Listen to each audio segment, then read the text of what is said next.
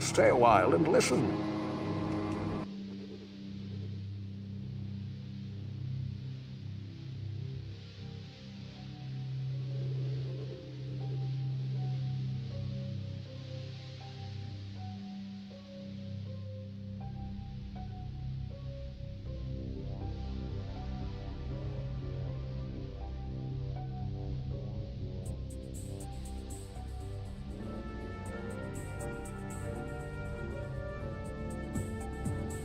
You must construct additional pylons.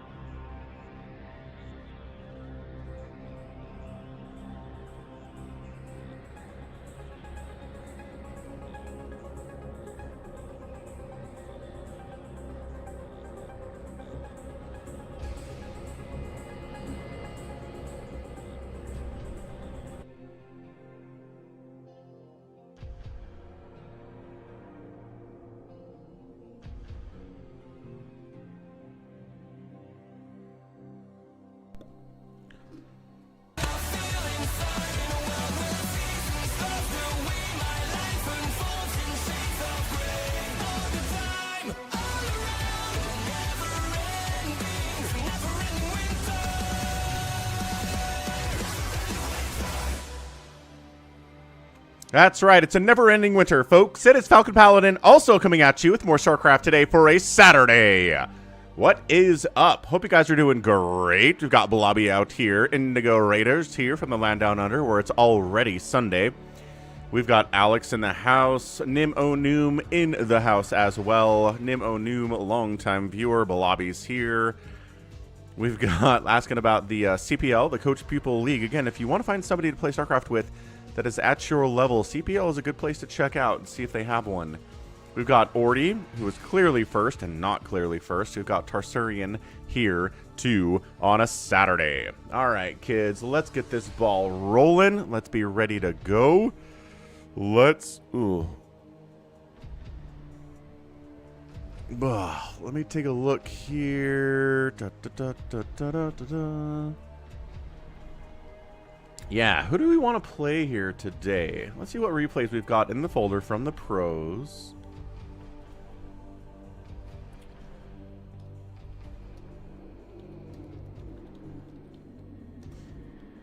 Alright, move that up here. We're going to close that guy. Joe Bob, what's up? Joe Bob, Marcellus Wallace. From Pulp Fiction, he's in the house today. Salut. Salut! Como ça va? Thank you for resubbing with Prime for 2 months in a row. What a way to start.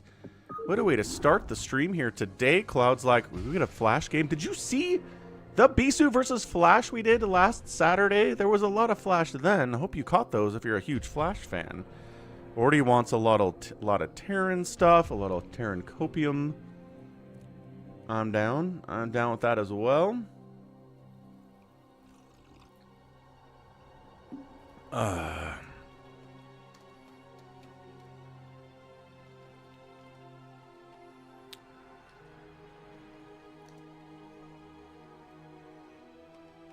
Can never be too much flash. That's a fair point. Bobby says, do we have any larva in the folder? Let me see. Do we have a larva folder out here? I think I might have done the larva replays that I had in this Team Liquid folder.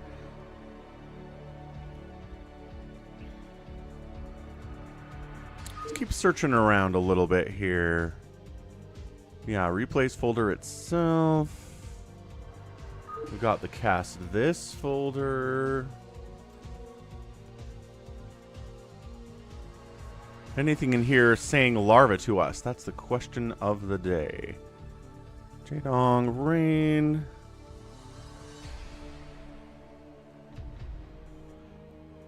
We have a best versus larva thing going up here? Nope, that folder's empty. I already did best versus larva.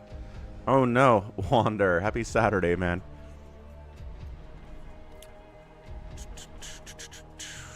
I mean, Max Power. He's a name we know, isn't he?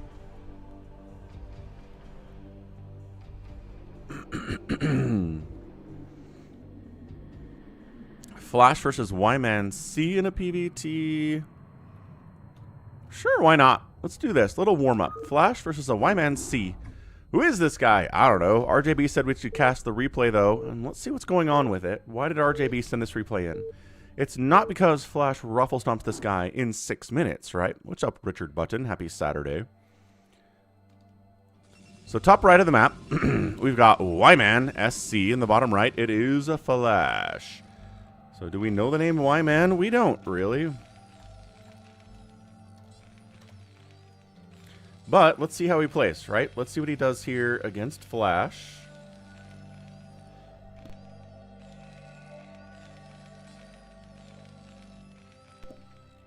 Goodness gracious. Little bit congested today. So are we on Fighting Spirit? Is this Polypoid? Polypoid, yeah. Hallucinated Kakarus flying around. Got the high ground minerals only expansions, which are, you know, you gotta take them, but they're not my favorite places to go. Nothing too crazy that way. Pylon coming up, not trying to cannon rush Flash here on this 4-player map. And, you know, cannon rushing Flash, scary anyway. What's up, Sed? That's right. Bunch of nerds watching StarCraft. That's what we are, folks. A lot of different flavor of nerd, right? There's the nerd who likes StarCraft. There's the nerd who's a big anime nerd. There are nerds who are into things like computer programming. There are nerds who like trains a whole lot. Oh, many, many different kinds. Sup, White. How'd that Oregon game go for you last night? Do you have a good time? Trolling nerds. What's up, Jordan?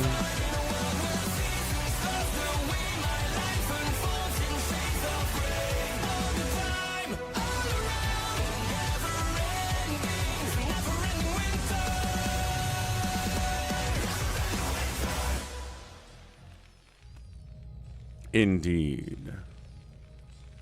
Never-ending winter.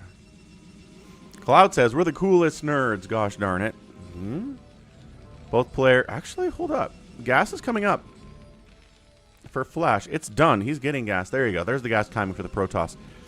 He was a little bit late here at 2:08.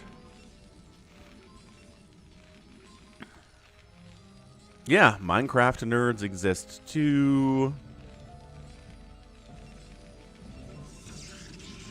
So both players are scouting each other. Both players scouted each other right away, which is very funny.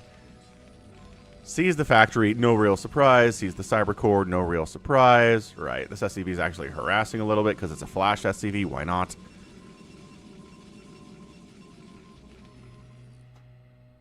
And both players trying to see when is the other player going to expand. Are they going to throw down extra gates? This is going to be like a 2-factory push with Marines. We gotta see. We gotta know what it is. Alex like Heroes of Might and Magic 3 and Warhammer Fantasy. Okay. Yeah, ZeLoT makes it across the map here. Flash has his stuff set up, right? If you're a Terran player and you're really worried about ZeLoTs, which you should be, you gotta set up your buildings right next to each other. Or just micro your Marines perfectly so none... Oh, he does actually lose...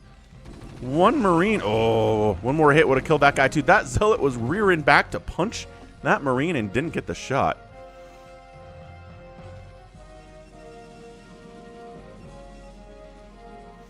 Says into finding nice rocks in IKEA parking lots. You know, sounds like a nice hobby to me. Fairly nerdy thing to do, without a doubt. See, everyone, I think everybody's got got something they're nerdy about. I really don't think there's anybody in the whole world that is just by the book, standard, just like something if literally everybody else like that. I only like food. I only like pizza. I only like to watch, reality TV. I only like sports. It's like I like all of those things. I'm not nerdy about anything. It's like, wow. I almost have to, make an effort to not be a nerd about something. You have to try. Ooh, Cloud says brother-in-law is kind of like that.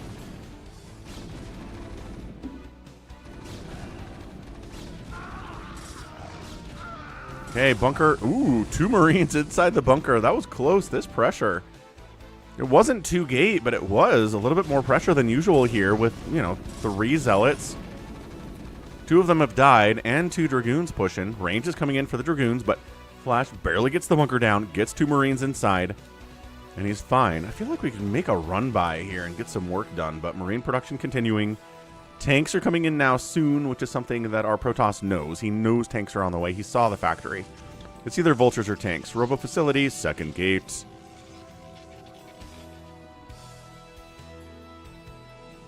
But yeah, I'd say even with your brother-in-law, Cloud, there's probably some interest that he has, but he knows it's nerdy, and so he doesn't pursue it.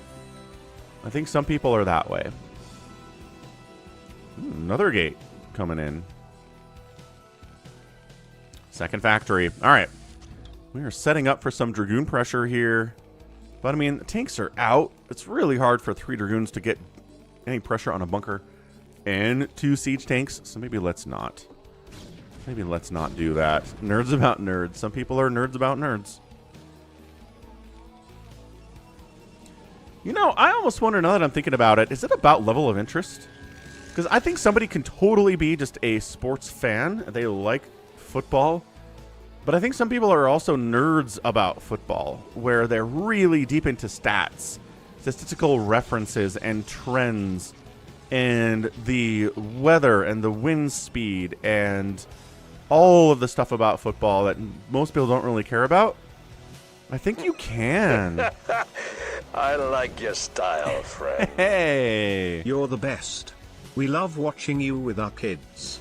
Much love from your neighbors north in Idaho.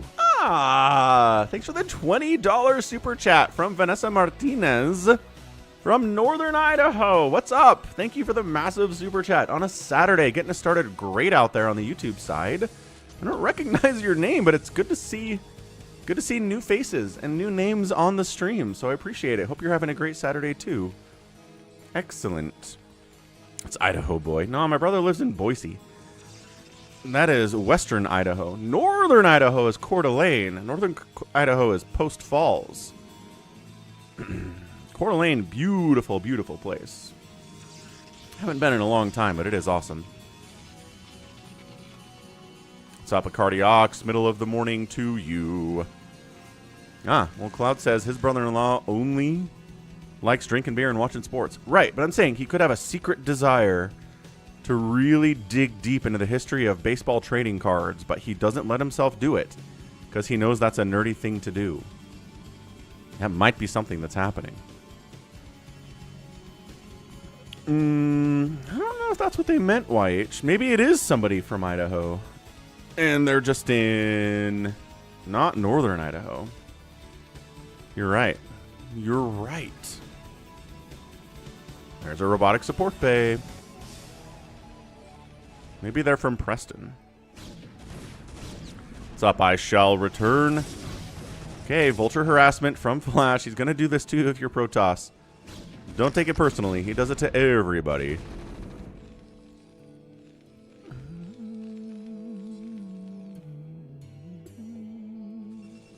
So Protoss getting a 3rd base. Flash pretty casually working on a 3rd base of his own.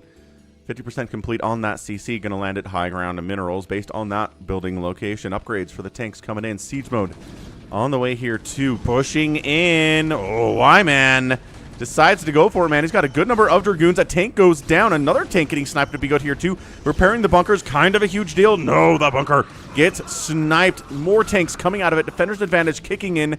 Easier to get units out to defend than to attack. And, oh, siege mode finishes up. Just in time there. And the Dragoon count did get whittled down pretty effectively, too. Ah, you're in southeast Idaho. There you go. Idaho Falls, Rexburg. Sugar, Blackfoot, Pocatello. I lived in southeast Idaho for a few years back in the 2010s. I don't think we're getting Greenland. I shall return. No. I don't think the country that owns Greenland is interested in selling.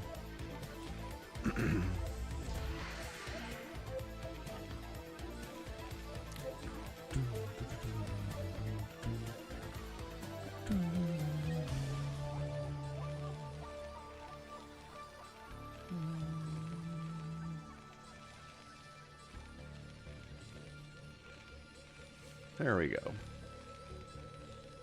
Ah, the music is so good.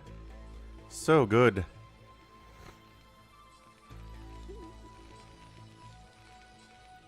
Right, we don't have to buy it, but we don't want to start a war with Denmark because then it just turns into a whole mess.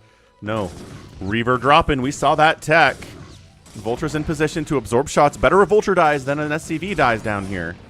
On the right side. Tanks respond. Pick up. Does he get out of there? Yes, he took a hit on the Reaver, but he got out. So good attempt. Good attempt. Good scout. Good reaction time from Flash. Got to be ready for those drops, man. And then he attacks into the third base while the tanks are a little bit out of position. Some of them are still here. Target the tanks, not the Vultures. Yeah, this is something I see a lot of sometimes. Is Dragoons attacking into this position, attack the tanks, and then worry about the Volts, man. The Vultures will die anyway, but you're just wasting shots on the Vultures, and then the tanks get extra hits off, and then the Terran holds by the skin of his teeth. Yeah, that was not a good engagement here from the Protoss. And I'm not saying it's because it's this guy we never heard of. Wyman, I've seen people like Rain do it, people like Snow do it, and I know it's hard to macro and micro at the same time that perfectly, but man, it's just wasted shots. Wasted shots on the command center, wasted shots on a Vulture. Wasted shots on an SCV. Just click the tank, tank, tank, tank, tank, bam. And then you're good to go. Yeah, I know, right? Even Hamster does that. And so this is, he's microing the Reaver as much as he can. So he's not, it's a lot harder when you're actively microing a Reaver to also target the tanks. I get that. But where are the Zealots? Zealot count is really low. It's been a ton of Dragoons and a ton of Reavers here. And maybe attacking the Vultures makes sense because he is making a round of Zealots because he is. Dragoons here, but Zealots need to start popping out soon. Yeah, more Vultures coming in here from Flash, and he is just... He doesn't have a ton of stuff here. And actually, his Vultures are all dead. These Zealots don't have speed yet. It's almost done. Oh, gosh. Yeah, look at the Zealot. Casually walking up to the tanks. You need to sprint up to the tanks. Robert the Zealot, you gotta run. If you don't run, you can't get there in time. He will shoot you in the face. Ugh.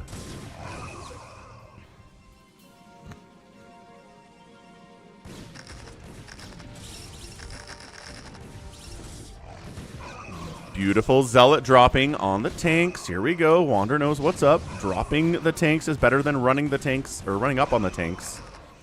That is a 9 hit point siege tank down here. He does get targeted and taken out. Spider-Mine's connecting on Dragoons as well. It's a scrappy, scrappy hold here, but it's 187 supply. Flash is up in overall supply. He is fighting Dragoons with Vultures and with tanks. If he sets up a tank position right here on Polypoid, it is game over for this Protoss player, and the Protoss knows it. What can he do about this? How do you dislodge this? Well, if there's only 3 siege tanks, one of them very injured, I guess it's not quite the same thing. He will get enough stuff out here. Is there? He's got observers in good positions, so he knows what's coming at him. And that's a GG. GG. Huh. Strangely enough, I like your style, friend. YH, thanks for the $5 Canadian. Yeah, I don't know. I'm not sure why RJB sent that one in. Usually he sends in a replay between Flash and somebody that we've never heard of, and the person we've never heard of does something cool, or does a weird strategy, or like almost takes Flash out. And I guess there was that moment a little bit earlier where he almost broke into the natural base of Flash. He didn't do it, but it was close. It was close. Okay, let's keep this moving. Moving to the groovin'. So a 2025 replay featuring Flash. 2025 127. Yeah, Flash versus Wyman. Okay, get that out of the folder. Not going to guys that one again. Still scrolling through. Do we have any Flash games or any Larva games we want to get to in this folder of Doom? It's not really Doom exactly. All right. I'm definitely a little bit congested this morning. YH, yes, I definitely am. All right, hold on. Check out Falcon Paladin plays. Let me dig around here a little bit.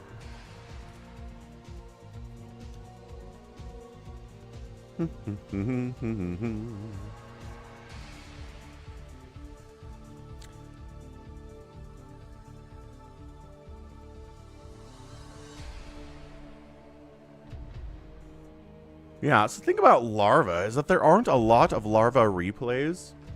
And when I get one, I'm like, ooh, Larva replay. And I put it on the main channel. How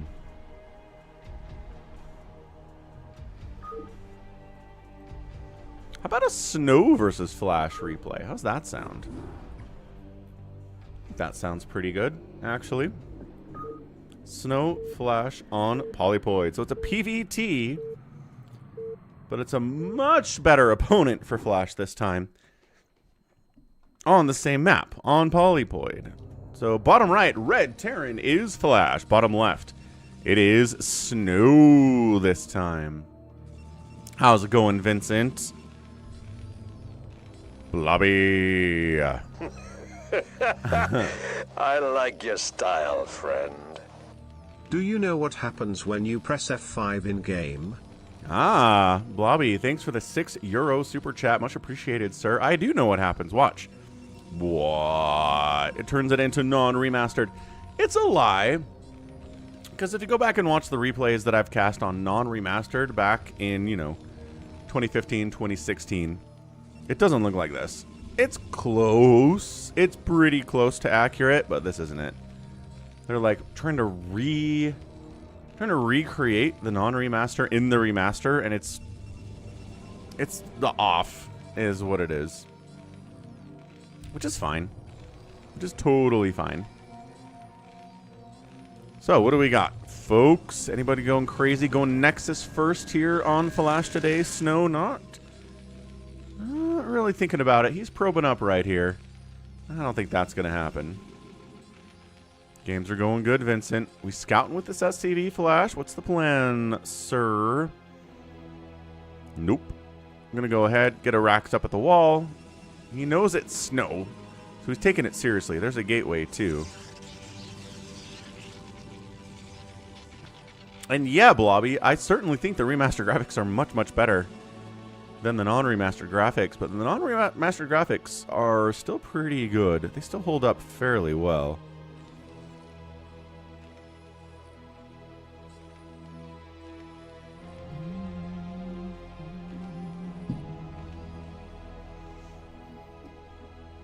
Ah, Alex.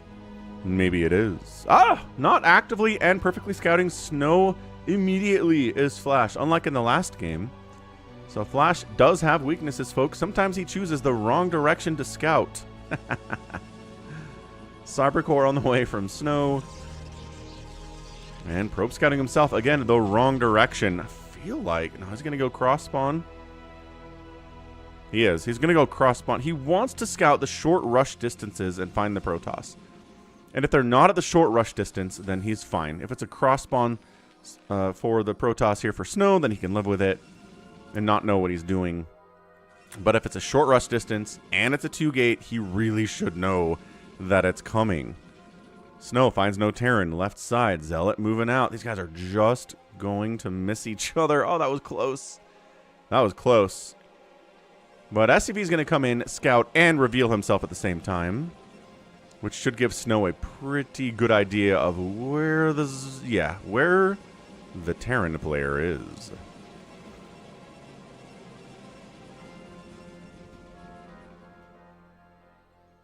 Nope, he's still checking top right. That's funny. So SCV has a little bit more information on what's going on here with Flash than vice versa. Ah, finally, he scouts down to find the Terran. He's like, boy, howdy. Feel safe enough to expand here, despite the fact it could be a 2-Raxer. But Snow's taking the risk and saying, you know, I think we're okay. So he comes down. What does he see? He sees the command center. Just barely catches it with the Dragoon's vision while taking some shots from the bunker. Anyone ever play 2v2s on an 8-player map? Yes. I mean, I'm sure people do that. I don't think it's a professional thing that guys like Flash and Snow like to do in their downtime. No.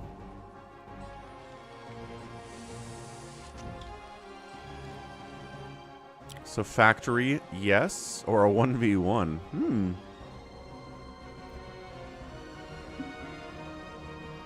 Like I said, yes. But I don't know when the last time Snow... Like, when's the last time that Snow launched up a game and said, let me 1v1 somebody on an 8-player map? I don't think that's what they do. I think for fun... they're more like team games and stuff.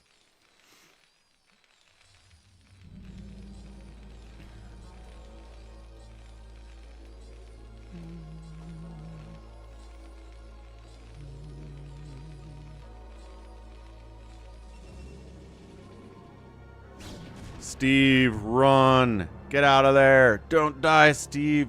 He's dead. He can't make it out. Bong. He out. Rest in peace, Steve. More Reaver shenanigans. Flash says, oh, how creative. Another Protoss enemy going for well, not mass Reaver, but Reaver drops off of their 2-base opening.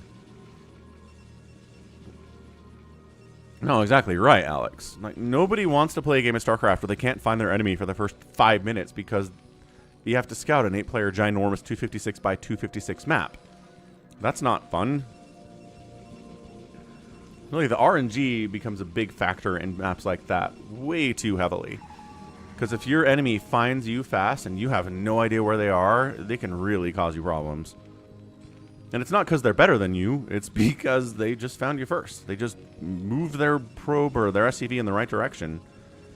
Found ya. So it's going to be Reaver shenanigans.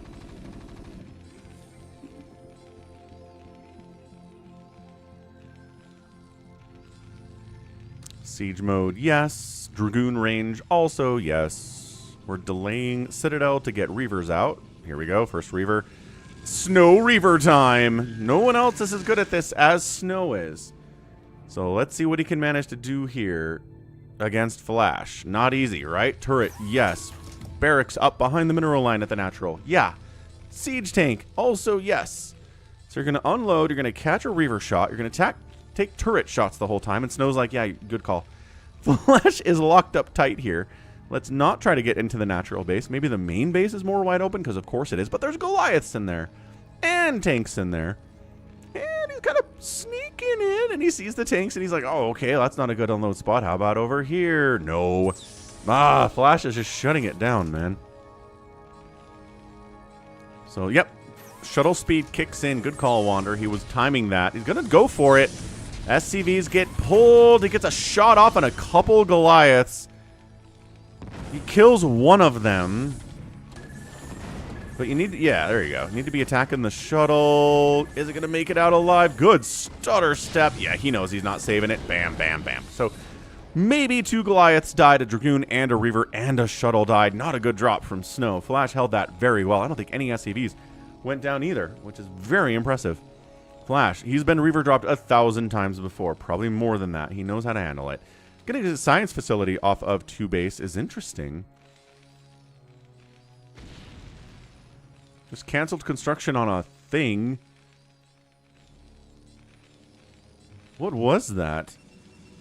What's up, Save Your Sword? Sounds good, man. Happy Saturday.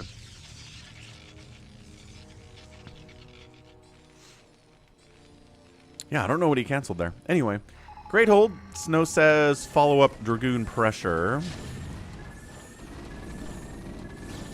Wow, just walks into the natural base, kills a tank, and possibly snipes it. Nice. Nice. Also nice. What's up, Psychoduts? Coming through with a tier 1 resub. Let's go. For 13 months in a row. Let's go, Psychoduts. Update that support goal.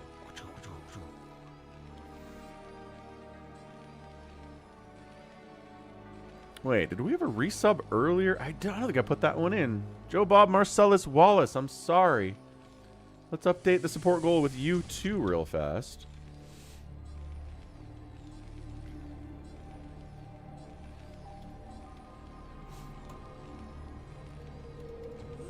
Nice, a 289 on the week.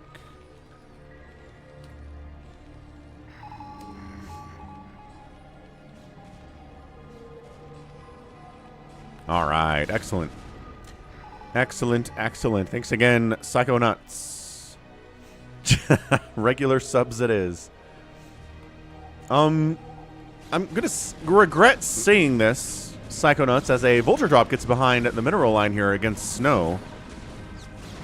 Alright, couple probes die. Wasting a couple attacks on a cannon there. You know that Amazon owns Twitch, right? I'm just saying, if you want to be ideologically consistent, Prime subs are pretty much the same thing as Twitch subs. Except that Prime subs are a benefit of being a Prime member, and Twitch subs you have to pay out of your own pocket.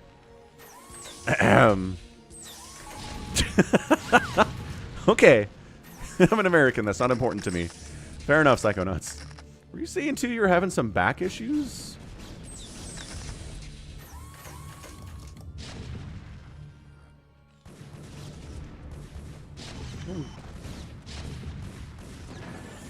Man, glad your back is better, Psychonauts. Reaver Dragoon pressure on this third base. He knows Flash wants to take this third. And he's going to try to delay it as much as possible, if not kill it. Ooh, sniping an SCV building a turret there is really hot. That means the shuttle can fly around with a little bit less fear, although there is a Goliath down here with +1 attack and Charon boost. So that's pretty scary stuff as well.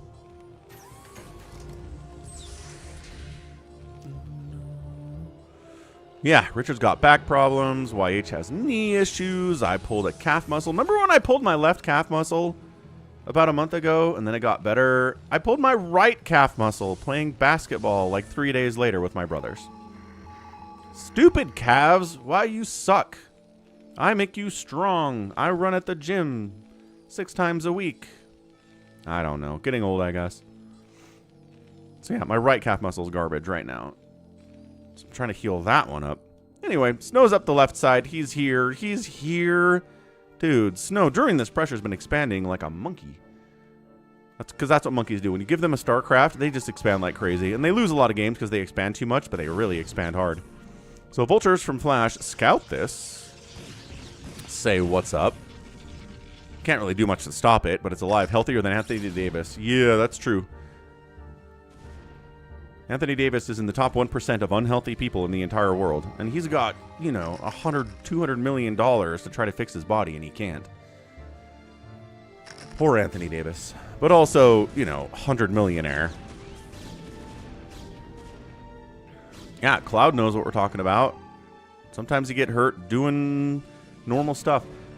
I've told you the story where the week I was graduating from college, I bent down to pick up a shirt that was on the floor and threw out my back. For a week. It was the worst. Was I climbing a mountain? Was I playing sports? Nope. Bent down, picked up a shirt. Death. Death for a whole week. Backs are dumb, man.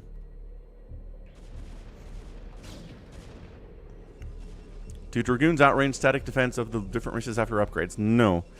They don't outrange cannons. They don't outrange Sunkens. They do outrange bunkers. But not Sunkens or cannons. It was a heavy shirt. What were you doing, Psychonauts? I mean, you're right about that, YH. Shirts should not be on the floor. They should be in drawers. They should be in closets. They should not be on the floor, and that was my own fault for having a shirt on the floor.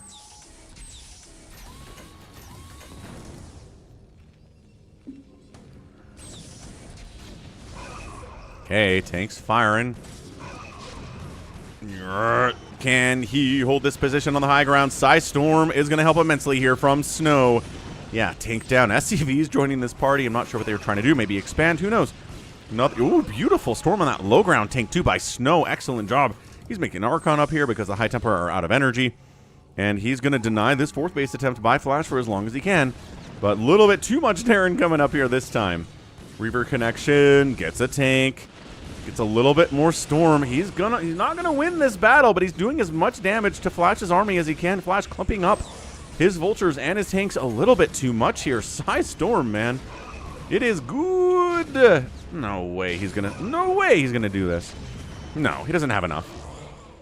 So Flash does take his fourth base after a lot of effort. Again, if you can make your opponent struggle to expand while your expansions are easy and clear, it's a good way to win a game of StarCraft. Always be pressuring. Always be trying to slow down your enemy in every way you can. Killing their SCVs and their probes and their drones. Making sure expanding is hard. Killing their expansions if you can later. Snow might be like, hey, I didn't actually kill this ahead of time, but let's kill it now. Good call, Wander. What's up? Not too tired.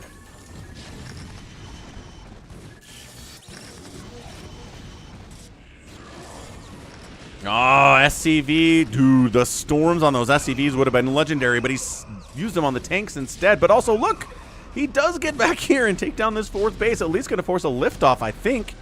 He's got a handful of Dragoons. There's nothing else defending here, though. All the vultures are gone. The SCVs have to get out. Storm on the fleeing SCVs. 2 of them die. That is a war crime. Snow, you can't kill fleeing soldiers, especially not fleeing civilians, man. Actually, are SCVs civilians? I would argue SCVs are part of the Terran military, right? They're support units, but they're part of the military because they're bringing the money. They're bringing the money in to make. No, those stacked up SCVs, Flash. Why? Oh no! He thought he was safe, and Snow said, "No, you're not, dummy." And just murdered like 15 or 20 SCVs there because they were all coming in. They were all stacked up like in fastest map. Oh, that was the best target for Storm you're going to see in a long time in a pro game. Oh, that hurts. Okay, so it's 65 to 47 workers. Snow is up. This base exists. It's not really mining right now. Flash has other things to worry about. Holy smokes. That was a brutality. Reaver connection there. Woof. Okay, Flash is defending his 4-base situation. He's got dudes working down here. He's trying to push out onto the map, but it's really, really hard to do that when your economy is bad, when your enemy has, what, 20 more supply than you do. So he's just vulturing, right? Spider mines, harassment, maybe kill a cannon that's warping in, kill a probe that's trying to make a base, that kind of stuff. No base up there, thank goodness for that. Flash was really worried there would be a nexus at that 12 o'clock. This SCV is not working. Everybody else is, though. Oh, he is back to work now. Flash recognized that guy was not making the mineral trips. Gotta hit him with a stick. So Gateway Man seems to be working fine here from Snow. He's got the shuttles for the drops, but he's not making arbiters. I don't see any tech for carriers in the production there either. Flash is scanning. I'm sure he's been looking for carriers here. But there's no carriers to find. That's not something that Snow's doing right now. which, as always, you can do whenever you want as Protoss. You can go carriers to start, carriers late, carriers in the middle of the game, anywhere in the middle of the game. That's that scan. Vulture's trying to be active. Oh, he starts a +1 air weapons right as soon as I'm like, he's not going carriers. Well, that air weapons upgrade is pretty indicative that we're going to get carriers at some point here. Might be a trick, though. Could be a trick. Sometimes you start that upgrade so that the Terran scans you, they anticipate carriers, they make a lot of Goliaths and not as many tanks, and then you kill them. Could be trickery. Still not scanning that main base, though.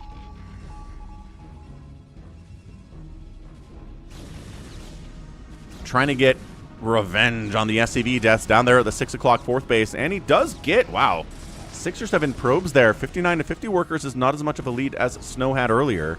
And he gets a couple more up here. Wow, more than a couple more. Really nicely done. Good Vulture run by. They died, but they got a lot of worker kills. It's only a 6-worker lead for Snow right now. Air weapons still coming in. No Stargates yet. Vultures 3-2 upgrades. Ground units for the Protoss 3-1. I did not Psychonauts. Nope. What a mess of a mission.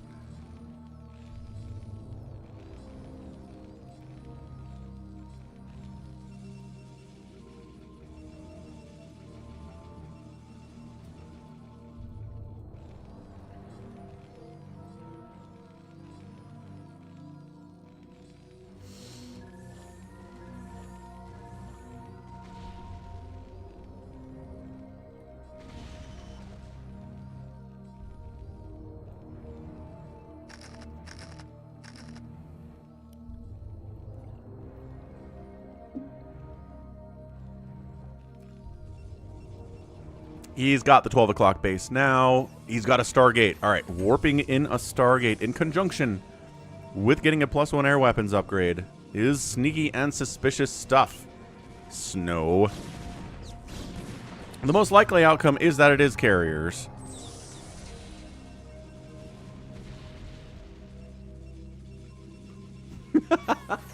G22 is so mad about Half-Life 2 Episode 2 being a cliffhanger ending that never got resolved. Welcome to the club, man. There are dozens of us at this point. Dozens. A lot of people have played Half-Life and are mad about that very thing, G22.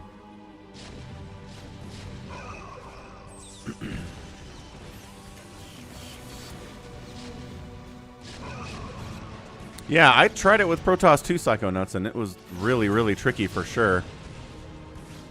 Tough.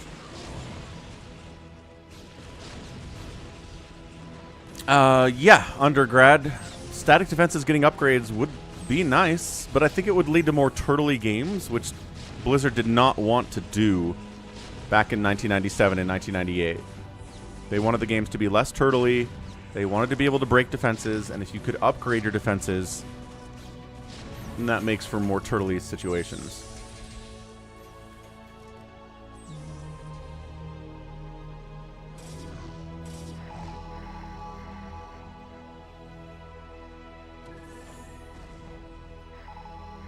You try Black Mesa. Maybe. Okay, sieged up. A lot of tanks. Pretty good split. The guys in the front getting stormed. Yes, absolutely. But too many tanks on the back line.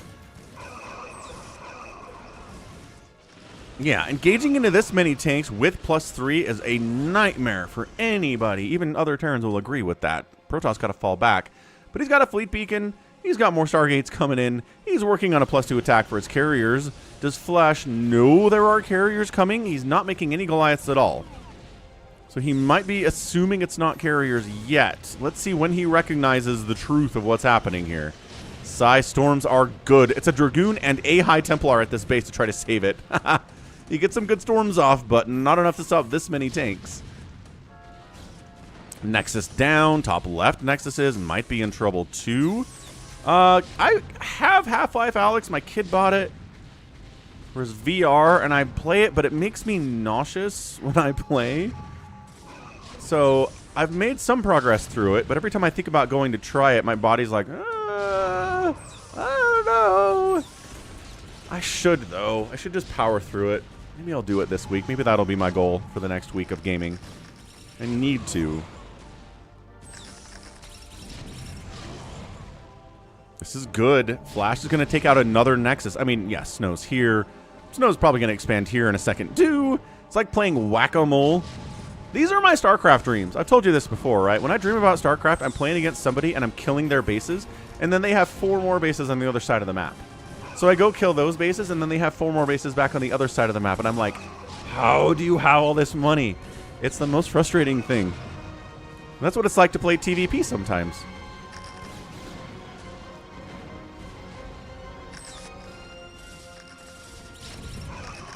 Carrier production's happening one at a time here. He might save this 12 o'clock. DT's in the mix. A little bit of Psy Storm. Snow's up 178 to 127 supply, too.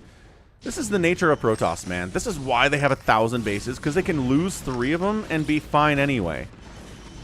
That's exactly right. Look, this base, nothing. This base, dead. This base, dead. And Snow's still up 45 supply.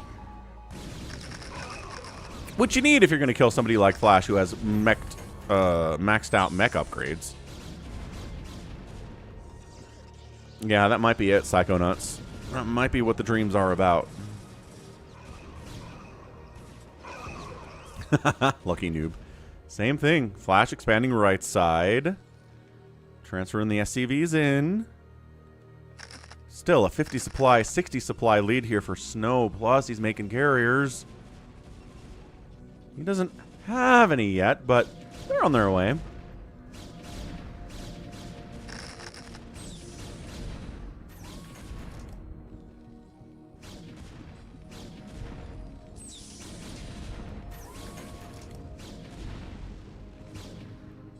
Could do, undergrad. ZeLoT attack. Oh, and a drop! More SCVs! Oh, this 6 o'clock base. Worst place to work in the Caprulu sector. 15 kill High Templar. 36 SCVs remain. Oh, goodness.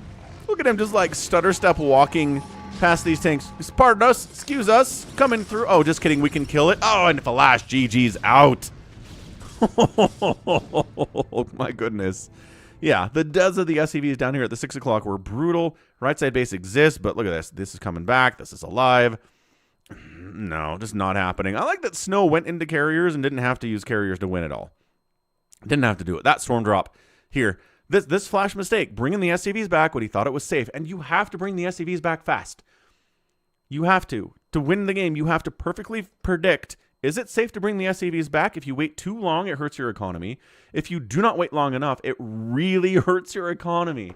And you're playing against somebody like Snow, you have to time it perfectly. He screwed it up.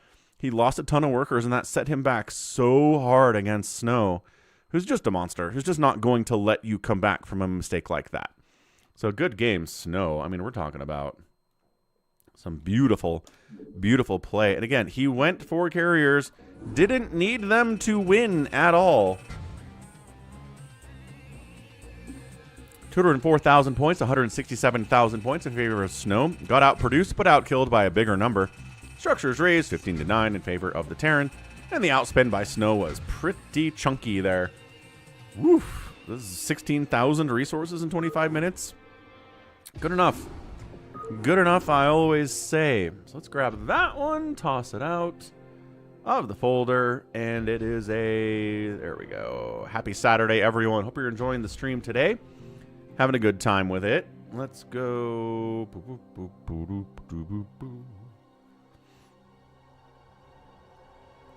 Yeah, let's grab that replay, get it on out. 0831. Wonderful. And these are more, but they're a little bit short. A little bit short. Hey, ever gone to falconpaladin.store? See what merch is available there? You should. Got my Steve the SCV shirt on today. Get a hoodie. It's cold out there, man. Winter finally hit. Actually got snow on Friday. Actually was 23 degrees Fahrenheit Saturday morning. So we finally got the winter. It took us until, almost mid-January, but we're there. Pretty much. Okay, let's get some Zerg representation in this mess. Haven't had any Zerg representation here yet at all today. So let's find a good Zerg something. Maybe a ZVT. You like a ZVT? I like a ZVT.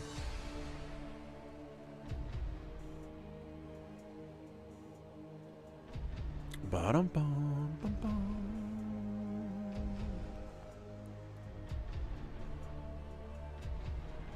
Oh, I lied. Let's go PvZ. This is ZeLoT, and this is Rich on Radeon. So what's fun is ZeLoT's the more established player. He plays non-standard weird stuff all the time. Rich, a bit of a newer player, but a really, really solid Protoss. Yeah, let's go yellow versus green. That sounds like a lot of fun. So top right of Radeon, it's a Protoss. It's Rich. In the bottom right, it is ZeLoT, who, again, confusingly named after a Protoss unit when he is, in fact, a Zerg. Classic StarCraft players, man. Happens all the time. I really think if you name yourself after a unit or a character from a certain faction in StarCraft, you should have to play that faction. And if you change factions, you should change your name. It's just there's a little bit of cognitive dissonance and incongruence in your mind when I see ZeLoT and it's a Zerg player, and my brain says, no ZeLoTs are Protoss, though. And the brain says, yeah, I know, but sorry, man.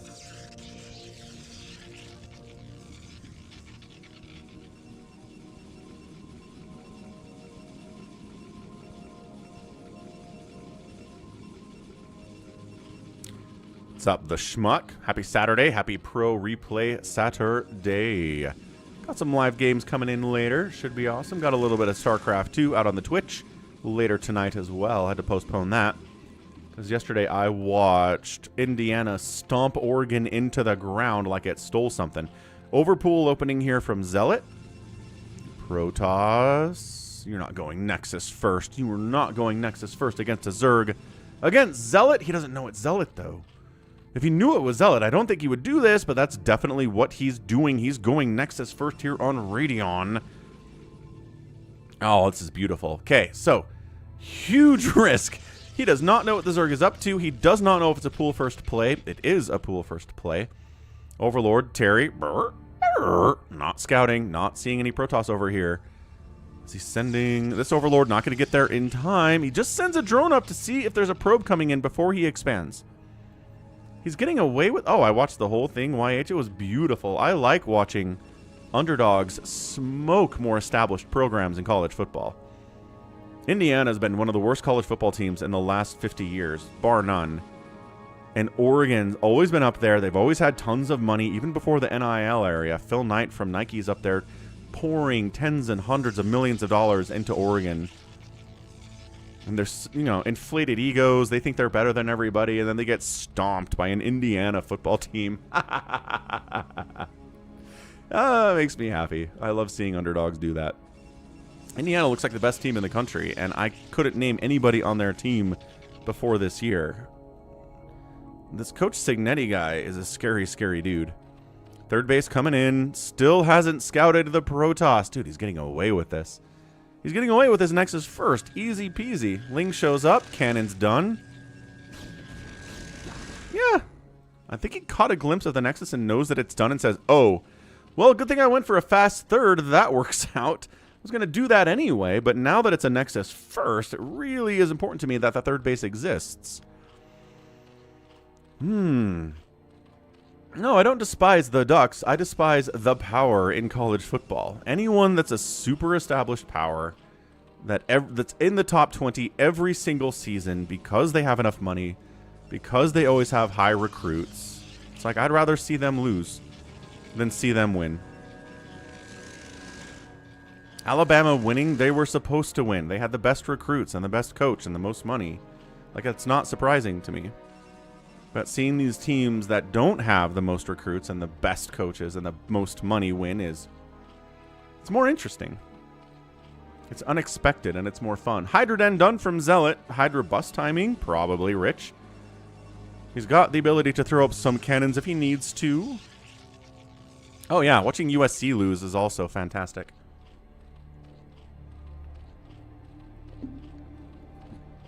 Really good.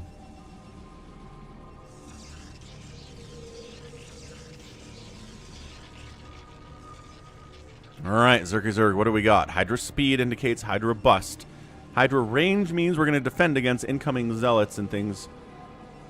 But, oh, Stargate. I don't know about Stargate, man. Zealot gets into the third base of Zealot. See what I mean? Stops mining there a little bit. Oh, he gets a probe in and scouts the Hydra den. Are you kidding me? Are you kidding me? Great probe scout. That's huge for Rich. I don't know how that even happened. There's Hydras on the map. There's Lings on the map, and that probe's like, doo-doo-doo-doo, doo-doo-doo-doo-doo-doo. No? Okay. The underdog Utes. The Utes were in the Pac-12 for a decade and had way more money than BYU did and beat them for 10 years in a row. They're not underdogs. What are you talking about? I mean, now they are. Now they are. Now Utah's a poverty program that's probably going to lose to BYU for the next 10 years. So, yeah, you know what? I'll start feeling bad for them in about 5 years from now. Most likely going to happen. So, Hydra bust. Hydra harassment at this point. We're not going to go a lot of Corsairs. Maybe one, right? This is a scouting, harassing Corsair. You're not going to make a ton of Corsairs against somebody who opened Hydra Den like this. Yeah, that's the thing about BYU Utah. When they've been in the same conference and have the same access to resources, then BYU has won more often than not. It's only when Utah was in a Power 5 conference and BYU wasn't that they were winning. And now that we're in the same conference again, BYU is going to start winning more often than not. Cool. Gate down. No real surprise there. Forge down sucks. He's already has a backup forge working on that upgrade up here above the assimilator. So losing that's not a huge deal. He's already got the +1 coming in. Does he have the speed done? He's got to be speed zealous. He's got a Templar Archives on the way. So this zealot pressure is huge, man. You're going to be $100,000 if BYU makes it to the finals. You're talking about March Madness? Corsair harassing. Scouting. Sees the lair timing. Sees no second gas. Macro hatch at the third base here, too. No! He delayed Zealot legs to get a Templar Archives out. Is he making DTs? What are you doing with the Templar Archives, Rich? Rich. Are you getting Storm? No. Are you getting Templar DTs? No. Oh, Rich. What are we doing here, dude? Why did you delay Zealot legs? I mean, it's 4 cannons against 12 Hydras. I think he thinks these are speed zealots. He's finally getting Storm. Man, if he jumps in here and snipes cannon, I think he gets it. But he thinks these are speed lots, and they're going to close the distance too fast to do it. The college football. Yeah, that's never happening. Nope.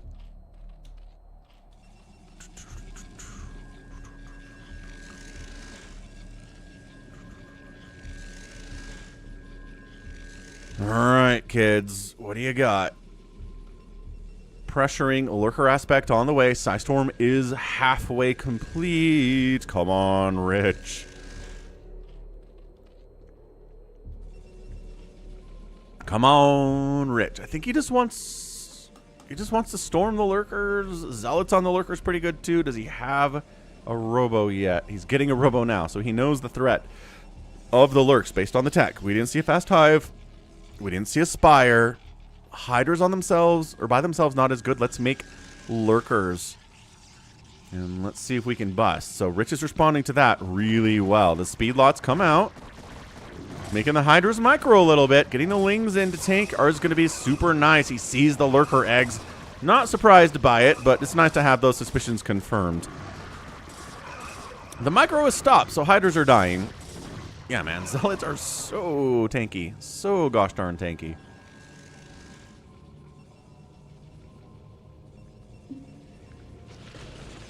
Ooh, ooh, ooh. Ooh, he kills 2 of the Lurker eggs that were morphing at his front door. One of them finishes, but 1 Lurker is way less scary than 3. More eggs do morph, though. So now he has a total of 3 Lurkers on the contain. Taking a 4th base behind it, he says, aha. I've got Rich contained on 2 bases.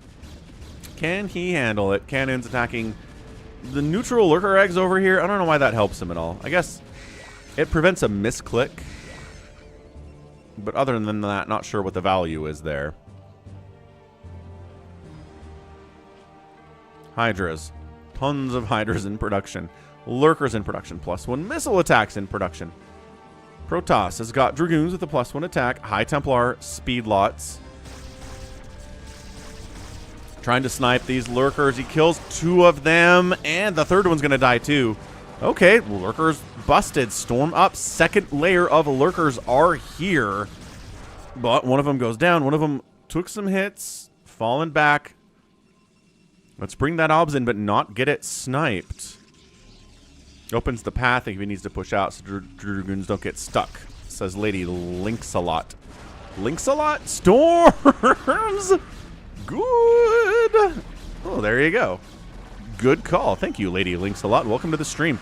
Size, Storm, and Zealot, and Dragoon. Pretty good against Mass Hydra. Hard to win with Mass Hydra against this, actually. You need a lot of Hydras to do it. Not that Zergs can't make a lot of Hydras, because they can. We've seen this work for Zerg players. Just mass Hydra Lurker against this Tier 3 Protoss composition. It's hard to do.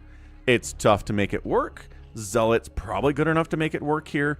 But once we start getting Reavers into the mix, and there's a lot of High Templar, and everything's getting constantly stormed, you just need a hive. You just need a hive, man. So let's watch the timer here. See if Zealot can hold here or not. What's up, Nico? Welcome back, dude. Happy Saturday. Hope you're having a good one. Charging into a pretty solid concave of Hydralisks here. Rich. Storm, yes. Hydra's flanking, also yes. Backline Hydra's jumping in. Are there any obs to snipe? Yeah, but there's no lurkers anyway. Now there's some lurkers coming in the right side to try to get some spines on top of the Dragoons, but they get targeted. Really nicely targeted there by Rich. He right-clicks on the lurkers, kills 2 of them immediately. And another lurker getting targeted. Zealots help taking it down. Nicely done. No lurkers in this position at all. But the Zealots are getting thinned out. Only a couple Dragoons left. The High Templar are out of energy. And that's a very tight hold from Zealot. He almost got busted there, but just enough Hydra, just enough lurker, just enough on the upgrade front to make it work. Makes more lurkers out of his injured Hydralisks. And it's all good. NFL playoffs start today. Oh, is it wild card weekend? Is it the Shakey's game today? Bill Simmons always talks about how that first replay on the Saturday are the worst games in the playoffs. Oh, it's Rams Panthers. That's not it. Packers Bears? Packers Bears isn't the Shakey's game. Maybe it's not today. Huh. Huh.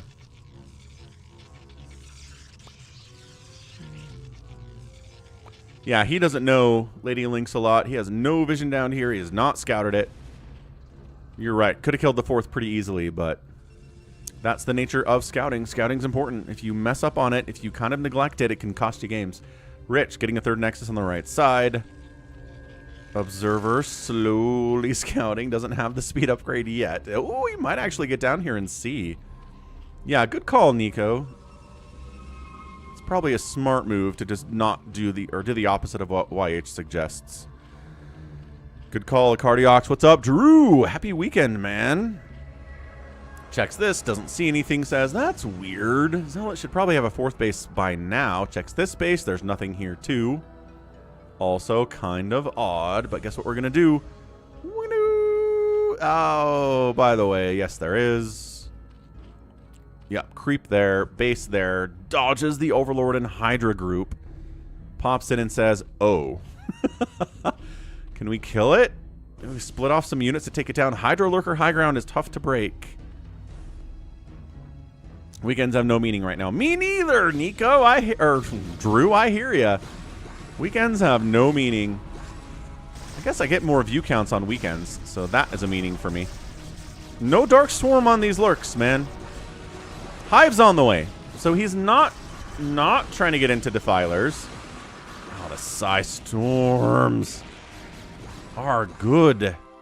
I don't know about this fallback, man. You're up 30 supply. There's like 4 lurkers back here. Is he out of Psy Storm? Is that why he fell back? He's got a Storm there. He's got us one storm. Fair enough. One storm is not really comfortable to move in there.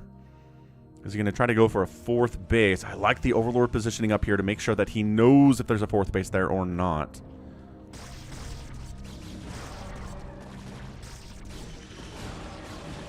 Okay, got more storms apparently. Waited for more energy, brought more High Templar in, but that right side group of lurkers flanking, plus the Zerg reinforcements coming in from that third base, gonna be problematic. This is so much Protoss, though. Oh my goodness. The storms are flowing. The Dragoon shots against Hydras are fine. They've got upgrades. They've got 1-1 here. Lurkers need to get targeted. They're really the concern right now. These are not cracklings. Cracklings are on the way. That is the priority here, actually. Getting cracklings before a defiler mound. Reinforcements coming over from that fourth base, too. Pincering in and pinning the Protoss in, at least for a second. ZeLoT, very intelligently, doesn't throw those Hydras away. Going to use them to fight for another day there.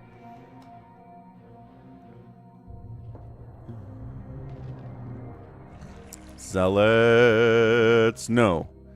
Archons. I don't know if this is a conscious choice to get into Archons or just using High Templar that are out of energy. We Archoned those up. 10 kills on the Archon from when he was High Templar. Still no, thinking about getting a base up here. Not one there yet. DTs. Oh no, where's the detection? Where's the Overlord? Oh, DT bust up the ramp. While the Overlord is out of position, everything dies. Oh my gosh, Nidus. The only hope for saving this base is this Nidus. It is down. Archon in the front, taken against these Lings. Lurkers getting spines up. Overlord is back. DT's not getting for replays anymore as they do get evaporated, but they did their job. And the Protoss is up into the fourth base of ZeLoT. Can he save it? Well, no. There's not enough Zerg to save it. There's 2 Hydras here. There's 2 Lings here. The drones need to evacuate. He's making more hatcheries. That's not going to help here at all. Hydras and Lurkers coming in. Going after the guaranteed damage of the drones here. Drone count is now less than the probe count. And he does manage to get enough Zerg flooding into this base to probably save the main hatch. Wow, what an attack there. Yeah, I'm curious to watch Trevor Lawrence, Nico. Nice save there, by the way. Yeah, so he does save the hatch. Loses a ton of drones, though. Yeah, I don't think I've watched a Jaguars game in like 2 or 3 years because Lawrence has just been bad and they're not interesting. So everyone says Lawrence has been playing really well this season. He's really developed some believers. He beat the doors off the Broncos earlier a couple of weeks ago, and people are like, oh, Trevor Lawrence, okay. So I'm curious to see. There's about an even chance, I would say, that Lawrence sucks in the playoffs. That the regular season's a different show, and that he gets to the playoffs and chokes. But also, I think it might be fun if he actually performs. So I guess we'll find out. New base coming in, 5th base for the Zerg, 6 o'clock position. Protoss' 4th base is thinking about it. He's healthy now. Just injuries the whole time, I guess. He got drafted like 5 years ago. It's a lot of injuries. Here we are into the 3rd base of the Zerg. Hydra, Ling, Lurker trying to stop it. Storming in on this defense angle that Larva's coming into here. Psystorm good. ZeLoTs pretty good too. I do not see how the Zerg. He's been losing most of these engagements. Archon takes out 2 Lurkers. And that guy survives with 4 hit points. We're getting hot hits off on the hatchery, but crackling spawning out of those eggs are really scary for the Dragoons. That's why the Archons exist, though. Yeah, blah, blah. But too many Hydras, too many Lurkers. What a hold by ZeLoT. Few of the drones died there, too. Still a 49-41 worker advantage for the Protoss. And good choice to fall back there. Regroup, remacro, send in more ZeLoTs to the party. The upgrades are still good.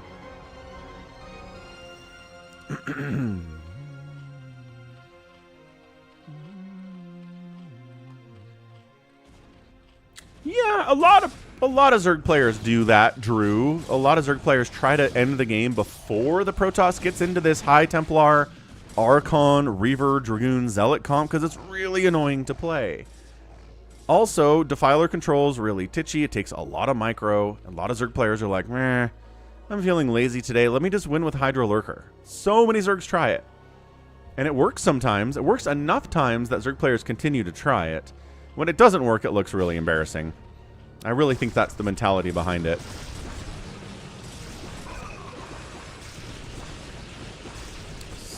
Good storms again. And a lot of Zerg blood there on the bridge. 124 to 119 supply. Actually, I don't know. ZeLoT supply count is pretty good. I want to say that Rich's 4th base timing was late. And the fact that he, got it late, hasn't got a 5th base yet. I think we can kind of see Rich's... Do we want to say it's his inexperience? Do we want to say it's his inability to really shut the door here on ZeLoT? I think it is. Plague's on the way. I think ZeLoT's probably the better player. This might be the kind of game where the Zerg is down bad, but he's so much better than the Protoss, it doesn't matter. He can scratch and scrape a win out of this, but losing this base hurts. Not replacing it hurts. Expanding down here would be good. Catch you later, Psychonauts. Enjoy the hockey. Top left, observer check-in. There's a drone up there. And an overlord. Ah, storm drop! Nice storm drop. Does end up killing at least 6 or 7 of those drones. Worker count even and not where you want to be as a Zerg. Spire coming in. Interesting. Maybe Scourge to snipe the obs. Could be a straight up Mutalisk transition. There are no Corsairs here. There was the one. I am pretty sure it's dead. I'm pretty sure Rich didn't want to babysit it enough to keep it alive as long as he needed to. Rengar, welcome back, Rengar. Happy Saturday, man. Stormed. Stormed again.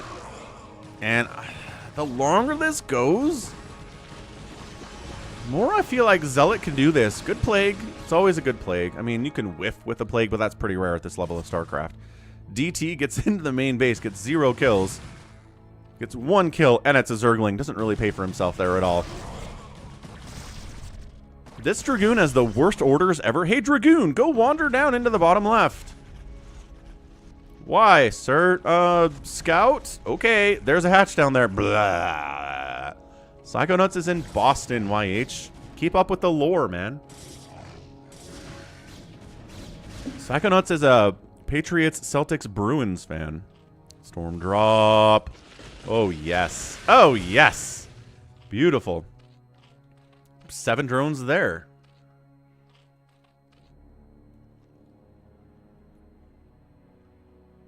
Wander wants to put money on the Zerg winning this thing. Maybe, but the storm drops have really slowed him down too. So again, even if you're a player that's not as good as your enemy, if you storm drop them enough and kill their workers, it makes it a lot easier to beat them. Oh, that's a great plague. Okay, that's an S-tier plague. That was right on center mass. A ton of Dragoons and Zealots and High Templar caught that plague. So both players getting some nice spell casting off. Psystorm obviously kills things and Plague doesn't. But still, Plague is really helpful in situations against this where you have a 2-1-2. See, and the upgrades aren't as good either. He needs 3-3. He's working on it, but at 22 minutes, it's not here yet. Problematic. Why does he keep sending individual gateway units down to this base to die? I guess he's scouting. Plague sucks away about what is it, 150 HP from anything that it hits. It doesn't affect shields and it won't kill anything. So if you have less than 150 HP, the Plague will bring you down to 1 HP.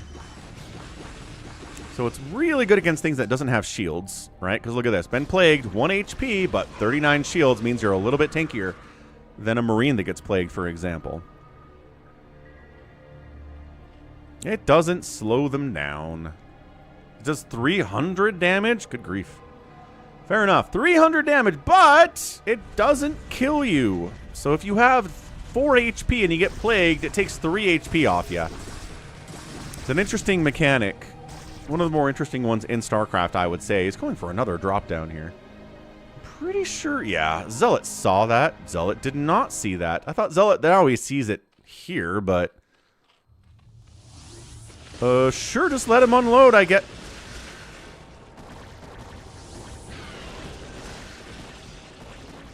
He moved Lings into position to deal with that drop and then just didn't do it. Just let it happen. okay, I guess.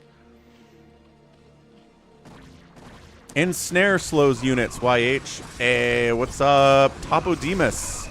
Indonesian. Awesome stuff. Hello to Indonesia. Not a lot of viewers in that part of the world. Thanks for stopping by. Good to see you out here on a StarCraft Saturday.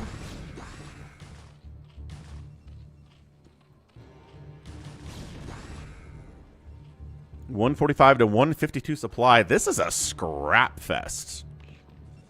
Finally expanding. Snow would have had this base and this base about 5 minutes ago. Just saying. This is the difference between Rich and Snow.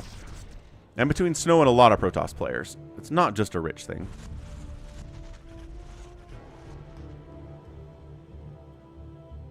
Ensnare. Yeah, my brother served a Mormon church mission to Indonesia about 10 years ago now. Loves the country. Really had nothing but nice things to say about it. Beautiful place. Great people. Trying to head down, and there's not even a base here. Don't kill this base. There's not a base. It's not worth coming up that ramp to kill that. There's nothing there. Indonesians do not play this game very much. That is true, Taput. Reavers would be nice against all this Dark Swarm. Certainly the case. And it looks like the Spire was just for Scourge. We're not seeing any Mutalisks at all. Another Plague. Yeah, catching them Zealots. Catching them Zealots. About 4 of the group have been plagued out of the 12 there. Into about a 6th base attempt here. Once again, every time Rich moves on a base like this, it looks pretty good. But then Zealot barely has enough to hold it. I don't know about this time, though, folks. We're plagued, but we're not dead yet. Once again, I feel like a hatch should die, and this time I think it's getting actually targeted and killed, and he does. So that's the second hatch killed today. And then Rich falls back, being patient. Engaging. Psystorm, yes. Scourge trying to find obs to kill. He gets the obs, but are there any lurkers left? I don't think there are. Any lurkers coming in? No. Sniping the obs didn't matter as much. It's a bit of a sloppy engagement here. Oh, Psystorm, great. Excellent, excellent job here. Ling's rolling in. No, you're just donating Lings at this point. Zealot down 30 supply. Left base dead. Yes, for our guy Rich. Another base from Rich would be really nice. We keep talking about that.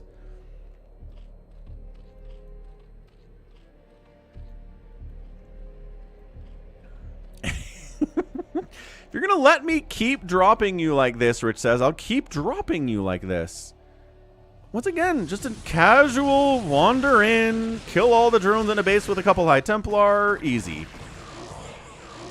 Zealot storm drop defense is negative today.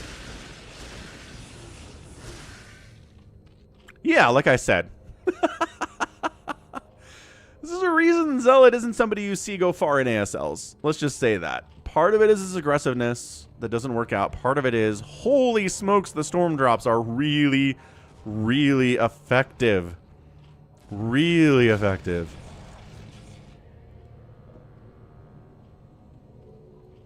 Zealot retakes the base that he lost along the left side, expanding to the 6 o'clock. Scourge taking out an obs. There's still a shuttle back here. He is not getting another storm. He's Rich. Rich. Oh, boy. And he gets out. No, he does not get out of there. Okay, they all die this time. But, dude, that's another 8 drones. It's 35 to 55 workers in favor of the Protoss here. No, try to take that base. Absolutely not. Wandered in. Any obs? I don't see any obs. We can blindstorm the lurkers, though. It's totally fine. Totally fine to do that. That could be it, Drew. He just always tries to end the game in the first 12 minutes so that, you know, constantly defending against storm drops is not really part of his play. I don't know, YH. What does the Google machine say Mark Sanchez is up to today in 2026? I have no idea at all.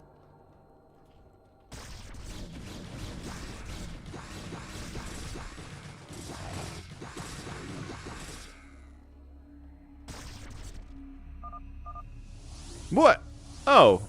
What? I mean... Hold on. Let me see where the Zerg is at right now. I know he doesn't have any workers. He's been stormed like crazy, and the Reavers have shown up. And sometimes when the Reavers show up, the Zerg player's like, I'm out, peace. But that is a kind of a weird GG timing, right? You're with me on this. That happened. And then this happened. And then we fell back. Okay, and then we just kind of walk over this way, and we come onto this bridge, and all those lings died, and... Ah, no, I paused too late. Okay, one more time. One more time. We got a 2903, folks.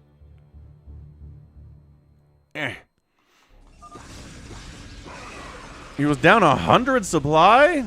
What's up, Solus? How's it going?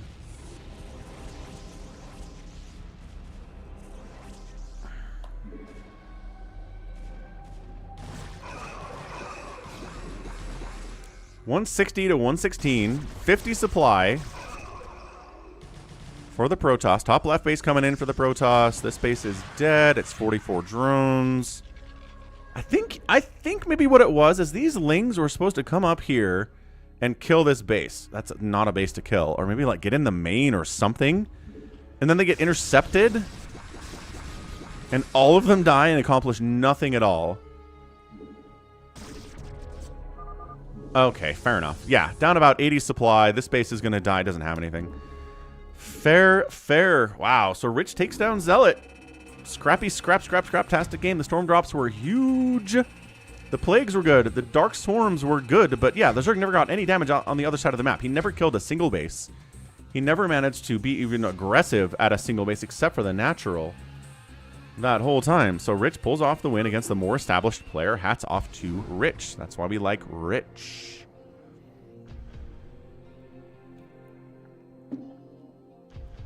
Good stuff. It's a fantasy GG timing. Very, very fun. Very fun indeed. All right, let's find another replay for us to get into here. Falcon Paladin plays as well. If you want to see Falcon play stuff like the Game of the Year Expedition 33 for 2025, it's out there. Warcraft 3 for more of an RTS fan. You probably are.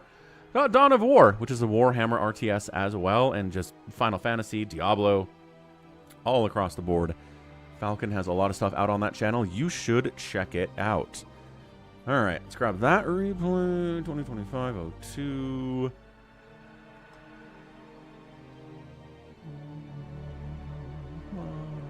We gotta get a TVZ up here, don't we? TVZ fans are struggling right now. So let's find a good... I was intending to find a TVZ for you, I was.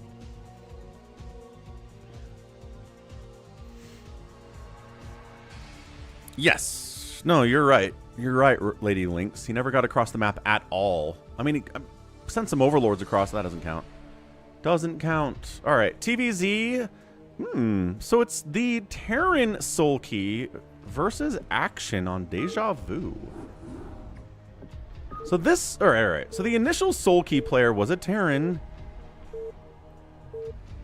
And then he kind of disappeared, but he comes back sometimes and does stuff like this, playing against Action on Deja Vu in a 2025 replay. So he's playing under a Waterman name. So Action's the Zerg, and Soul Key, not Soul Key, but different guy's Soul Key, S Key, not Soul Key. Important to know, this is not Soul Key off racing his Terran.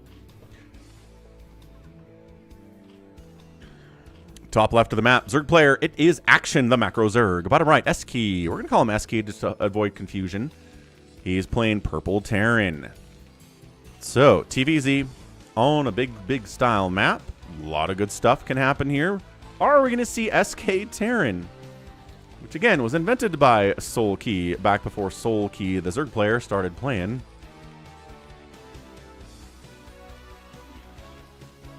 Exactly.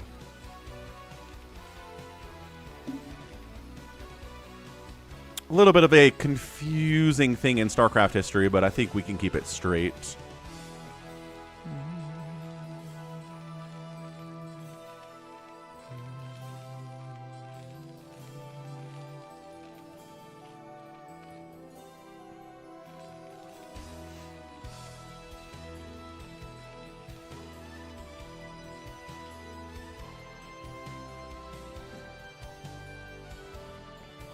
Oh, nice, Lady Lynx. Former StarCraft 2 Grandmaster. What race did you play? Overpool from Action here. Now, just because Action is the macro Zerg doesn't mean he's going to go for a 3-hatch before pool opening all the time. He is going to go for more aggressive openings sometimes too. This is a fast gas from Skey. This might be mech on Deja Vu against Action, which would be totally fun. Hey, what's up, Underground? 2 Underground is back. What's up, dude? Hello, thanks for the much love, much appreciating. Happiest of Saturdays and good weekend to you. What's up, Ryan Riley? And yeah, Lady Lynx, I've been casting StarCraft 2 since 2015, so I know StarCraft 2 pretty well. I think... Nope.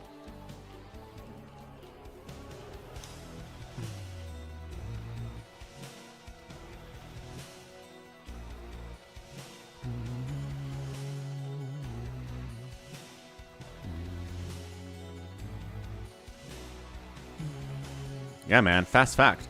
Now, I have seen builds where Terran players go for the factory, make like 3 vultures, and then go back into SK Terran. It's odd and it's out there, but it is a strategy we see from time to time, so don't assume this is mech right away. Action's going for a fast lair off of 2 bases, probably 2-hatch Muta from him, which necessitates Goliath if you are going mech here, but you could, again, just a couple vultures, and then just back into marine production and stuff. So we'll try to keep an eye on the upgrades here from Skey and see what he's doing. You're a Zerg player. There you go.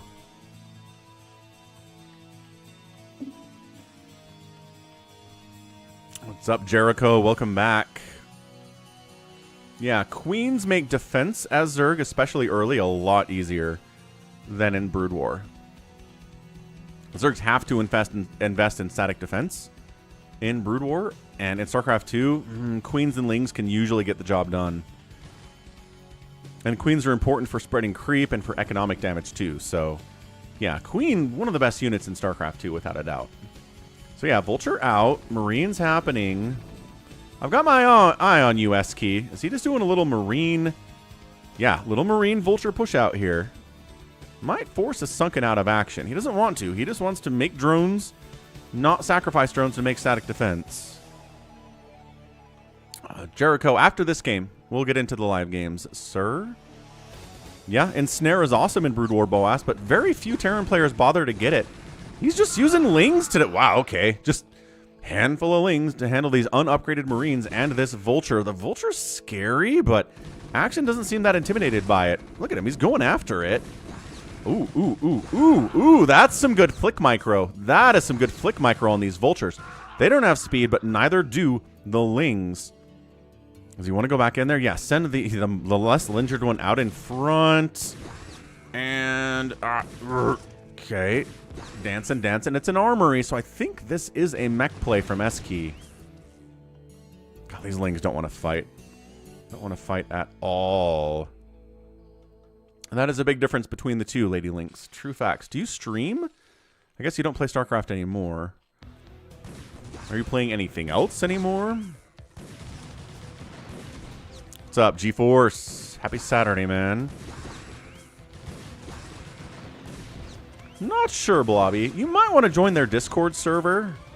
I'm not sure if you're on Discord yet, but you should get on Discord if you're a StarCraft guy. There are a bunch of servers out there that keep you in touch with stuff.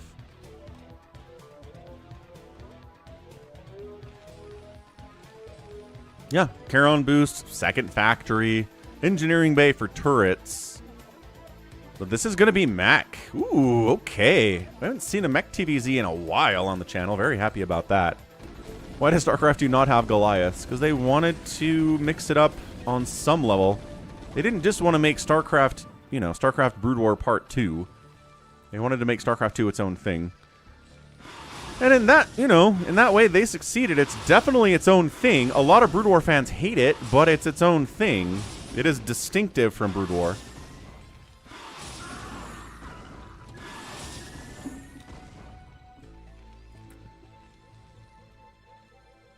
Five Mutas out. +1 flyer attack means we're making more than this 5. Eggs getting sniped. Open up attack paths.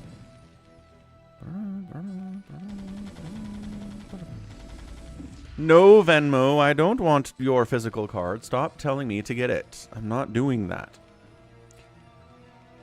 Okay, Goliath positioning is big here. Charon Boost is done, which might... Yeah, it's going to be enough to chase these guys out. The range upgrade, amazing. Goliath upgrades scale amazingly. Lynx try to get in here and snipe a couple SCVs. Maybe getting a turret would be good. But they're just going after SCVs. And they get 2, 3, 4, 5 SCVs there. Okay, that was a good little run by action. Worker count, a little bit abysmal. 25 for the Terran player, not good. Still no third base from action, though. A little bit concerned for him. Macro hatch at the natural does not count, sir. He's still investing in this +1 attack. Mech upgrades coming in here all the time. Goliath count getting increased all the time.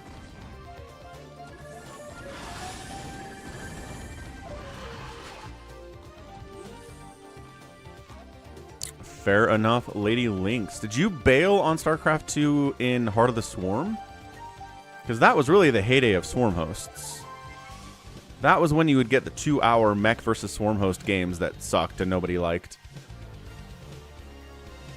Third base. Bam. Vulture almost denied it. Did he walk past? I'm checking something real quick. This Vulture, did it walk past that drone? Because I kind of feel like it did.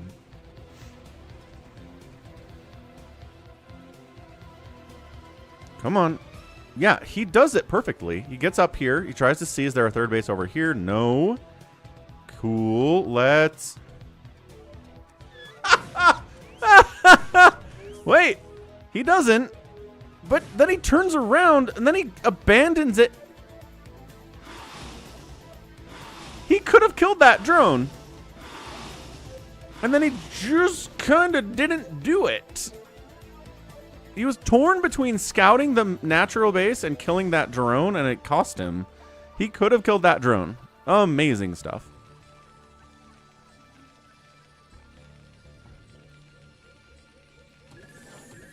Yeah, you did quit at the end of HOTS, Lady Lynx. That makes sense. That totally makes sense.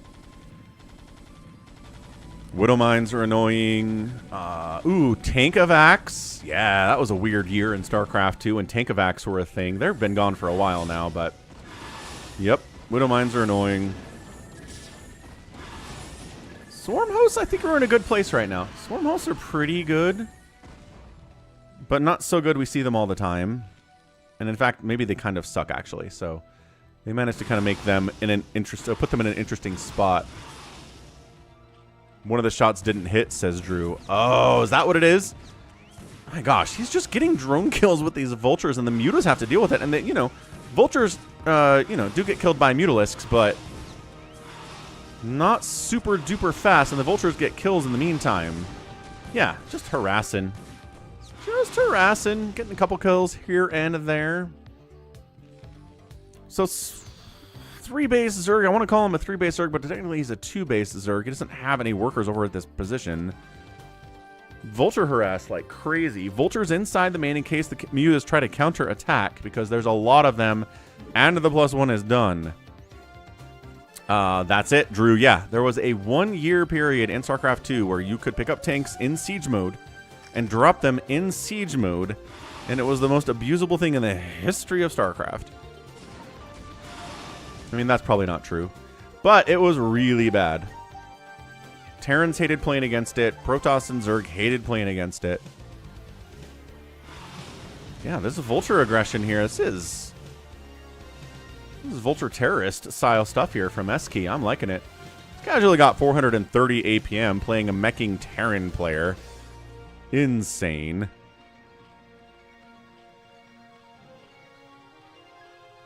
Carapace upgrade. Is he going all of the Mutalisks against this mech? I kind of like it. No, we did have a mech game like that on the channel recently. Who was that? Who was that made all of the Mutalisks against Royal? Was it Soma? It was on the channel about a week ago. It was a TVZ.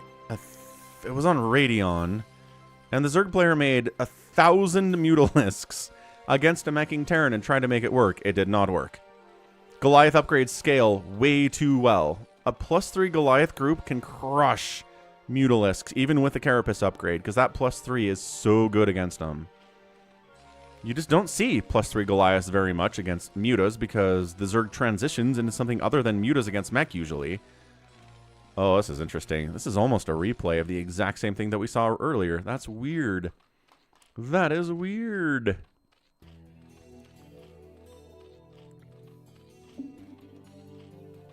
I don't think you want Wraiths against 100 Mutalisks, G-Force. You probably want Valkyries against 100 Mutalisks.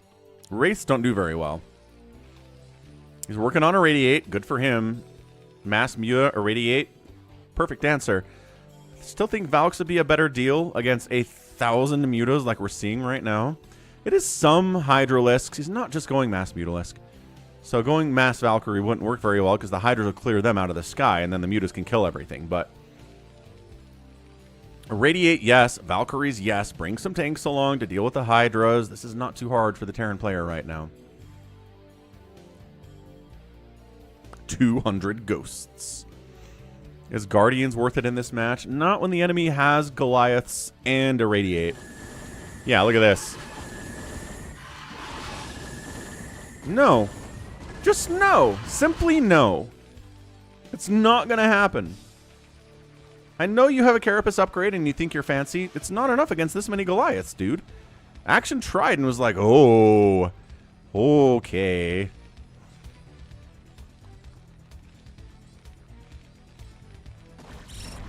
Spider Mines against the Hydra is not bad either here. 49 to 52 workers. 2 basing Terrans still. I'm kind of surprised he hasn't tried to sneak out and take a third, but the Goliaths are needed to defend at the moment, and if you move the Goliaths to defend a third base, your main base is in trouble. I think we're ready for an Irradiate. Here it is. Irradiate, split, split, split. Oh my gosh. All right.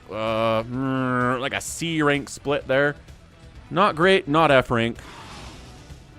Definitely not S rank. And 1 Irradiate makes the Mutas go, well, all right, let's pull back and kill some Spider Mines for now. Queen, okay, Queen's on the way. Here we go. It's the Queens against mech strategy.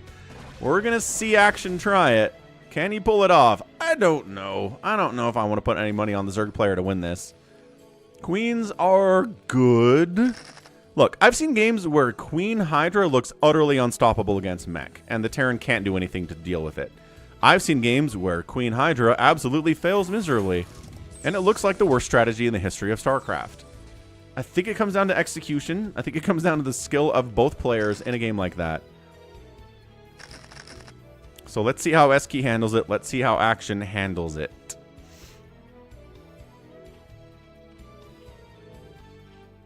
Hive on the way. Queen's on the way. Spawn Broodling is done.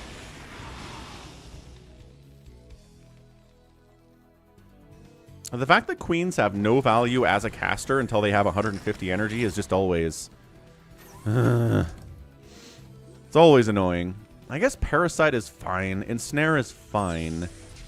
But you're really just here for the Spawn Broodlings on these ladies.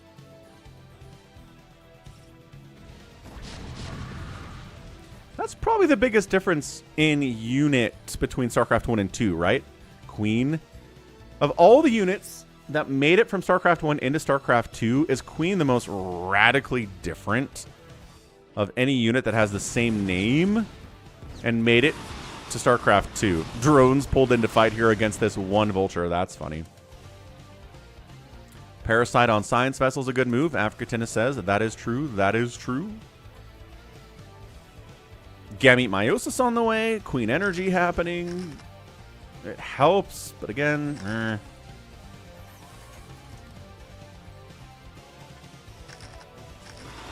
EMP. Oh, EMP is coming in. Dude, an EMP on a group of Queens is a game-winning maneuver. If you can knock those down to 0 energy, you're like, oh, well, it's another 10 minutes before they have the energy to be helpful. That's like 50 supply that's not doing anything, and then you just lose.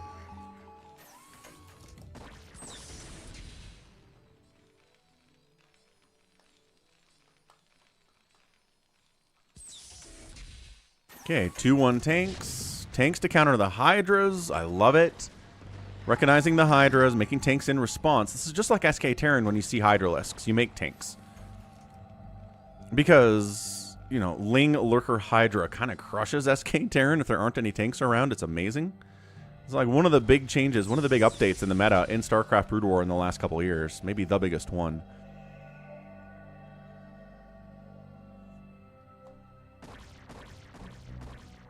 Yeah, if Queens had Consume, they'd be the most broken, most used unit in the game.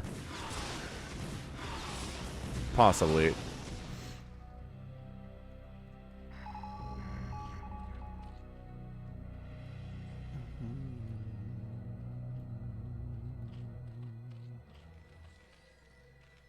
Ooh, I like Burrow here too from action. So it's been a little bit chill, but I think we're going to start seeing... Ooh, Parasite on a tank. Ooh, Parasite on the Science Vessel. Yes, got it. Avcatinus is cheering wildly from the audience. Parasite's tank, Parasite's Science Vessel. Science Vessel.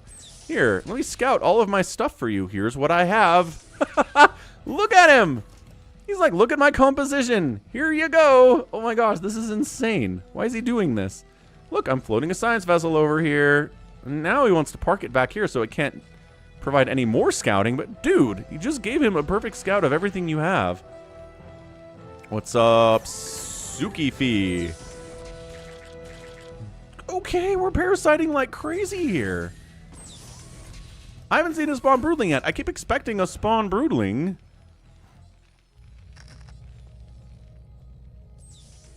Maybe spawn... Ooh, restorations being researched! Dude, this game's insane! He's gonna restore the parasite spawn broodling. Spawn broodling can't restore spawn broodling units, though. They just die.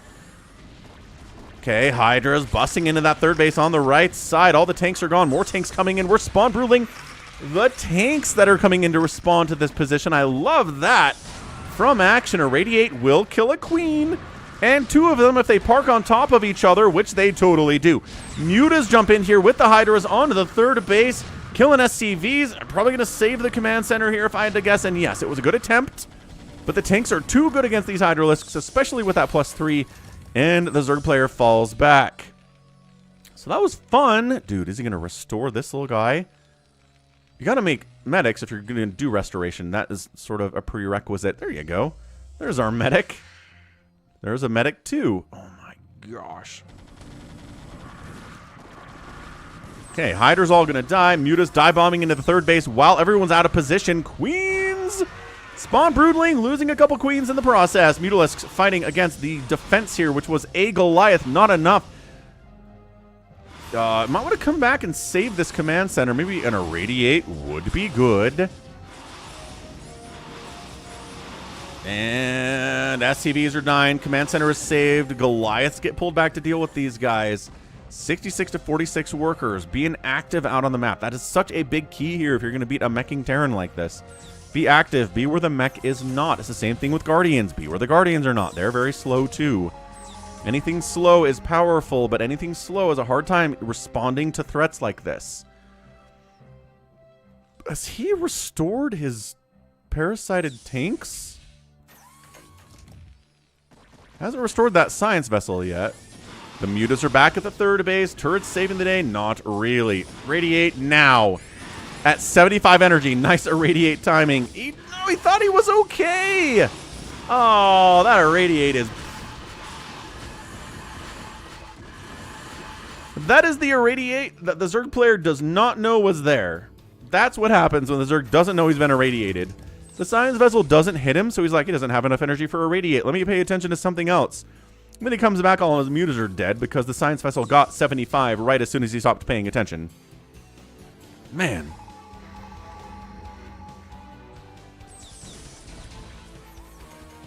Still, map control, actions expanding top right. He's going down bottom left too. He's taking the whole map. So if anyone can pull this off from this position, I think action, where he is now, is doing fairly well. Queens are like, do we not infest the command center? Infest the command center. Too many tanks. No. He says, absolutely not allowed.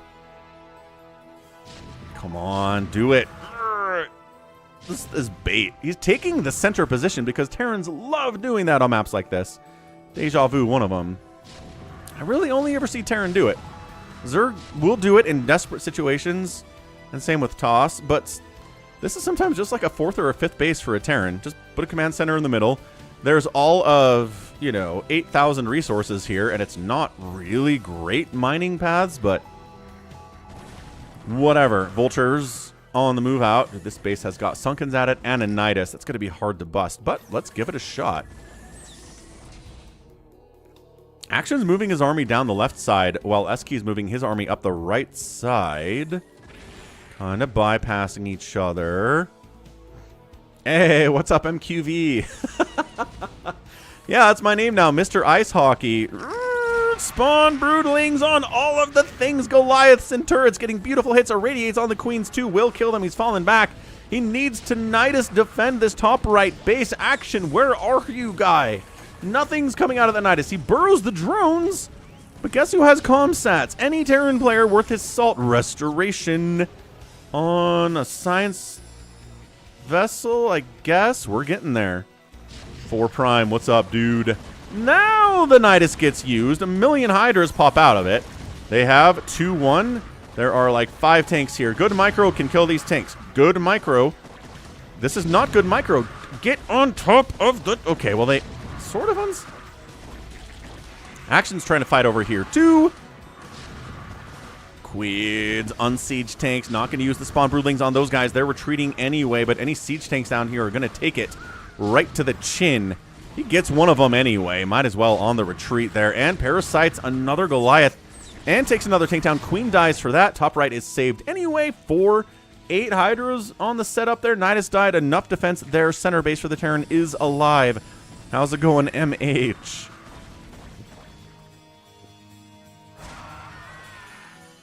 Was StarCraft made for high-end PCs, or could any mid to low range run the game without any lag?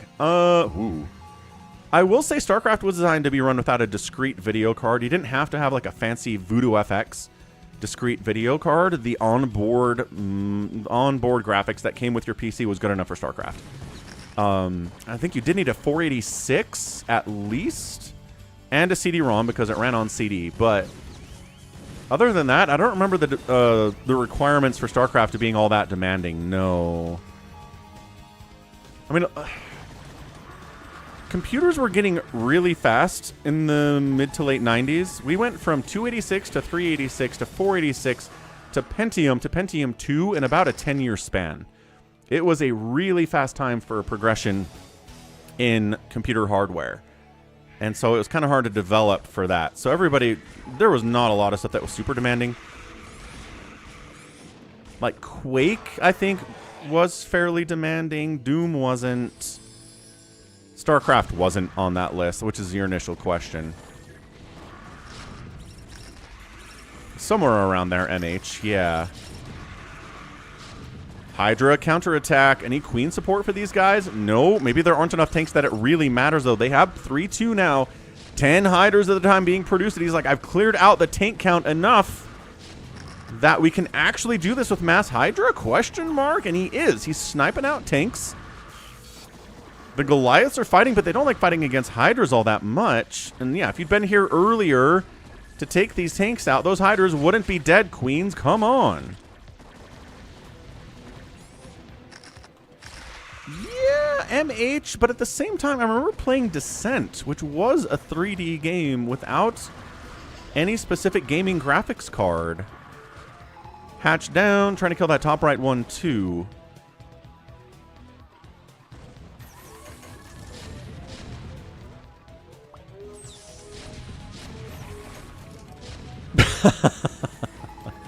That's funny, 4 Prime. Detroit out there trying to kill Savior Sword before the end. Yeah, that's why I left that free for all. Top right base dying. Right. Ah, infested command center. He got it. He got the infested CC. Land it. Make infested Terrans. He doesn't have a lot of money for that. I'm not sure he's going to do it. This is a very low econ game for both players, but I think Action is doing it. But he just lost another hatch top right. This is dead. He's barely mining down this left side, but that's not a lot of stuff. He's got Hydras, but there aren't a ton of them here. Look, he's floating the Infested Command Center. It's part of his army composition now. Dude, Skey is holding down here.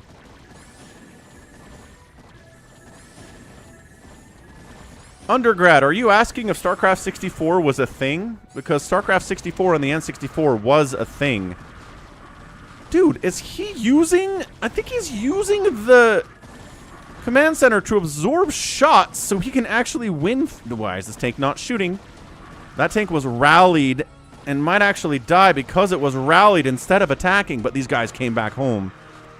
Terran has no income except for what's at the natural base. Zerg player has this.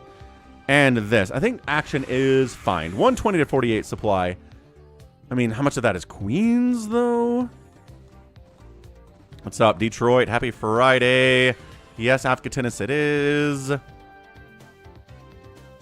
Oh, he can't re-land the command center that was over here because it got infested. Maybe if that's all you're using it for is to kill command centers when they're at 40% health instead of, you know, all the way at 0% health, maybe that's a thing. Oh, wow, this is getting intense. Hyder's heading down that way, making sure the income never comes back for Skey, but also this base from action is really important, and it looks like it's going to die. Jericho says Zerg is dead. I don't know. Terran is equally dead. Look at this. Look at these SCVs getting sniped out. There's nothing. This is nothing. This is base race type stuff, folks. But there's so much more. Yep, that's it. GG. Action pulls off the victory in 27 minutes and 37 seconds. I hit pause because if you hit P as the game is over, it restarts the whole darn thing. It's a very annoying part of this whole thing. Wow. Sounds good, undergrad. Great soundtrack. Yeah, so there it is.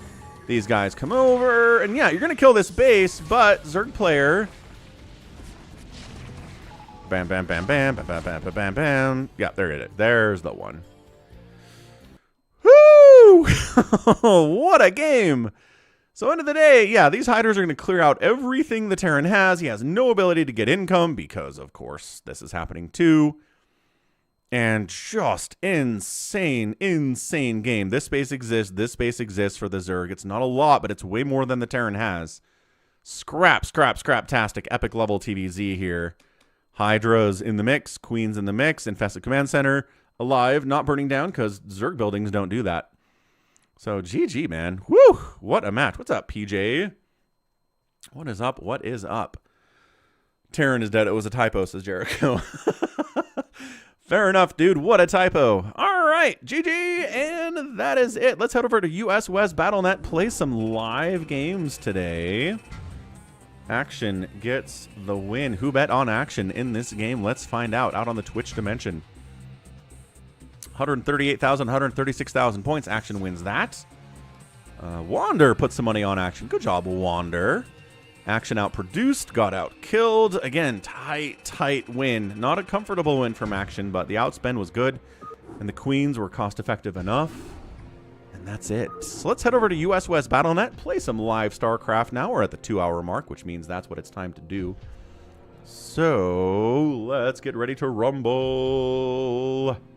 Let's see, replays.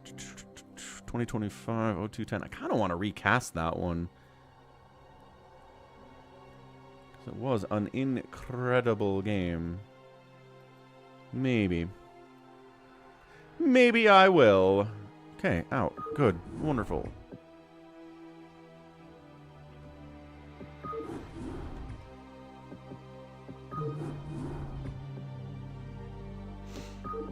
Bum. Who's out here on a Saturday? Everyone is here. Holy smokes. Everybody is here already. So, let's Phantom it. Good warm-up, right? It's not stressful. We have enough people to fill the lobby, which is crazy fun. It's got drama in it. Everybody can play. Let's go Happy Phantom to start off the stream here today.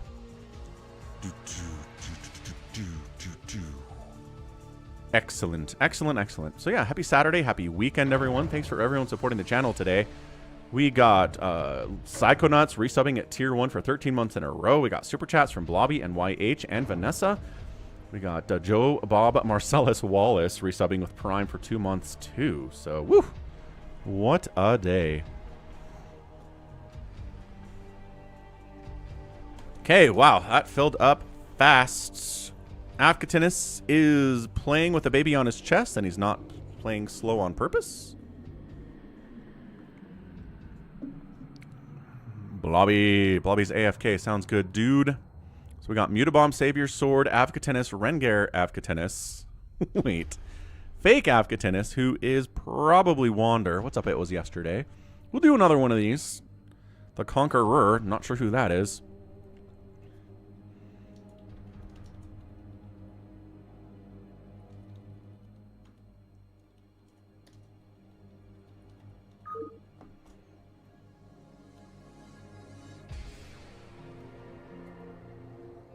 Not confusing at all, says a Cardiox. True facts. How do they join so fast? They're just ready to go, I guess. So let's go. It is time. Ah! And then we got a Venmo donation from Detroit about 4 minutes ago. Appreciate the $20 from Venmo, Detroit. You want that to go to the purple dimension or the red dimension? Detroit.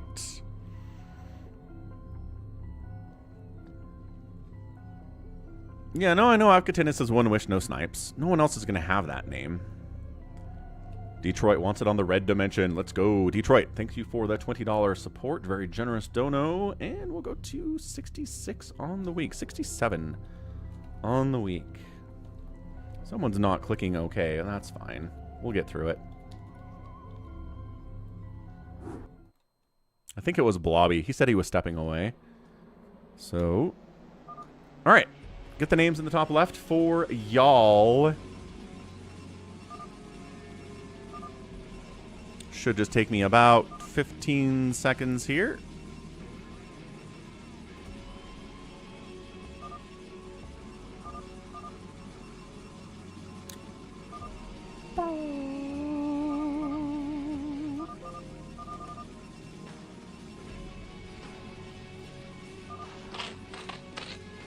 Cardiox. A Cardiox5 donated $10. Falcon, if in your infinite Broodwar wisdom you agree with it, we should get an Avkatinus max power grudge match sometime this weekend. No, because Avkatinus will crush Max into the ground into a fine paste. That's not a fun thing for anybody to watch. Thank you for the $10 though. A Cardiox, you're the best. All right, top left, Savior Sword is here. 12 o'clock, Bazump, also playing Protoss. Top right, Mutabomb, Zergan. Right side, Avkatinus playing Terran, who's Wander. Bottom right is a purple Goat, who's playing Terran. His birthday was yesterday. Say happy birthday to Goat. We've got Conqueror at the 6 o'clock. Not sure who that is. Bottom left, a dark blue Zerg is Avkatinus. And on the left side is a white Terran. It's Rengar. He's probably going to make some nukes.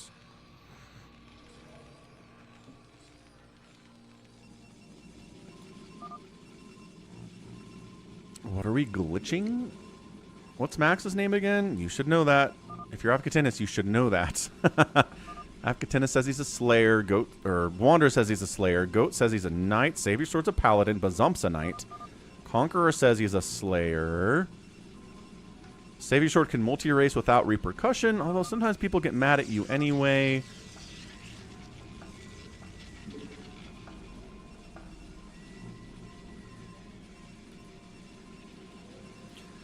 I can spell resources.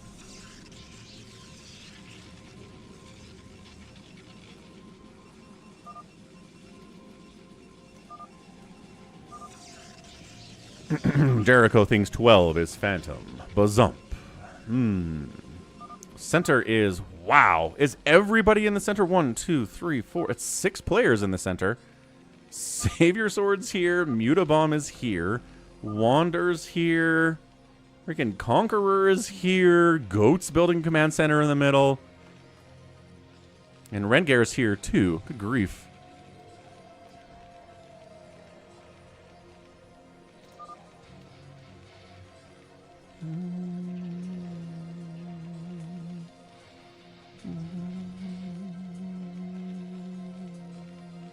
Getting Russian comments on my videos here today.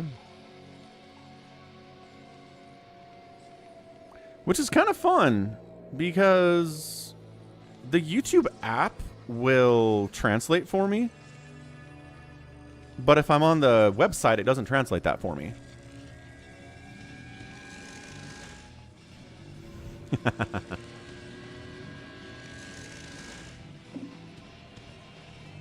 That would be fun, Detroit. That would be fun.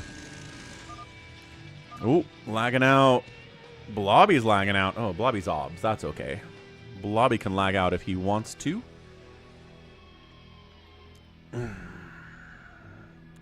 He can lag if he wants to. He can leave your friends behind. Because his friends don't lag, and if they lag, then they're no friends of mine.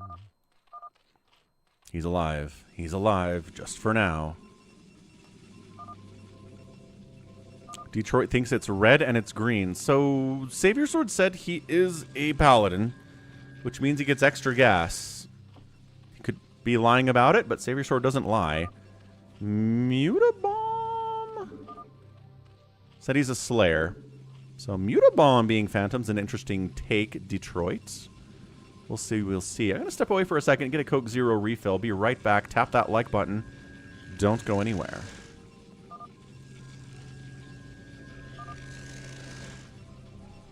Hold on, we gotta do camera, right? Right, let's watch Fake Afghatinus.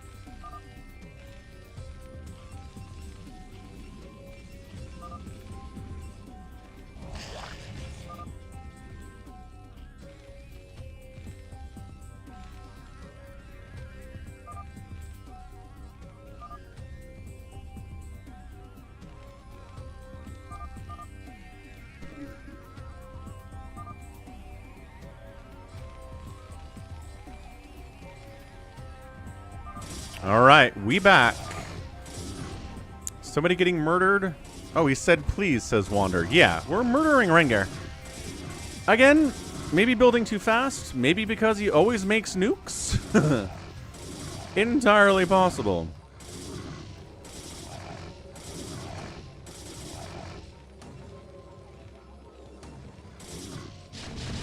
Whoa! Hold on. Goat's hitting someone. Is Goat hitting Wander?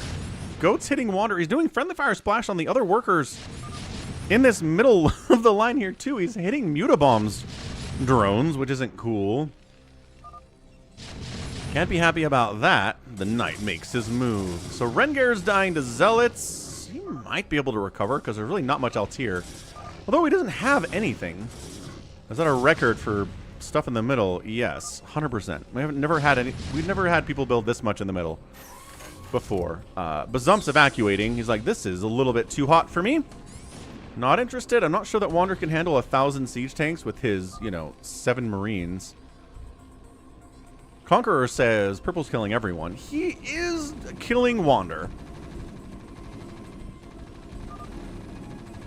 Just going for fake Afghatinis. Goat, you know this isn't actually Afghatinis, right? You know this is Wander, right? No, he doesn't? Okay, I guess. I'm a Wander. No, he's Afghatinis. Goat's like, wait, seriously? Look at his name.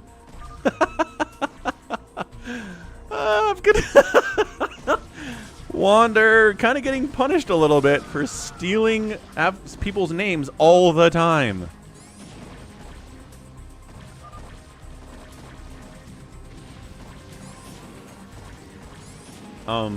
Conqueror's in here. Is he killing Goat? No. What? He's attacking Rengar. He's attacking Rengar. What? What is happening right now? He's killing Rengar, but also he's kind of poking at Goat a little bit because Goat was killing his SCVs, or his drones, with the friendly fire splash. Yeah. So, wait, is a Mutabomb attacking? Mutabomb's not attacking anyone. He's just kind of here. Is he going to go after Conqueror? This is nuts. I don't know. Wander does it to everybody happy. He has impersonated Detroit and Afghatinis and Happy and probably other people I don't even know. Mutabomb is hitting Wander for some reason? Wait. Oh, because he was killing Mutabomb. Savior Sword in all the chaos decides that Rengar looks like a pirate. He's dying anyway. He's not going to reach that pirate goal at all. Rengar says, I'm making vultures. Those are minerals.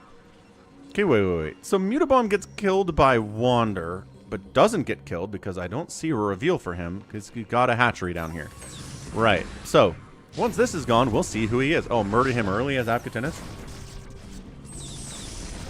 Ah, gotcha, Happy. The Reaver connection's in this mineral line. Okay, that's it. Ah, Mutabomb was a phantom. Detroit was right. Detroit said it was red. Got him. Got him. Muta's like, what? Wait, why I'm pirate? What are you talking about? Why I'm pirate? You weren't. You were a phantom, Mutabomb. I don't know what you're talking about. Okay, one phantom down. If Rengar gets wiped out and he's a phantom. Savior Sword hanging out as always. Trying to kill Rengar, to be fair. He's got Dark Archons to help kill Rengar. Can't really kill buildings with these guys, but he's here anyway. He's providing moral support. Undergrad says, is stasis a good ability? Yes, stasis is a good ability. But not good if you stasis the enemy's entire army. Because that just delays the eventual attack, and it doesn't help you at all. The way to use stasis properly is to stasis half of the enemy's army, kill that half of the army, wait for the rest of it to come out of stasis, and then murder it. They said I was a pirate. Well, you were a phantom, Mutabomb, so I don't know what to tell you. Bazump's going what looks like carriers. Savior is pirate. Mutabomb technical win. They killed him for being pirate when he wasn't pirate, therefore he wins. That's one way to look at it. That's funny. Reaver's out. Bazump. Pretty scary. Bazump's a good player. He's got a lot of production. He's going carriers. He's got a third base over here on Mutabomb's natural. Rengar still has buildings, but they're actively burning down. This one's not. Or you could stasis your own army to survive a nuke, Dan says. That is true. That is high IQ stuff. Stasising your own workers so that they don't get killed by enemy attacks?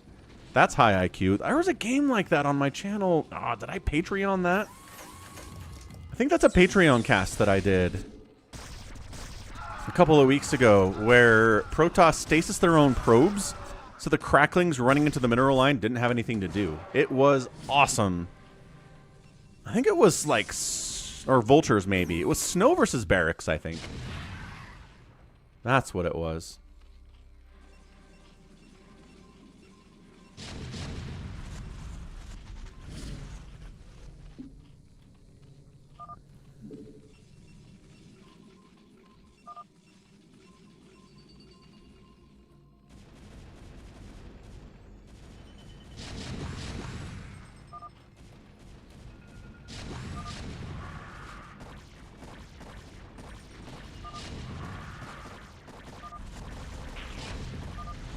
Slayer down. Okay, so Rengar's down. That's it, right? Rengar's down, Slayer. Goat is hitting Conqueror? Goat's hitting Conqueror for some reason. Rengar's like, now you gotta kill Savior, man. Seriously, Indigo. What's up, Donald Victor? I know, right? So much nostalgia for StarCraft. Still running strong in 2026.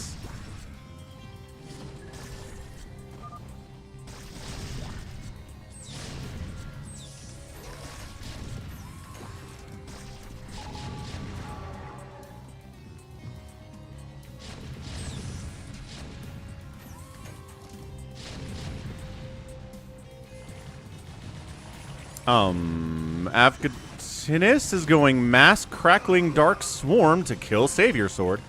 Bazump says, don't hit Savior Sword. I think this is where Avgatinis gets killed and then he's mad about it.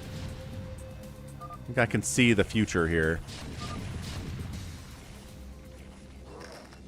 Yeah, I don't think Conqueror can survive this. Conqueror is working on another hatch to replace the one that's dying here. Is Pink a pirate? Pink has Defilers and Hydras and Cracklings. Not a lot of drones down here, but maybe they got killed. A little bit sus for Conqueror here.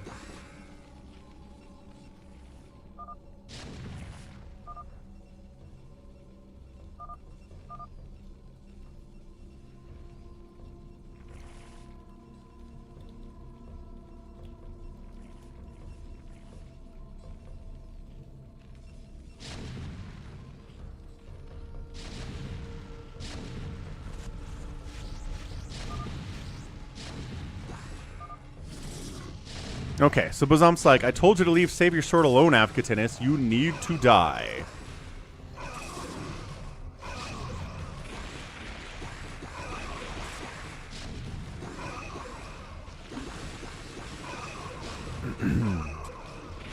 Yeah, Big Game Hunters, Lost Temple. Good memories, Donald. Aussies in English just finished playing The Ashes. Cricket thing. Ah. And the Aussies beat the English. Good job, Aussies. Aussie, Aussie, Aussie. So, yes. Avgatinis isn't taking it seriously. He has got a sleeping baby he's holding right now, and he's trying to play StarCraft. As someone who's tried that before, it's not easy. So he's going Mass Ling with Defilers, and it's just not actually a strategy. So he's going to die. We'll see if Avgatinis is anything. I don't think that he is. He says, you got me, but he's being sarcastic about it. Yeah, this is very sarcastic.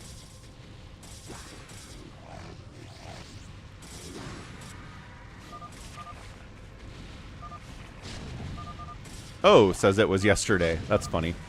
I like it when somebody in the op spot goes, oh. Conqueror is holding off Goat. Okay, but I mean, I don't know. Goat's got a third gas here that he's not using. Savior Sword's just hanging out, going to race because he's a paladin. Avgatinis is dying.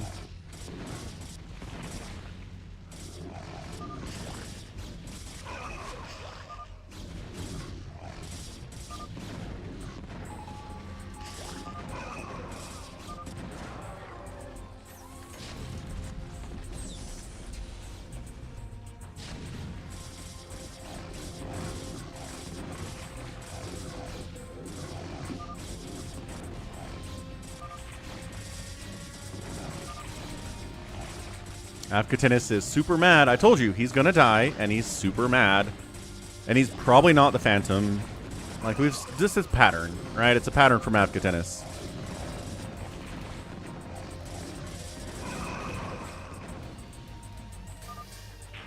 Slayer down. There we go. See, he's mad. And sarcastic. So, Slayer down, one Phantom down. There's another Phantom out here somewhere. Was Mutabomb the first to die? He was. So we could have another Phantom here if there's a Amnesiac. Or the Amnesiac could be a new Phantom that got the role after Mutabomb died. So keep that in mind.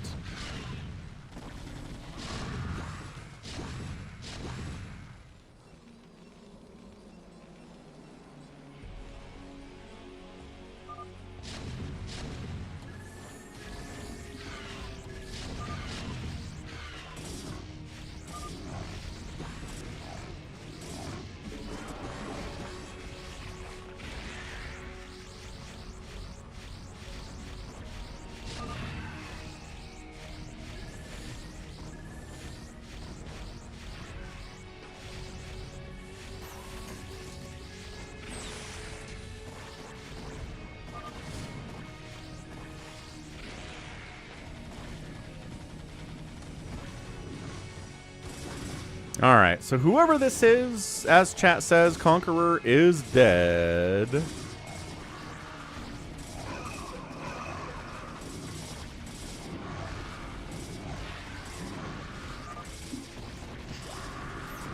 Let's see what we get here. Conqueror taps.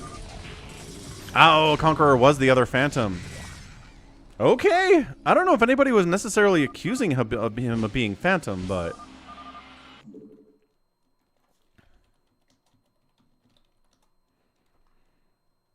Phantom's out.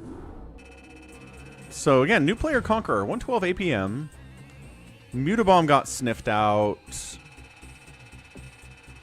Rengar got killed. Again, he was a Slayer. I think maybe people just didn't like the nuke concept, but that's a GG. Allbrand says, I'm glad I didn't bet on Rengar again. All right, Phantom Dos. New players get priority. You guys know the drill here. That was a fun one to play in. I think everybody had a good time in there.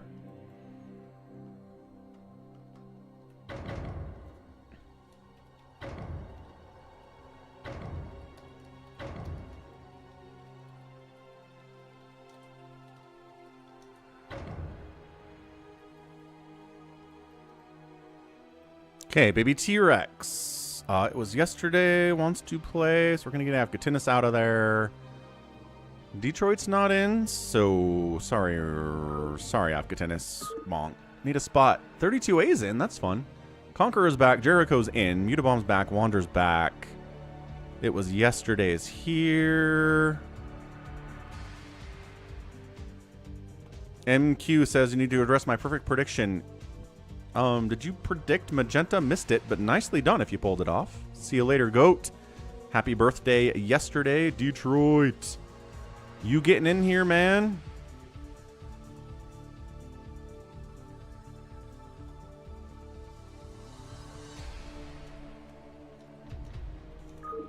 Happy New Year. It was it was yesterday. Detroit can't get in this one. Okay, never mind. No Detroit. Baby T-Rex yesterday. Wander, Mutabomb, Jericho, Conqueror, 32A, Cardiox. 32A's on is Detroit. Yeah, that'd be funny. Let's go. Let's get ready to rumble. Round 2. Phantom 2. Should get all of the clicks this time. All of the clicks this time would be nice.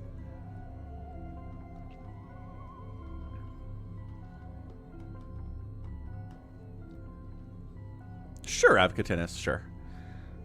Man, Avcatinis is probably the second biggest trying to trick people guy after YH. If he's got 300 APM, then it's 32A. And if it's not... I thought we were going to get the click on this. We totally didn't. Okay.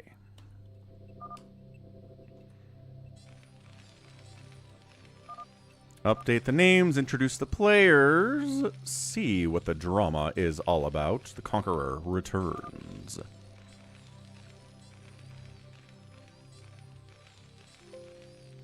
Cool. Names updated fast. Good. Top left, Jericho, 12 o'clock. It is 32A. Top right, Wander. Right side is a Cardiox. Mutabomb down in the bottom right. Dark blue this time is Baby T-Rex for some reason. Conqueror bottom left, he's back playing Protoss this time instead of Zerg, and it was yesterday is back playing Protoss as well. Who is Detroit Bulk?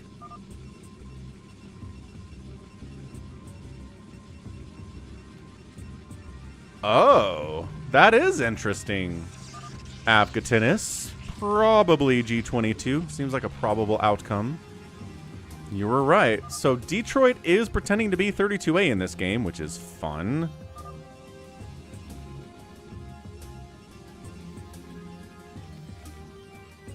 So this is Detroit. Taking center gas. Anybody else pretending to be somebody else in this game? I don't think so. Unless the Conqueror is somebody we know with a new name, but I don't think that's happening. What's up, Infested Viper? Hello. Happy Saturday. Happy weekend. I'm doing okay. I've got a bit of a calf strain, so I haven't really been to the gym much over the last couple of weeks, which is annoying. I'm kind of feeling it. Just feel kind of bleh when you don't get to the gym. That's how I feel, but hopefully the calf will be healed up soon, get back to the gym, get back to the running, and feel just better about things. It's funny how that works, huh? Get that heart rate up. And once again, just mass production here in the middle. Nexus, Hatch, Nexus, Command Center, Nexus. Fake 32A is Detroit. I don't know, Infested Viper. Well, actually, I lied. The first calf strain, my left calf strain, I was on the treadmill, running at 6.5 miles an hour. And then my left calf goes, huh? And I'm like, wait, what? And it was just, it strained, something went wrong, tendon got pulled. And then after that, I took 2 weeks off. That got healed up. And then I went and played basketball with my brothers. Played for 2.5 hours. Nothing was wrong. Everything was fine. And towards the end, I went and got a rebound, came down with the ball, and my right calf went, hurt. And I was like, oh, are you kidding me? So at least I was playing sports with that one. But it wasn't anything crazy. I just jumped. Anyway, getting old, man. It sucks. That's what's going on here.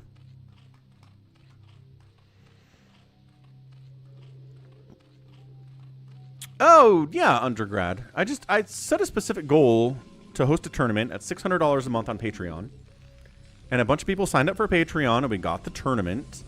And then the next month, like, I don't know, it felt like 50% of the people that signed up for Patreon canceled their Patreon subs. So the support went down, and it's never gotten back there since. And it's just like, all right. So, I don't know. I'm trying to decide how to set up a support goal to do another tournament that isn't something that can just kind of be negated immediately, you know?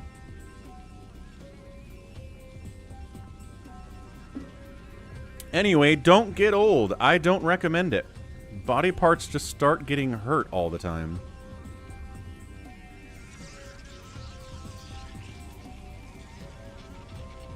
Just got an email that says,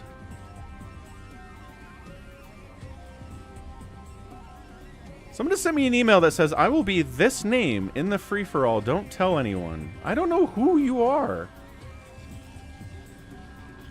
I don't recognize the name or the email you're sending me this from, but okie doke. No one's ever done that before. Cool. I can't spoil you because I don't know who you are. What's up, PJ? Check the blood for any missing puzzles for the solid performance. Ooh. No, I appreciate that, undergrad. 100%. Liking the stream, subscribing, following, sharing on social media. Right, if you're on Instagram or Facebook or Twitter, it's really easy to reshare my content out there, yeah? You can retweet on Twitter. You can reshare on Facebook and on Instagram. Pretty easy to do. I'm on TikTok as well if you want to reshare out there.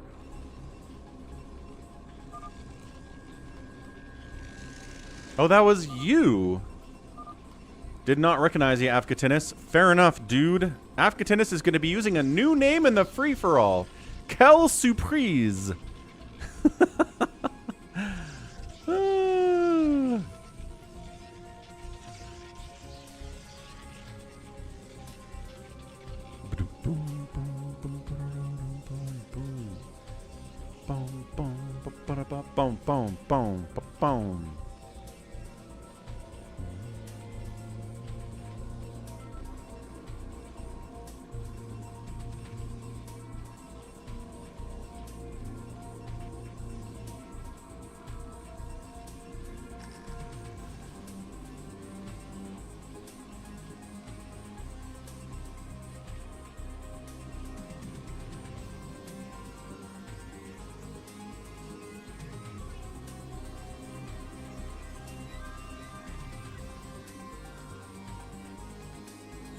Why did the browser autocomplete your address? I don't know what you mean. Whoa! Okay, Detroit taps. He was a knight. A Cardiac showed up to murder him and took him out. So he gone. He just killed a knight. A Cardiac. Just a thought that I had. A reaction that I had to what's going on here.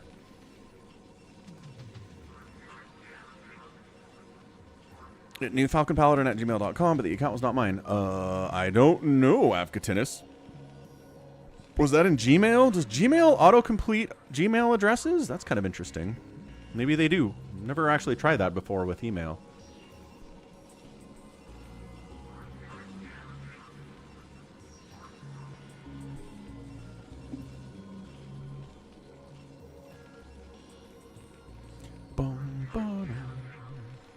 So, night down. Who's being scary? Big Wan's not here. The only person that's intentionally scary these days in Phantom is Big Wan, who likes throwing up 3,000 gateways at the 10-minute mark, and everybody goes, ah! Little fish boy, what's up, dude? How you doing on a weekend, sir? Hope you're enjoying the StarCraft. We are here for it. Oh, Gmail autocompletes Gmail addresses when you're writing somebody. That's crazy. Very cool. Kind of a little sus. I don't know if I like it all that much, but whatever. Wander takes the third base of Detroit. And Jericho takes the main base of Detroit. And a Cardiax is getting murdered by Wander for killing a knight, it looks like here. So, alright, see you later, Cardiax. You killed a knight. You killed Detroit. Wander has a soft spot for Detroit. A lot of people do. So, killing him is not a great move. There it is. Wander says he killed Detroit. See? See? How's it going, little fish boy? Long-time member of the channel, too. You can tell because of the green name and the Coke Zero.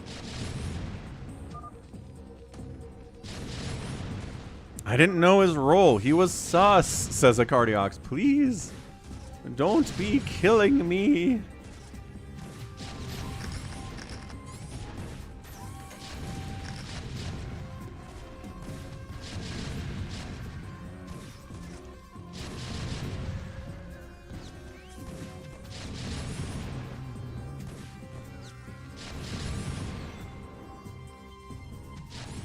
Nice, fish boy. You're going to play through all of Diablo? Like Diablo 1 through Diablo 4? That actually sounds kind of fun. Maybe I'll do that on stream sometime. Rengar says Jericho's got a lot going on out here. It's got 4 factories, bunch of tanks. He's just now getting that third base, but it's not even a third base for him. Not even a full one. So Cardiax is going to try to run away and stay alive as long as he can.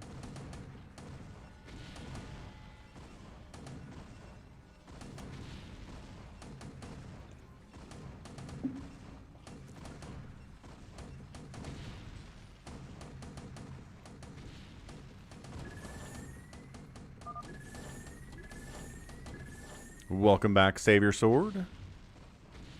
Diablo 1 through 4, little fish boy. That's cool.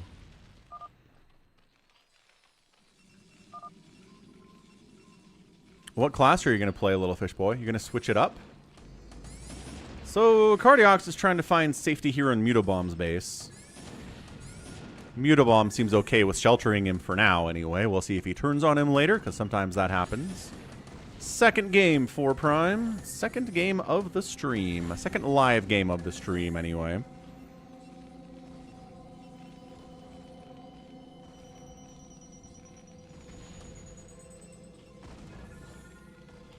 Awaken, my child. Hey, hey. Embrace the glory that is your birthright. Know that I am the Overmind, the eternal will of the Swarm, and that you have been created to serve me. Mutabomb decided, just kidding, no, Cardiox. You don't get to have safety in my base, and he's a Slayer. Thanks for the follow, Lelo8. Welcome. Trying to get to 3,900 followers and 4,000 eventually. Appreciate the support. It was yesterday, says. Oops. Next, I think we're doing an all-year base for Prime. Hey, Argoness. Good weekend, man. Wander. Yes. Who are you? Paladin. But also definitely Wander. Not somebody impersonating Wander. It's hard to impersonate Wander.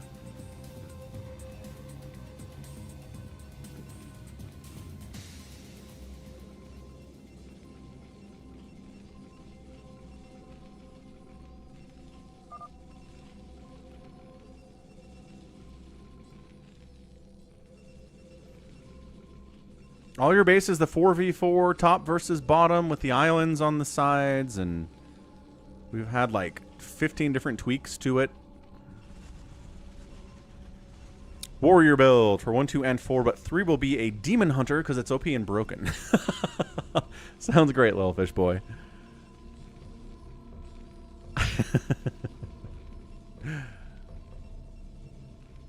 4 Prime calls it a BS base. Oh, well, there you go. Well, BS map, rather. There's a lot of stuff coming in from It Was Yesterday down here, but he's kind of sharing this third base up this way, and double Stargate transition here from him is interesting. Wander's ginormous, because Wander is on... God, is Wander on 5 bases now? 6 bases if you count this, which you should count as half a base, maybe. So, yeah. Wander's ginormous and says he's a paladin, so could be true, could be lying. Wander's not above lying. Anybody playing Phantom should not be above lying, but Savior Sword certainly is, which makes him an interesting person to play with.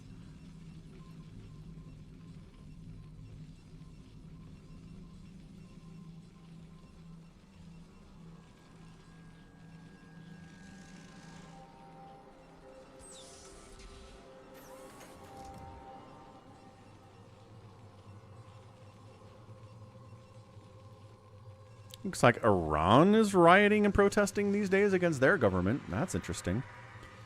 I think Iran has a bit of a history of doing it. Revolutions can have different results.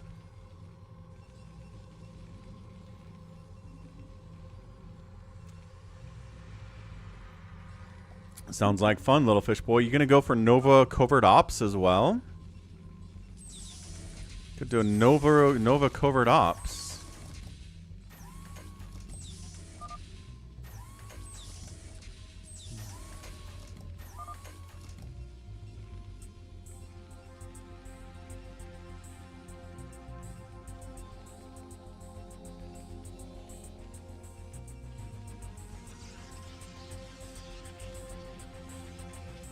So Mutabomb got the 3rd gas. Is a huge deal for him as Zerg here.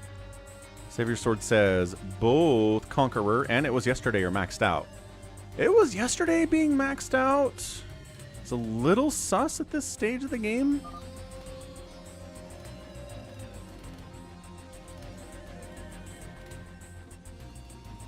Yeah, little fish boy. Here. Let's see how much...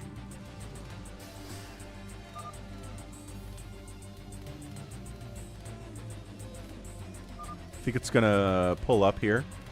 Nova Covert Ops Bundle. $10. It's worth $10. It's fun. It's not like the greatest thing of all time. But it's got a bunch of missions on it. A lot of fun ghosty stuff. They've got like boss fights in here, which is kind of a new thing for StarCraft. And it's $10. Totally worth.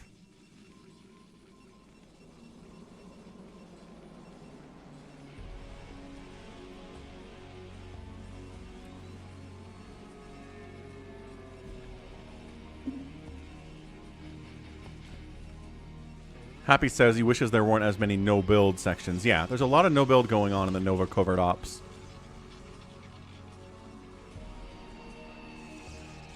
Anywho.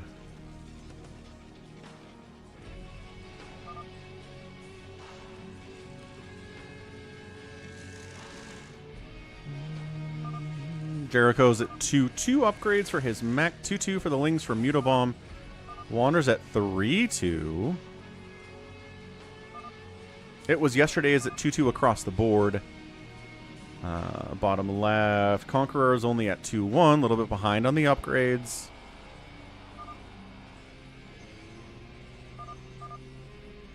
Yeah, not bad at all, little fish boy.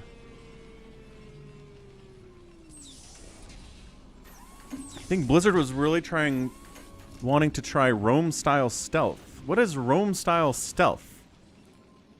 EMPs. Oh, on it was yesterday. Wander EMP'd him, and Jericho's hitting him. Okay, looks like 2 players are trying to kill it was yesterday at the very least. Are more people going to join in? We will see. Yeah, I think it was yesterday's probably toast against 2 Terran players. I don't think there's a way to come back from this. Sorry, man. Help. Conqueror says yes.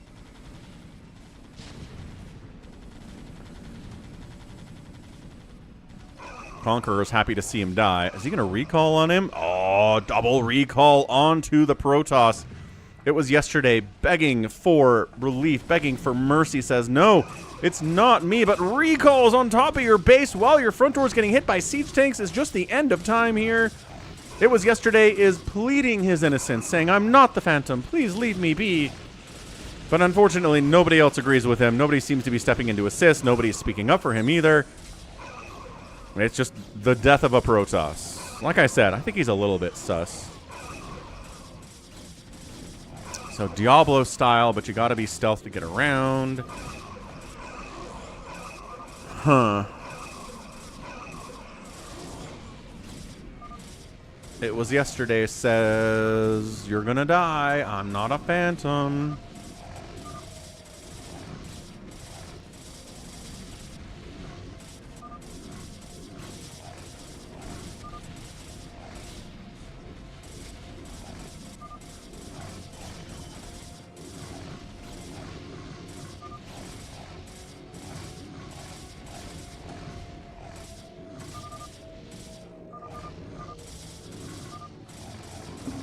And here we go.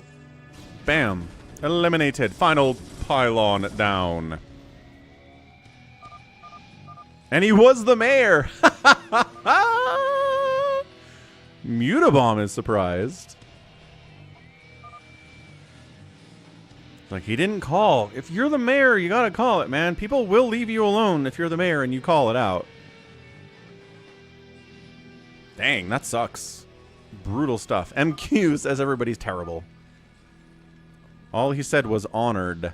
Yeah, you gotta tell people, save your sword, check the chat logs, and you didn't say mayor. You gotta say the word mayor. Yannick says, obviously, Teal is a Phantom. Well, it's on 3 bases. And that's his army. That's not map control. Still a bunch left here from it was yesterday.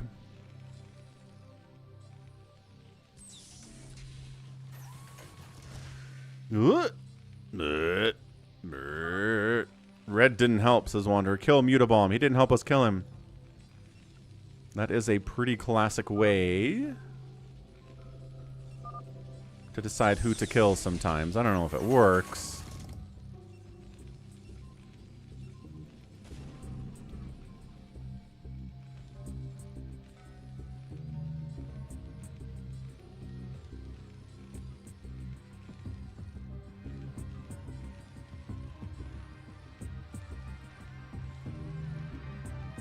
What's the mayor? Yeah, it's a new role.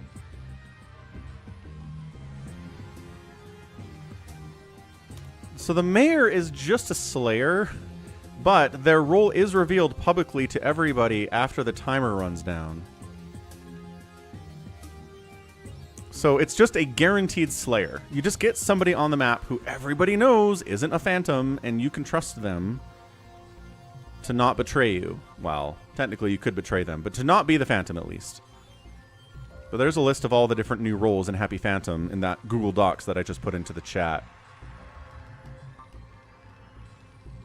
Yeah, Wander's ginormous. He says that he is a paladin. He doesn't have that many starports. He's got 1, 2. He's got 2, 3 starports, which isn't a ton.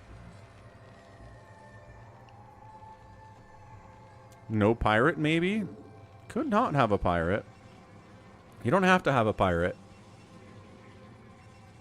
Looks like Mutabomb's taking the base. There is 3,000 gas left. That's actually pretty nice from him.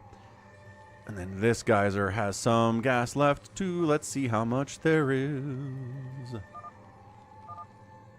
Dan says, obviously Brown is the Phantom and was wrong. 600 gas there is not great, but it's acceptable. Brown says that Wanderer is the Phantom.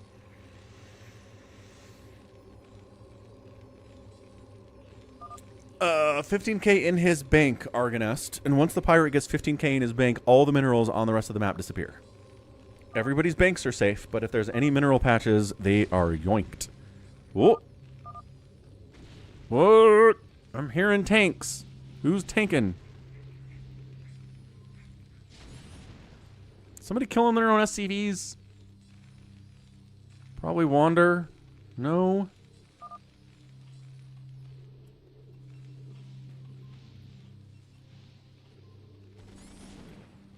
Yeah, Jericho's out here killing his own stuff.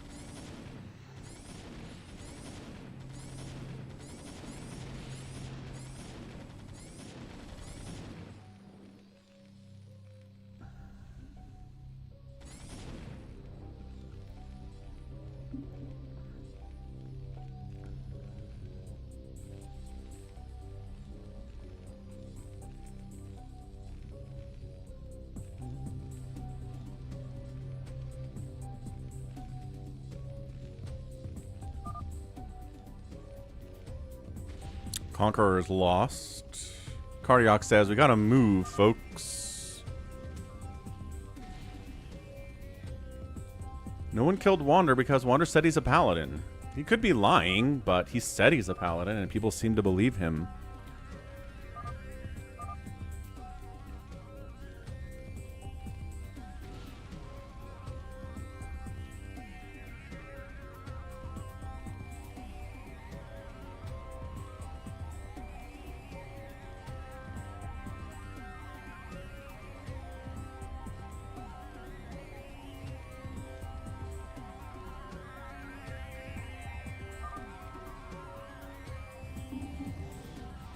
Recall.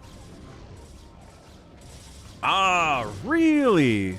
Recall on Wander. All right. Conqueror's going for it, man. I don't think he can do it by himself. If he could maybe get Mutabomb's help, especially because Wander killed Mutabomb in the last game. Like, you have to keep, like, you have to know.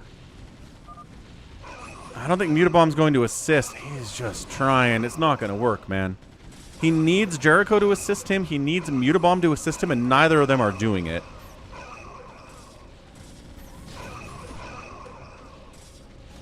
I mean, hats off for giving it a try. Gotta respect the effort.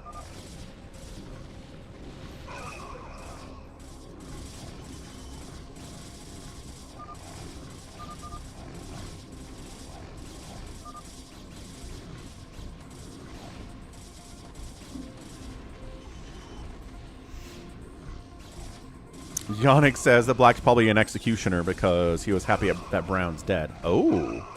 No, but if you're the executioner and your target dies, I think you get removed from the game and you win. Right? So he wouldn't still be here. I'm pretty sure. Is that the case, Happy? I'm pretty sure that's the case.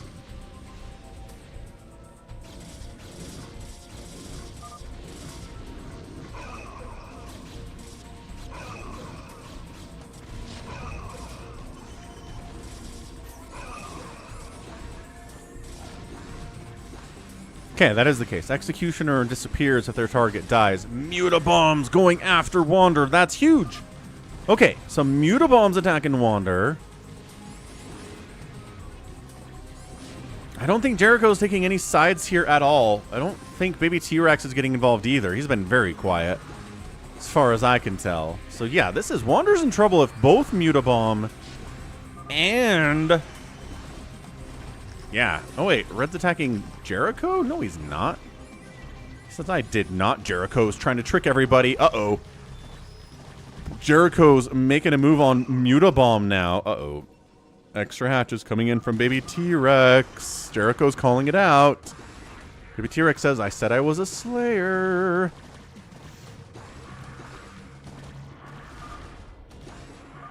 Yeah, Wander holds because Jericho... Wait, Jericho stopped attacking Mutabomb. Jericho says we all have to kill Wander. Wander's really scary.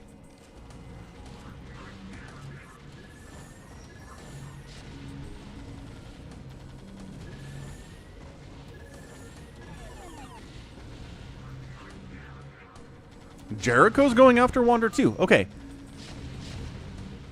I can feel the post-mortem power of the mayor. Who? What? Jericho. Jericho. I found it. I found the nuke. Let's go.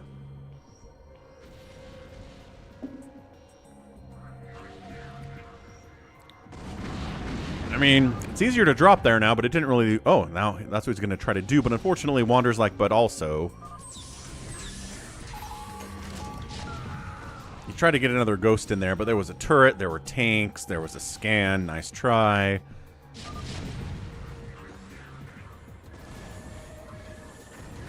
So, Wander's a paladin. In this version of Phantom, paladins get extra gas, but no extra minerals. So, it kind of sucks, because you can have all the gas in the world, but no minerals, you can't do anything. Jericho says he's out of minerals. Everybody should be out of minerals at this point, except for any knights, because knights gets extra minerals, but no extra passive gas. Baby T-Rex is in here attacking the Conqueror, who's G22. Is the Conqueror G22? That would make sense, actually. No, doesn't make sense, actually. I mean, if it's the case, I would believe it. But there's certain things I don't really buy.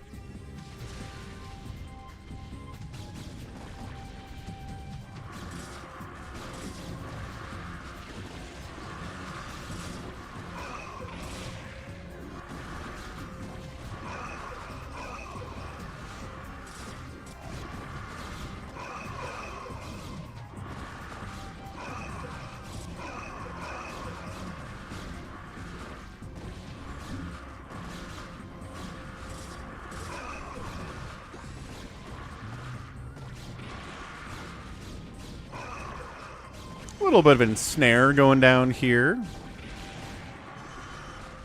Wander lives. Again, Wander has some extra gas. He can go for some more tanks normal, but he's going to run out eventually if he's just a paladin and not a phantom. I'm not sure Mutabomb can take him down with this mech either.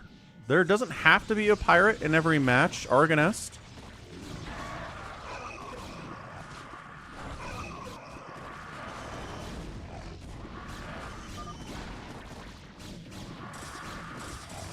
Mutabomb is small and not awesome and in trouble. Probably not a phantom.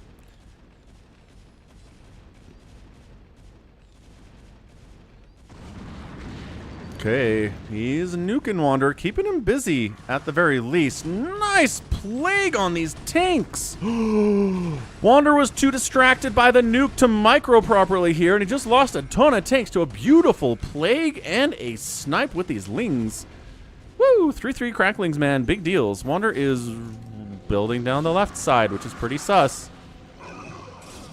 Let's talk about making a statue in my name. A statue of it was yesterday, who is the mayor that wasn't.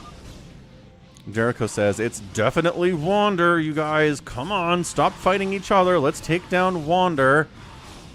Yeah, baby T-Rex is not able to take out an entrenched Protoss here. Building more cannons. No more unit production compositions here. Conqueror says it's Navy because he's trying to kill me.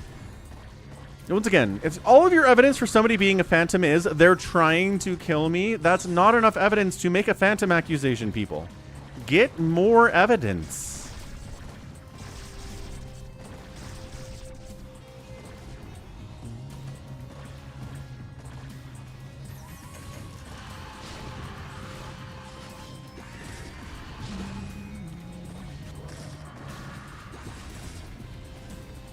And then the counterattack by Conqueror into baby T-Rex. I think baby T-Rex started this, and unfortunately he cannot finish it.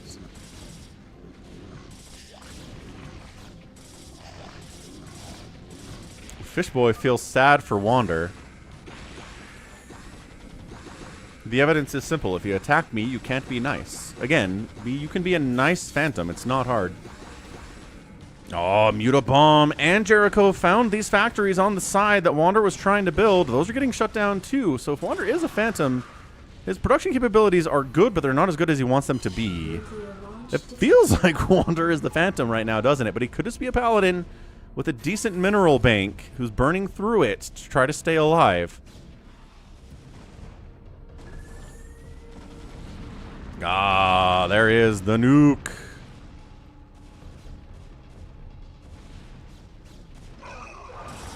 Guardians up for baby T-Rex.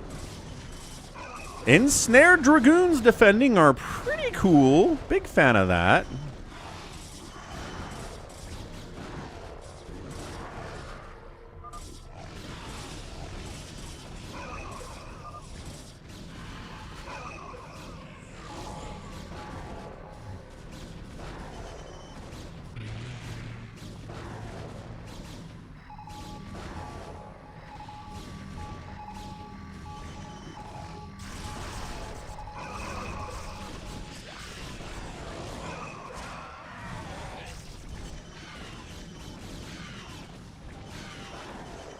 The Guardians have got a pretty solid 3-2 upgrade here. The 3-3-3 for the Dragoons is nice, but dude, ton of Ultras just came out. Baby T-Rex producing hard. Baby T-Rex could be a Phantom here too. He has a lot for someone who's really only been on 2 bases the whole time.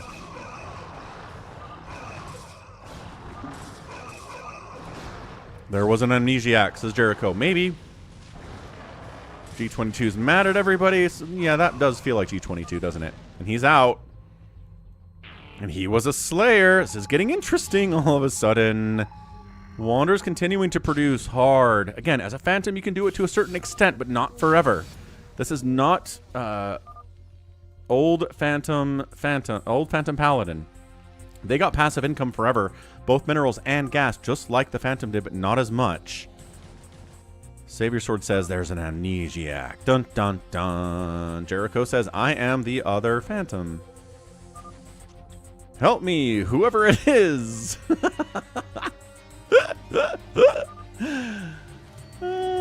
there anything in these overlords? I don't know.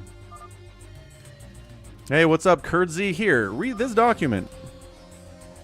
Just cleaned up your mess, Protoss. Don't be so squeamish. Wretched creature, this was a Protoss matter. You had no right to interfere. No problem, Kurtzy. And Mutabomb drops on Jericho after he announces he's Phantom and gets Dark Swarm linked. He's got tanks. He'll be fine. This drop might be all that Mutabomb has left, though, because, oh. Sure, baby T-Rex is killing him. Fancy pants. There is a possibility of 3 Phantoms. We could have a 3 Phantom win here today if there's an amnesiac.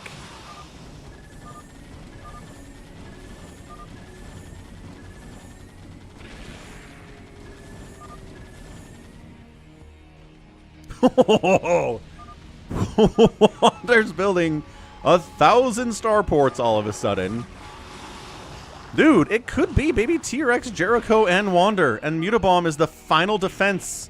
He's an executioner. I don't know who his target was. Are we done? We're not done. Okay, so that means there's at least one person here who's not a phantom.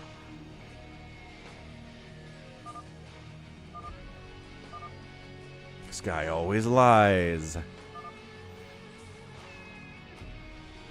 First person to die was a knight. Jericho taps! Ah! Jericho was a paladin!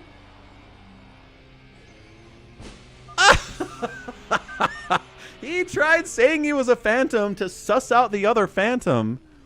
It kind of worked eventually, but dude, it's baby T-Rex and it's Wander. Who were the phantoms? Amazing stuff. Way to go, man. Phantoms get the win. I'm impressed. That's hard to do in Happy Phantom. There's a lot of stuff going on, but they pulled it off, man. Yeah, Kurdzie, first time seeing a phantom mode. That was a pretty good one to see, man. Yo. Yeah. Wander, baby T-Rex. Amazing. Baby T-Rex, pretty passive except for trying to kill G22. Jericho's mad, G22's mad, etc., etc. Everybody's mad. Got it. All right, let's go. All your base 4v4, top versus bottom with islands on the sides. Makes for some interesting gameplay on those islands on this map made by I Shall Return. Let's see. All your base version 2.8. Is that the most recent one?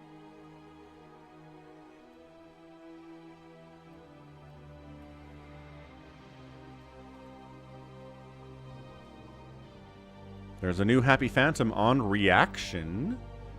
Ooh. We're not going to do that today, but we'll put it in the folder for later.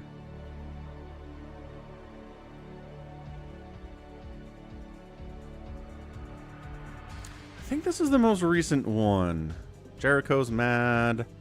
Wander is trying to make people mad a little bit. That's true, Happy. That is a fun idea. I Shall Return says that's it. Cool, let's go. 2.8. All your base. Top versus bottom. I have to balance teams on this one, which I don't like doing, but we'll do our best. Glad that was fun for you, Infested Viper. I thought it was a really good Phantom mode myself. PJ's in. Nice. PJ's a solid player. 4 Prime's in. 4 Prime won the free-for-all yesterday.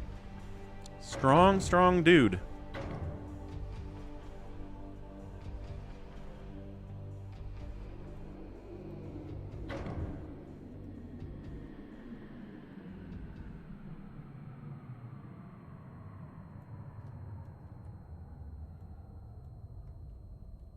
Okay, let's get Lef in here over Mutabomb. He played in the last 2 games.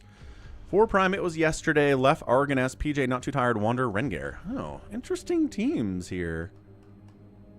I guess Argoness doesn't want to play, so we'll put Mutabomb back in it.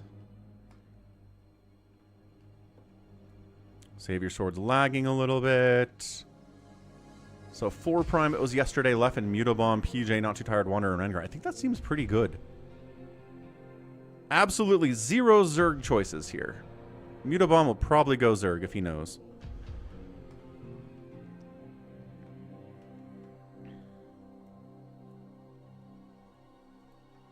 Mutabomb goes Zerg.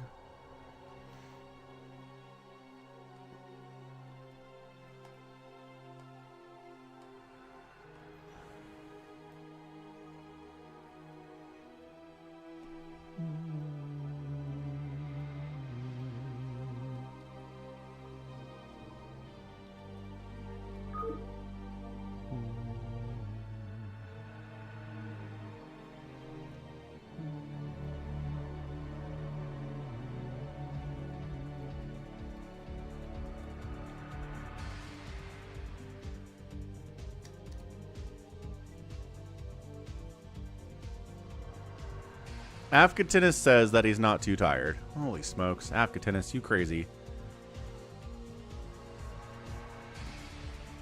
So Afkatinis, PJ, Wander, and Rengar is pretty good. 4 Prime, it was yesterday. Left and Mutabomb. Let's swap out Left with Wander. Yeah. Wait, did that work? Sure. Let's give it a try. Kids heading out to work. All right, let's go.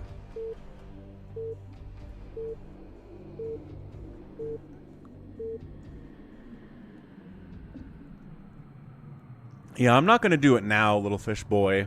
I think I'm just going to keep that in my back pocket for something I'll do later. But it does sound fun.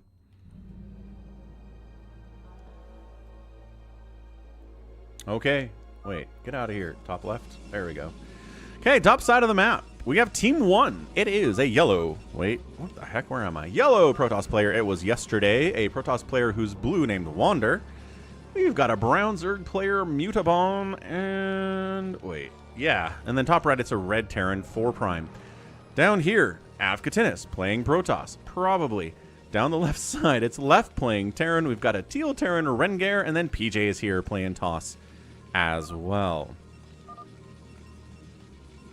Any tournaments, Detroit says? I don't know. I'm thinking about it. Trying to consider how we set that up, how we set a support goal for it. So we'll think about it. Let's watch 4 Prime. He's a fun player to watch. I'll be right back. Stepping away. Don't go anywhere. Tap that like button and follow if you're not on Twitch. Why wouldn't you be following?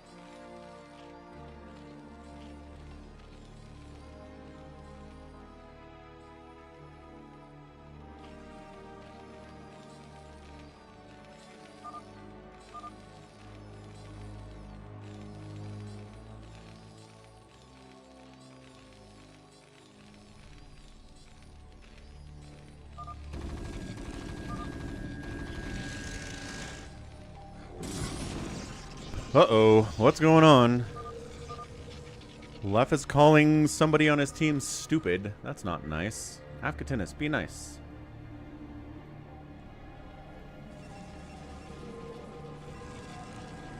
Just a little bit of pressure. That's all. A little bit of zealot pressure. Nobody's dead. Everyone's fine. Everyone's worker count is healthy. Nobody should be worried. We're fine. We're doing great.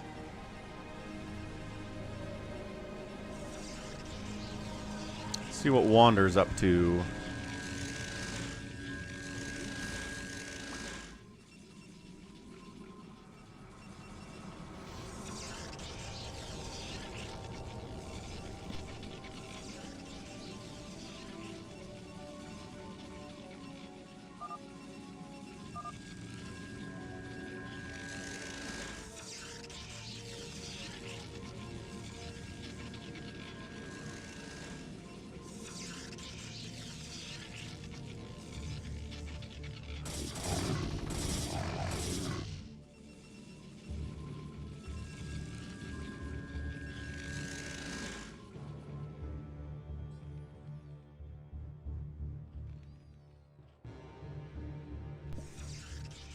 Sure, Jericho.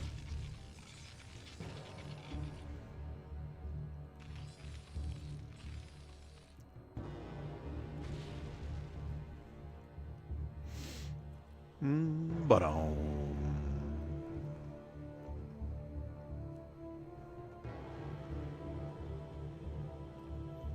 so these islands do have more money on them than the bases that are your main. So this is going to mine out. If you don't have island bases and your enemy does, you'll lose. That happened the last time we played this. We played this, and I think it was Team North took all of the islands but one, and Team South just lost. So the longer the game goes on, the more those matter. Ready for your sponge bath? Holy what? Focus Panic coming in on a Saturday in January and casually dropping 10 gifted subs.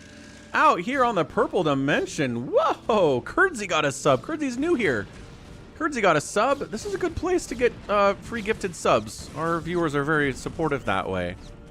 Yeah, Kurdsy's happy about it.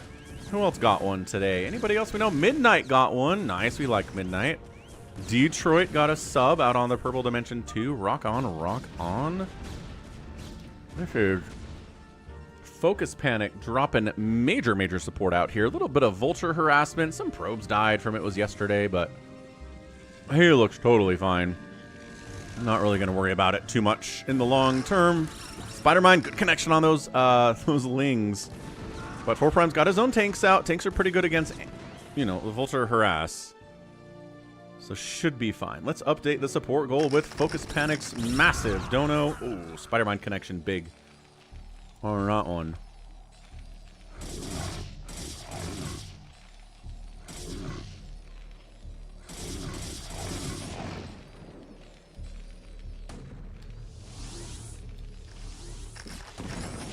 Oh, Reaver drop in here on 4Prime 2.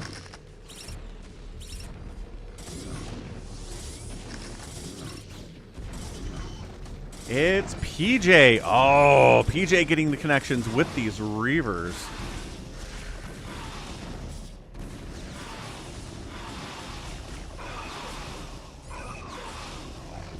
Reaver unloading on top of a Sunken. Oh, does get killed by the Sunken, but takes 5 drones out with it. No problemo, folks. Good golly, Mutabomb's worker count is not good right now. Zealot's continuing to cause problems. Spider-Mine's here from Team South from left. Getting some work done here, too. Loving that. Right side's in a lot of trouble here.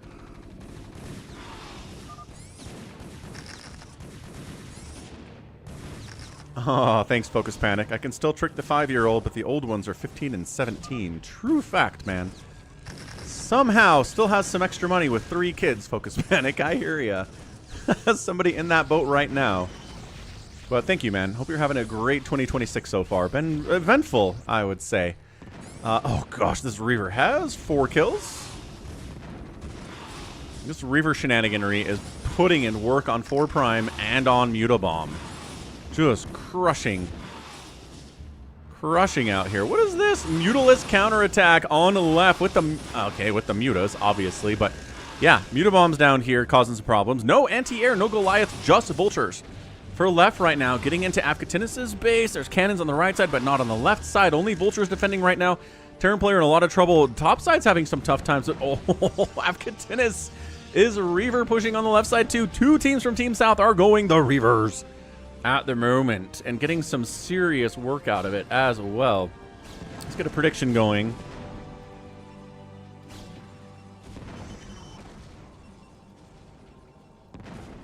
Oh no, it was yesterday. Get out of there, man. Get out of there. Cannon took down that shuttle. I mean, Corsairs were doing it anyway here. Hey, Argonest. Ah, thanks for following out on Twitch, man. I assume it's the same one. 22 kill Reaver. Woo! The pressure continuing here as Rengar's got tanks causing problems. Jericho says this game is over. I don't know. I don't know if it is yet.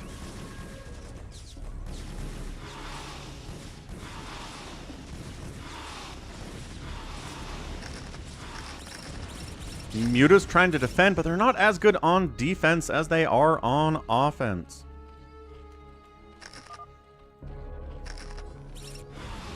Warprime says there's a Vulture at the bottom.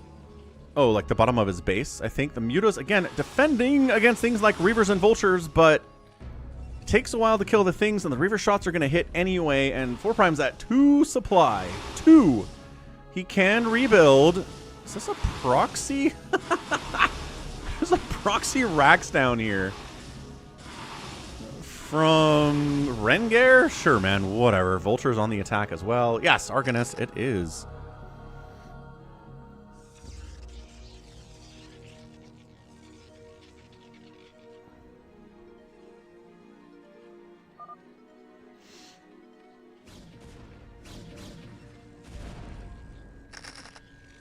He's going to drop 4 again. Going after 4 is a smart move, but maybe these drops...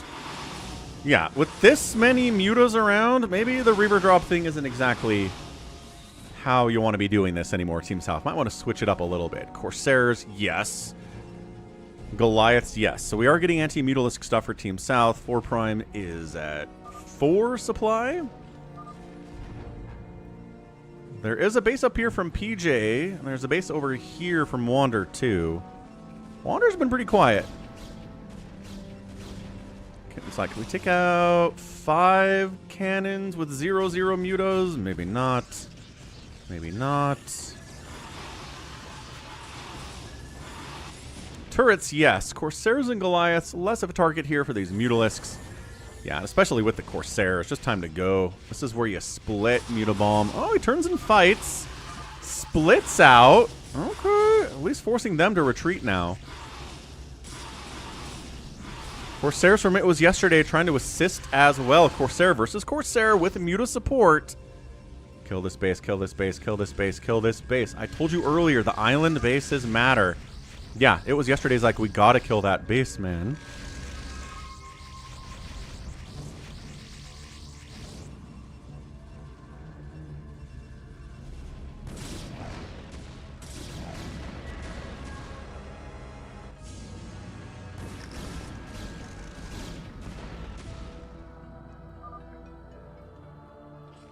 Prime trying to re-macro up to 10 supply. I mean, no one's at 100 supply, so 10 supply at this stage isn't the worst thing in the world.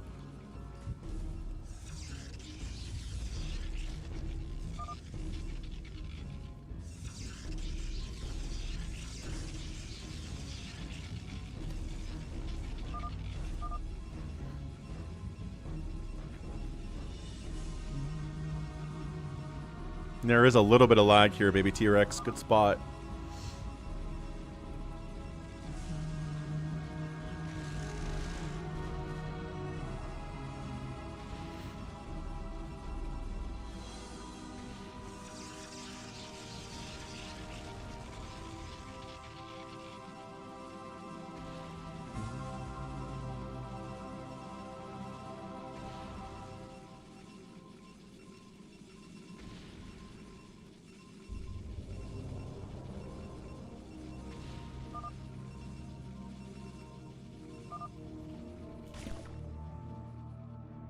Detroit. I think we might go double free-for-all today. There are a lot of people that want to play. So Team South pushing in. Good combination of defense here from It Was Yesterday and Wander. Not enough tanks to crush that. Too many Goliaths, honestly. And yeah, that ground Dragoon army takes it out. So this is 4 Prime trying to live. He's got 16 supply. He's a good macro player. He should be able to recover quite nicely here.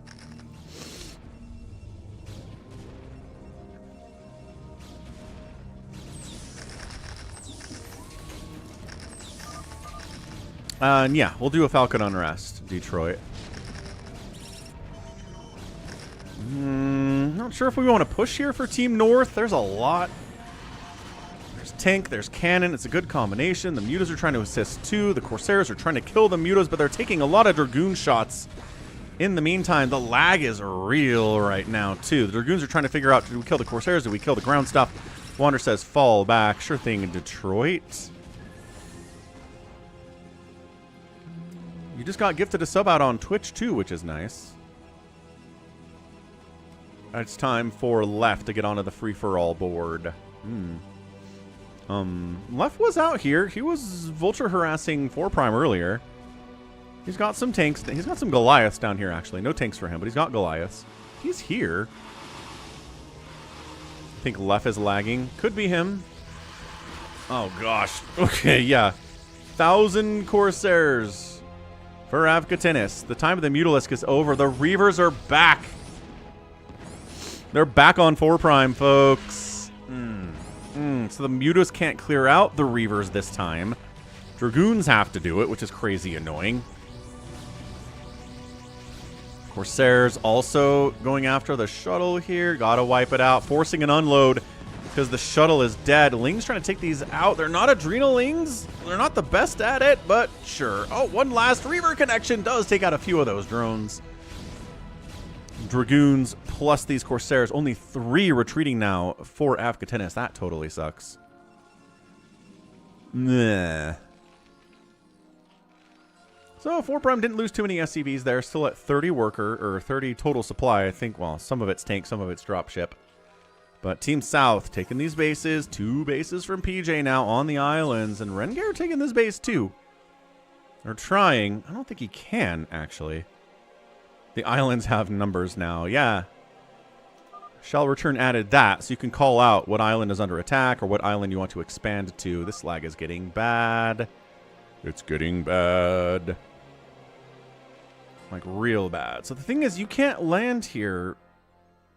Oh, he unloaded SCV's mind, and now he's going to land. There we go. Smart maneuvers.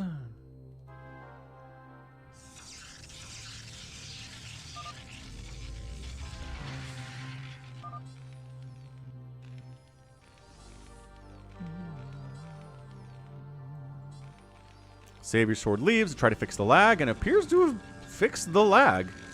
Nope, still there. Still there, a little bit. Not as bad as it was for a second, but... yeah, Avkatinis taking a base. Avkatinis thinking about taking a base, thinking about taking another base.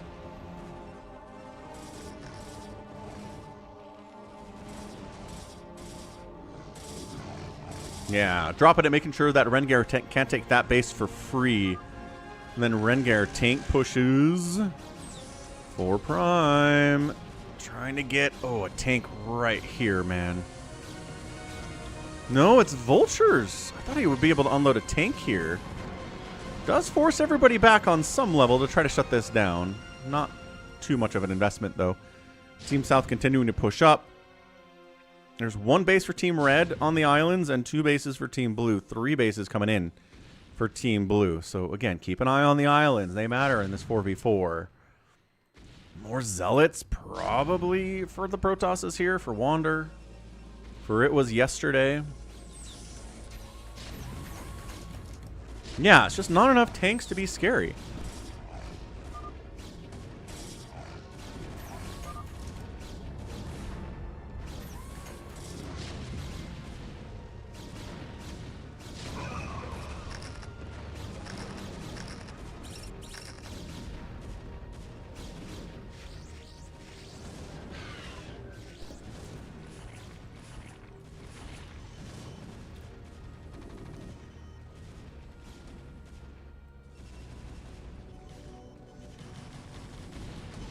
What's up, Ansem? Happy Saturday, man.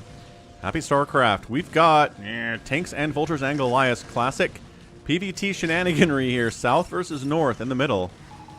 Psystorm for Team North would be nice. I'm really surprised that Wander isn't throwing down storms, but he's on a Reaver tech. Seems to be his tech of choice right now. Oh, Mutobomb loses some lings. The lag is still here, but not necessarily as bad. Saturday's a StarCraft day. Thursday, Friday, Saturday, and Sunday.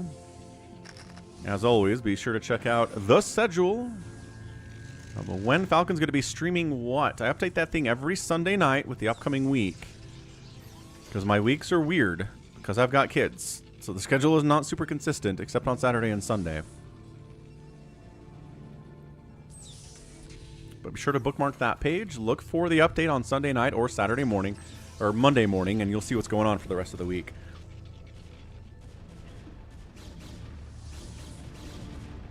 Bit of a drop attempt here to take down... Yeah, there we go. Wander taking out Afkatinis' base here.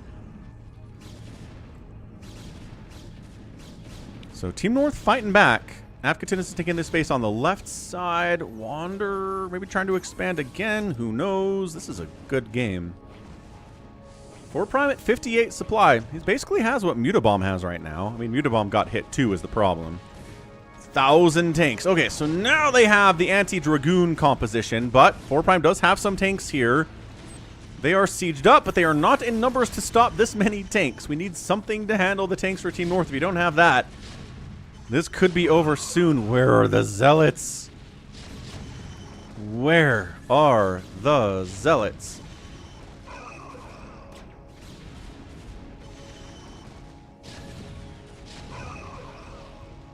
Hey, look, it's some Zealots. Enough Zealots? Not really. Uh-oh, Team North pushing. 4 Prime's got a single Wraith he's harassing with. I mean, going after the SCV building, this command center from... Wait, what is this? Oh, that's a Rengar engineering bay. Don't know why that's there, but yeah, it's going to die to a Wraith eventually, given enough time. Wander's got the High Templar, got the Psystorm, got the drops. He's setting it up here.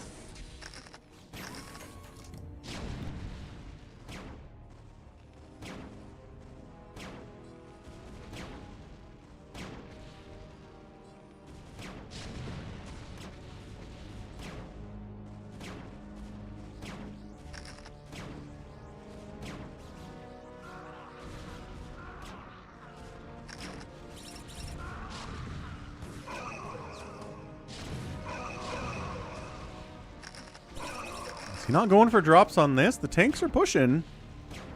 Wander heading somewhere else with a slow shuttle. Not sure. I think he's trying to just keep Afkatinis down as much as he can. Yeah, so here we go. He's unloading here with his own Reavers. I assume there are Reavers in these shuttles for Afkatinis. Maybe to... Oh, he's evacing. All right. Richard's picking the Rams and the Bears for the games today. Solid picks, Richard. Rams are heavily favored in this game against the Panthers. And the Packers are just insanely injured right now, which is going to make it hard to pick them in the playoffs, certainly.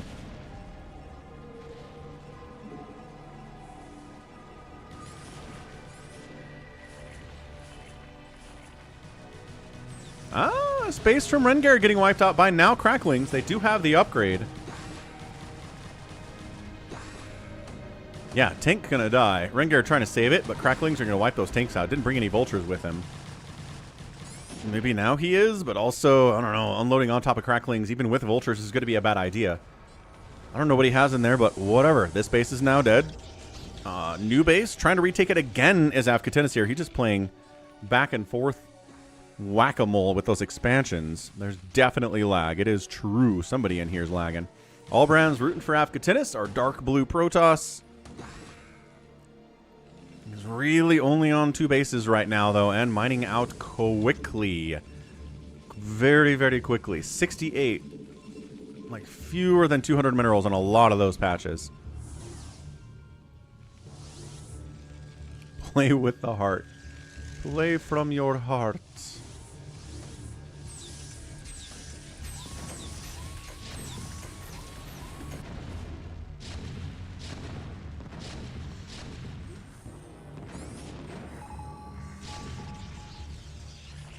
Scourge. Okay, connections on the shuttles is awesome. Mutobomb trying to get those. Got to fall back. Kept some Scourge alive, which is important.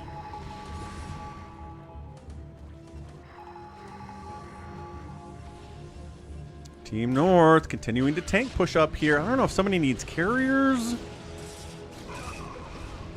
I mean, 4 primes tanks are holding the line at a certain level. 1-1 upgrades on those guys. But then the Zealots from Team South come crushing in and rushing in. PJ bringing enough Zealots to break the tank line of Team North. This is looking really bad for Team North all of a sudden. If those tanks fall, the enemy tanks are going to get some nice setups here. Yeah, Team South. Expand, expand, expand. Team Red, Team Red, Team Red. Jericho says, go tanks. This is all, it's a 4v4 lobby.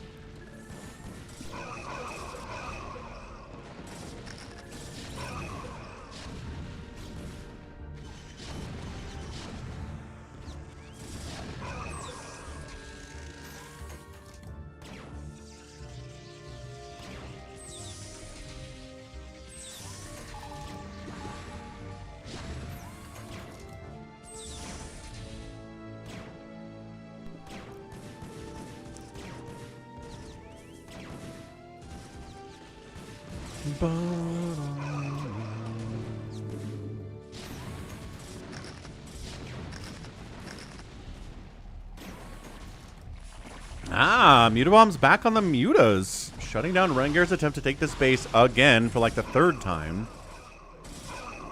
But this has been a very, very, very slow tank push from the south by both Rengar and Lef. 1-1 and 1-1. Not the best upgrades at 23 minutes, but very scary number of tanks nevertheless. Archons and Zealots on top of those tanks. Hybrid Master, 4 prime, trying to get attacks over there too. From the left side, here comes It Was a Yesterday. And they might clear these tanks out, but man, more tanks keep coming all the time for Team South. Forcing an unsiege on a lot of these guys was nice. But more Zealots coming in here from PJ, more Vultures. It might just be overwhelming here. Might just be overwhelming here. Wander says we gotta go middle. We gotta go middle.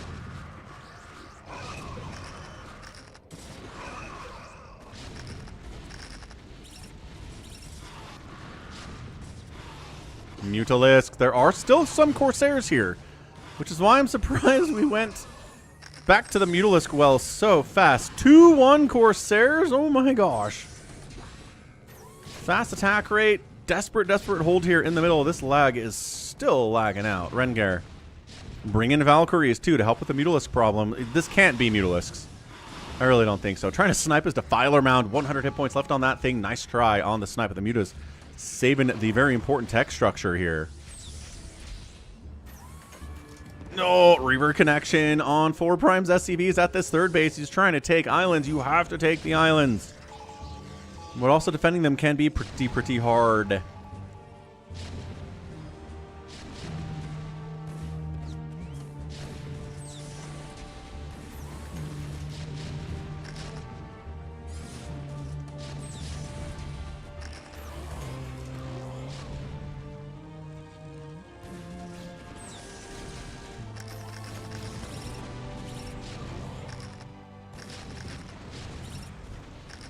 Zealots. DT's coming in. There's a turret, though. Oh, the turret's gone. Hold on.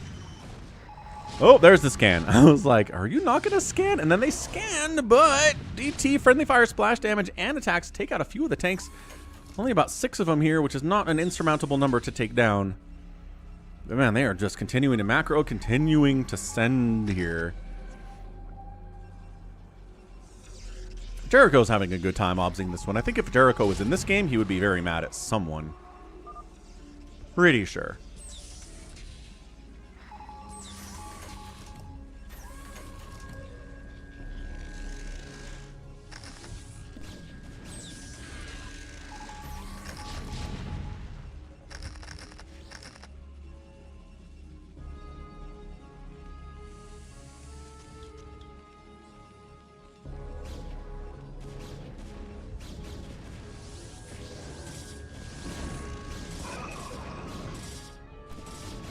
PJ Reaver dropping on it was yesterday's attempt to have a third base. This is not good for him. Wraith's out from 4 Prime at 97 supply. I mean, no one's even close to maxed out. Wander's at 130, but even he's not crushing it. Advocatennis calls out DTs. He tries to Scourge down the Corsairs, but dude, you know how many Scourge you need to kill 9 plus 2 Corsairs? A lot, man. They got plus 3. The time of the Mutalisk is over, man. Wraith versus Corsair is pretty good for the Corsair, too, if the Wraiths are stacking up. Man. Savior Sword met Dan Green. I'm trying to remember who Dan Green is. Who's Dan Green? More tanks coming up from Merengar. This is the slowest push up the middle I have ever seen.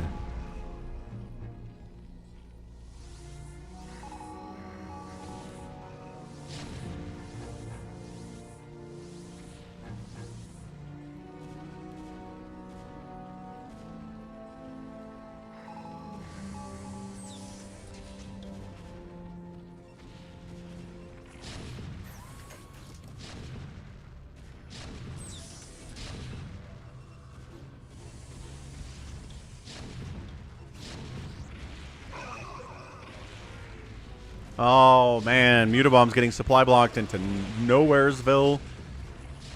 Once again, he just lost control of the skies. Just did not have an answer to the mass Corsairs. The Wraiths are fighting, but yo, we need the Goliaths. Yes, Mutabomb supply blocked at 86 supply. Has a base on the right side. Huge deal. Dude, the fact that Advocatennis managed to get this one is big. All the bases have been taken. Wander down this left side. Advocatennis here, PJ here, Mutabomb here, and it looks like left here. This is a crazy game. This is a crazy 4v4. Okay, they pushed those tanks back. Not as many Zealots as I'd expect, but Archons and Dragoons and whatnot, and Team North has reclaimed the inside of their own main base. No more tanks in there, which is ginormous.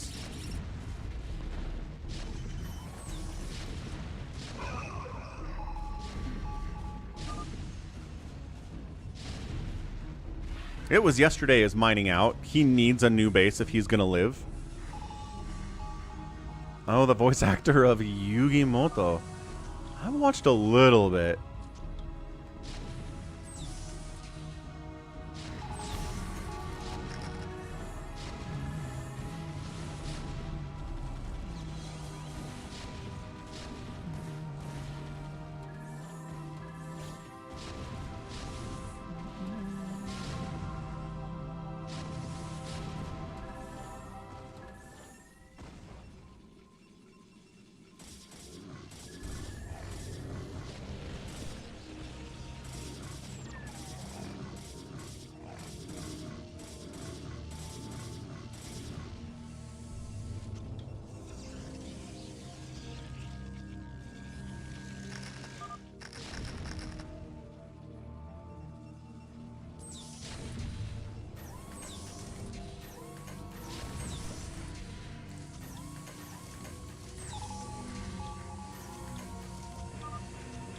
I told you, if 4 Prime is allowed to come back,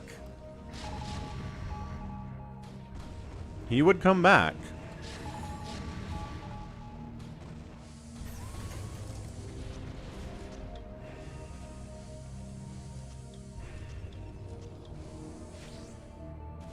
The lag is real. The One Piece is real. What do you like better, StarCraft or TIE Fighter? Definitely TIE Fighter, Ansem, obviously. I really haven't been able to stop playing TIE Fighters.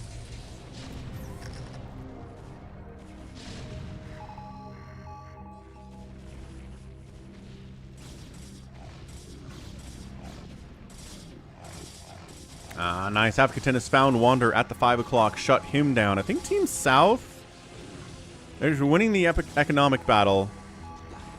And winning the economic battle on any StarCraft map is going to be good. Nice Plague.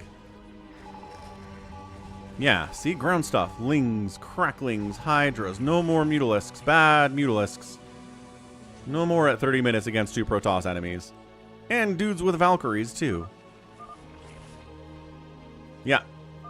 It was yesterday's tapped, which is going to be so hard to come back from. Wander saves his base. Wow. Drops a bunch of dudes down that way. He's at 119 supply. Again, nobody's maxed out at 30 minutes. Nobody.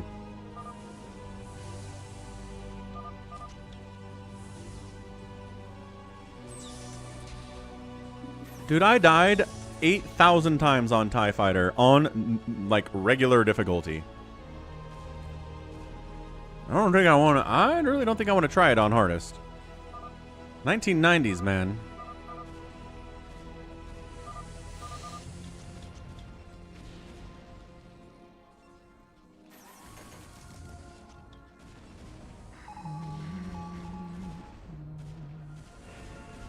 Yeah, I got some carriers out from Afghanis at 31 minutes.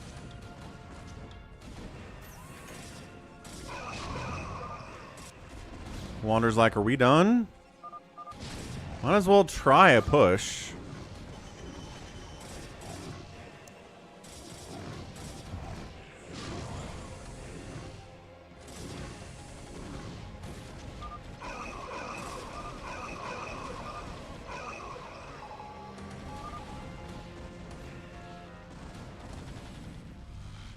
Plagued.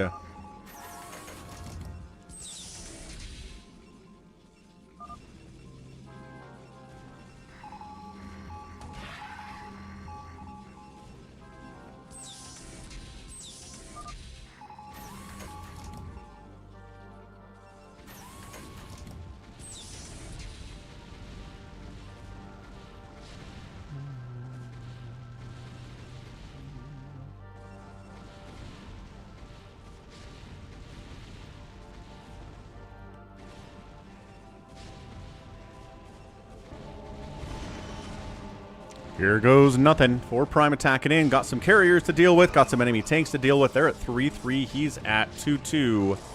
Tanks on the high ground from left are getting shots off as well. We got more tanks on the right side here from Rengar. But that's it. They tried the push. They're done. And that's a win for Team South. Woo!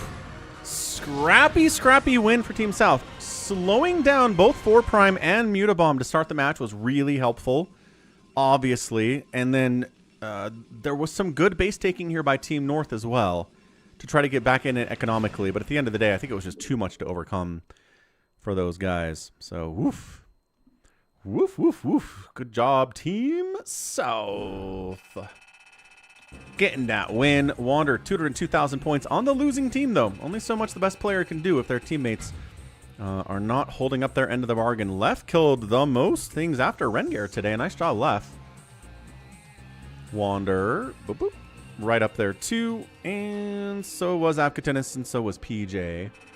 Structures raised. Wander and PJ killed the most. And the outspend here today by Wander. Makes a lot of sense.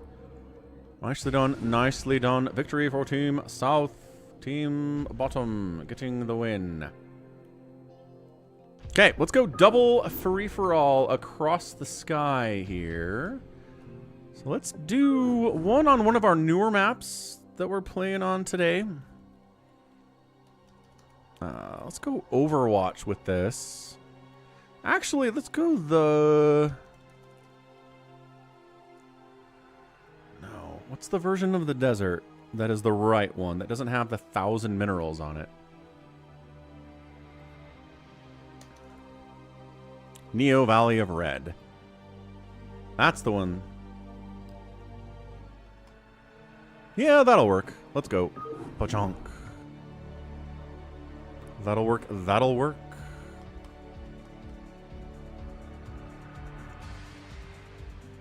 Okay, free-for-all. Again, thanks everyone for supporting the channel today, helping us hit our goal for the free-for-all. In fact, I love you so much. We're doing 2 free-for-alls today. So thanks again for the massive support. Focus Panic coming in recently with the 10 gifted subs was massive. We got a Cardiox, we got Psychonauts, we've got Blobby and YH and Vanessa and Marcellus Wallace out here. Tons of support. And Detroit with the $20 at Venmo too, at Falcon Paladin out there. Fancy, fancy stuff.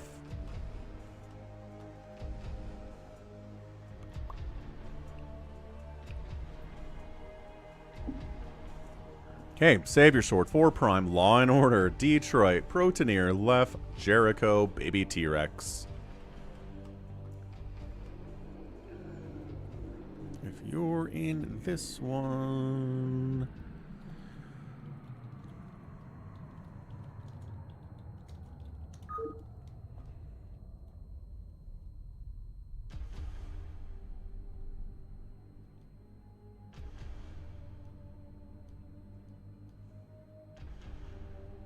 Starboy hops in.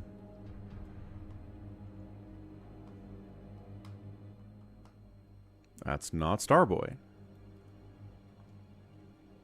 And he leaves.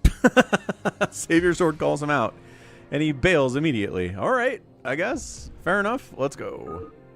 Yeah, if there's lag, kill left, I guess, is the lesson we're learning here. And that'll fix the lag.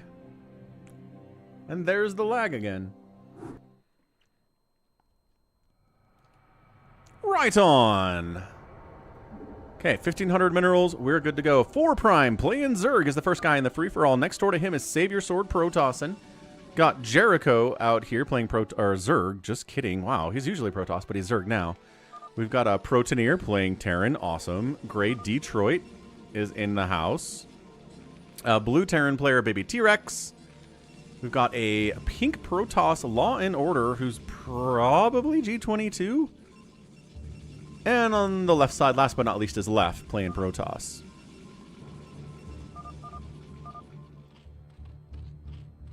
Can that fix the lag? It is Left. Alright, remake without Left. Sorry, Left. Left is lagging too much today to play. Tragically.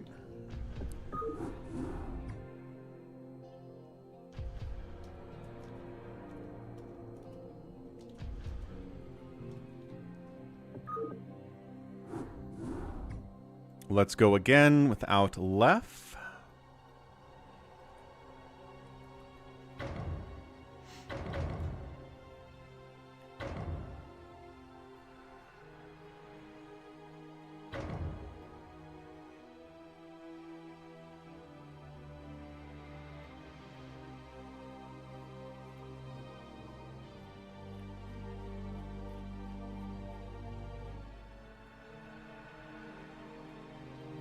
Okay, what do we got? Savior Sword, Happy, Baby T-Rex, 4 Prime, Detroit, Protoneer, a Cardiox. Allbrand. Okay, should be a good one.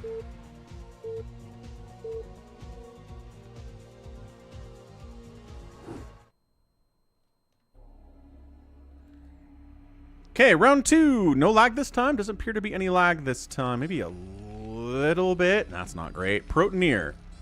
We've got a Cardiox. We also have Happy in the mix. Baby T-Rex.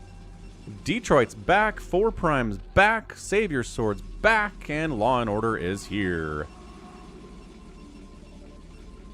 How do you know if you got your prize money chips? At the bottom, it shows you your total Falcon chips. There's a little Falcon chip and a number next to it. And if it went up, you got your chips, I guess.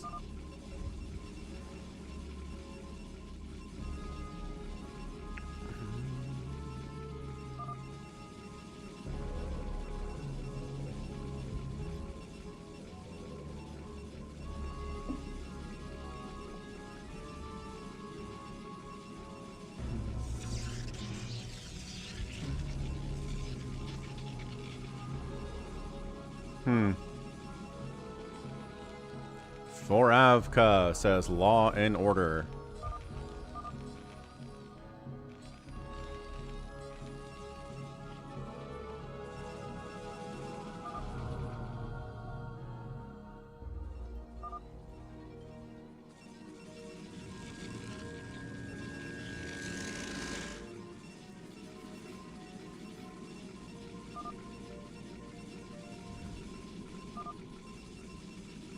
Hey, A. Martinez. I like your style, friend. Hey, what's up? Thanks for the $20 super chat. Hey, Martinez lols. Appreciate it, man. Massive support today on the YouTube dimension. Huge for a Saturday, huge for any day.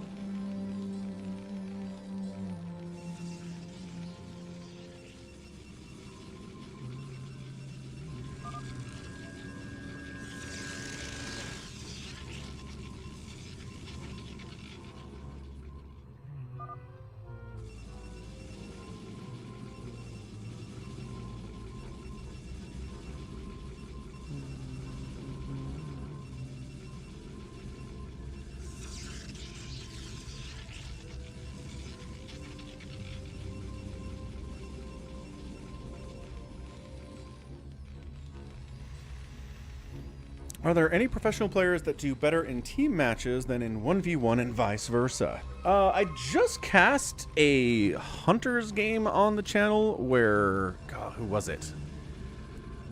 Was it Queen? There's a Zerg player that really played poorly.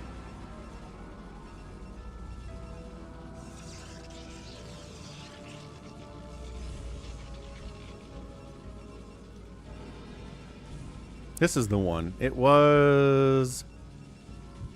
Was it Speed? I think it was Speed that really, really sucked.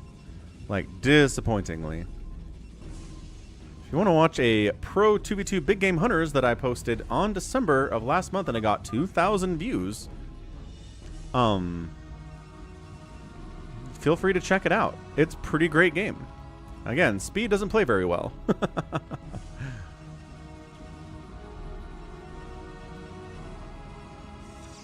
So you'll notice, maybe you didn't notice, but there's this inner circle here where, yeah, all this is available through ground transport. But to get out to these bases on the corners, you have to fly and drop out here. So there's this whole circle going around the base, going around the center section here that is only accessible by dropping up there. So like if all your stuff's in the middle and you want to get out here and attack something, you got to drop out there, or Nidus or whatever. Or, you know, just have carriers, which is something Savior Sword might do.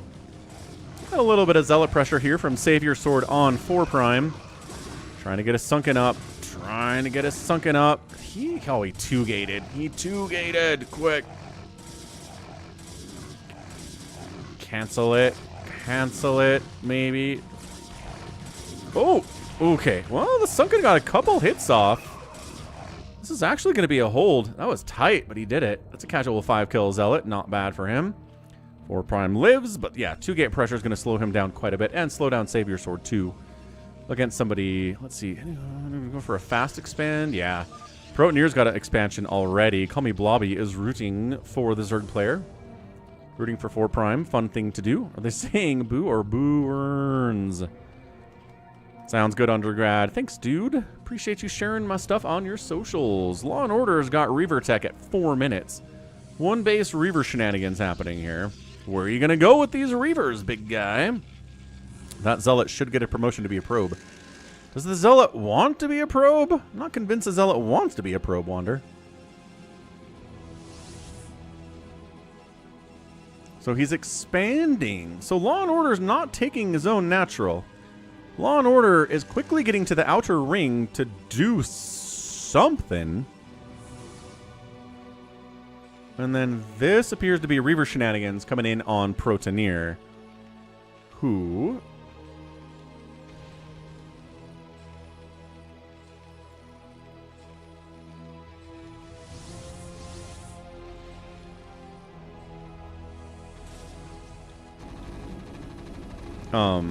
Is he away? Baby T-Rex is going after Happy. Happy tried a mech opening, but he got hit by a 2-Rax opening from Baby T-Rex. That's a build order loss, probably. Can he hold? I don't know. Is there Reaver shenanigans? Yeah, Reaver shenanigans also happening here from Law & Order against Protonier. Yeah, this is problematic for Happy. Getting build order lost right now. Again, this is an early expand Terran against a Reaver 1 base opening Protoss. That's a bit of a build order loss as well.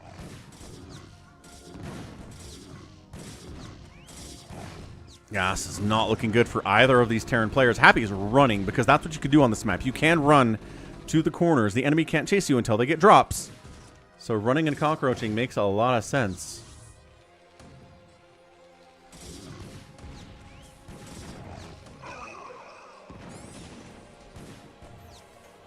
Reaver, 15 kill Reaver. Oh, that tank, one more hit and it is down. Scarab, Scarab, Scarab. Oh, tried to fire through the mineral field. Did not work out for him. So Happy retreating to the top. A Cardiac sending a command center out to the top too. I don't think he's retreating.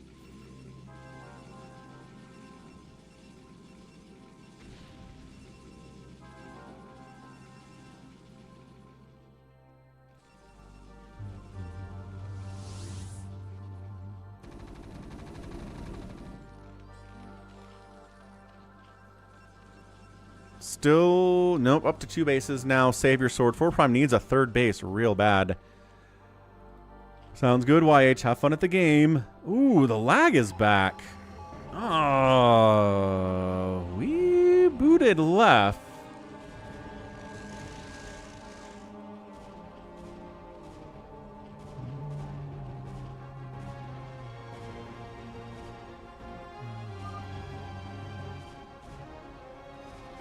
Cardiox is like, wait, why are we both expanding up here? Reaver stuff is back. Tank dies. Healthy. No. Injured tank. One more shot on that guy is going to kill him too. Oh, the tank not being microed. Oh, gosh. Dude, this is bad. Protoneer has got nothing left but SCVs and maybe a bunker or two, which is not going to help. These guys SCV fighting? Sort of. One of them's fighting. I like how they both bail on it. No, actually moving in here is Happy. Happy decides to move in. And Cardiox is leaving the position. This is weird stuff, dude. What's up, Sona? Yeah, I know. Left was also lagging, but more than one lagger in a stream? Say it ain't so. Do not lose a Reaver to an unsieged tank. What was that? That was bad targeting is what that was. Protoneer's worker count is abysmal. I think he's got about 10 at 8 minutes. Oh, okay, yep, another connection. What? Allbrand's rooting for a Cardiox for giving up on the engagement in the top right immediately. I mean, in fairness, Happy needs it more than he does because a Cardiox still has his base and Happy doesn't. Ooh, a Wraith gets out. How do oh, okay. Well, got the Reaver kill, but look at this. 1, 2, 3. 3 SCVs up here for Protoneer. Not having a good day at all. Top left base coming in from probably Avkatinis? I don't know. Wander put forth the theory, but Wander says a lot of things. Savior Sword has some Corsairs, but it's Hydras from 4 Prime, so he's okay. He's not going to die because he went Mutalisks. Good job by him. Woo! That's Max. There's no way that's Max. Max is not that good at Reaver dropping Wander. See, like I said, Wander says things. Oh, he drops some Dragoons in here. Oh, yeah. Dragoon follow-up. Protoneer's dead. Unless he can evac. Unless he can evac out of here.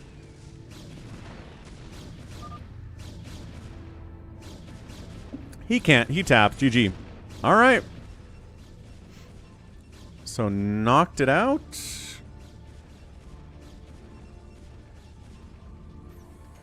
Okay, that's really big. Baby T-Rex has a huge advantage because he killed his neighbor. Law and Order here, Afghatanis, has a lot of advantage because he killed his neighbor. Both 4 Prime and Savior Sword are sort of at disadvantages each because they didn't kill their neighbor, and their neighbors are bigger than both of them, and all they can really do is fight each other, but that hurts them both. And neither of them will be able to do anything against the bigger players that are on the outside. Oh, there you go. Hunting. Hunting Happy right now. Baby T-Rex got a couple drop ships. I think that might be it for Happy. Big Wan! What's up, Big Wan? On a Saturday. Check him out, check him out, check him out, check him out. He's on the Twitch too. He's on the Twitch too.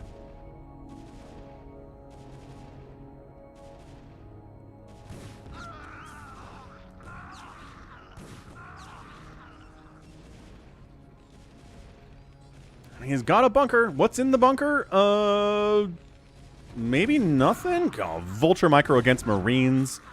Kind of sucks, but if you're okay at it, it's not the scariest thing in the whole world. Nice. Thanks for tier 3 following Big Wan, Albran. Excellent, excellent. Gotta love a good solid tier 3 follow. Happy somehow managed to sneak down bottom left.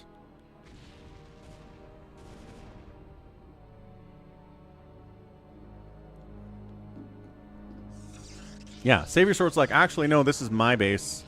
I need a third base. Okay. 4 Prime needs a third base, or he needs to kill Savior Sword now. These are the options. Unfortunately, he's kind of turtled up. He could be going for drops.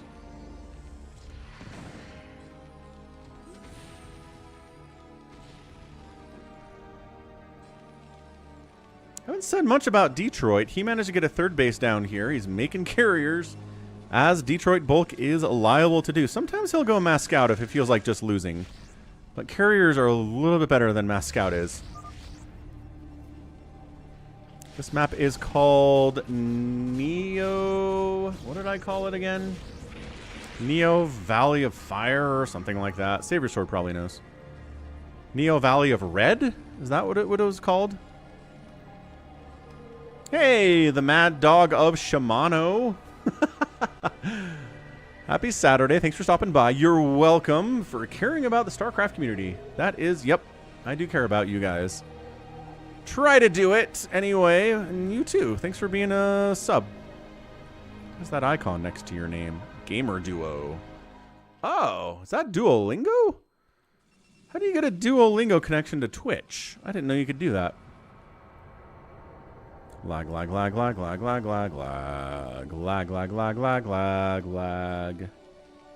Lag, lag, lag, lag, lag, lag, lag, lag, lag, lag, lag, lag, lag, lag. Lag, lag, lag, lag, lag, lag, lag.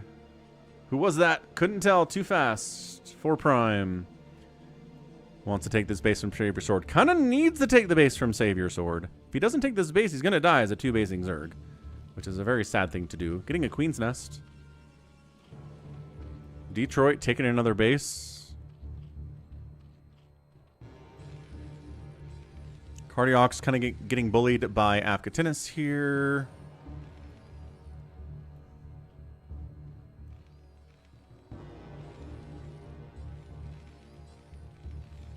And Happy in the top right, just trying to cockroach his way back to victory. Oh, goodness.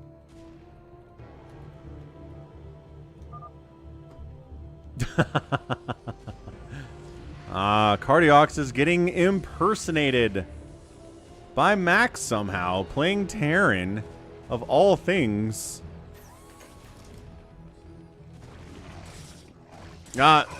Any lurkers at all on the way?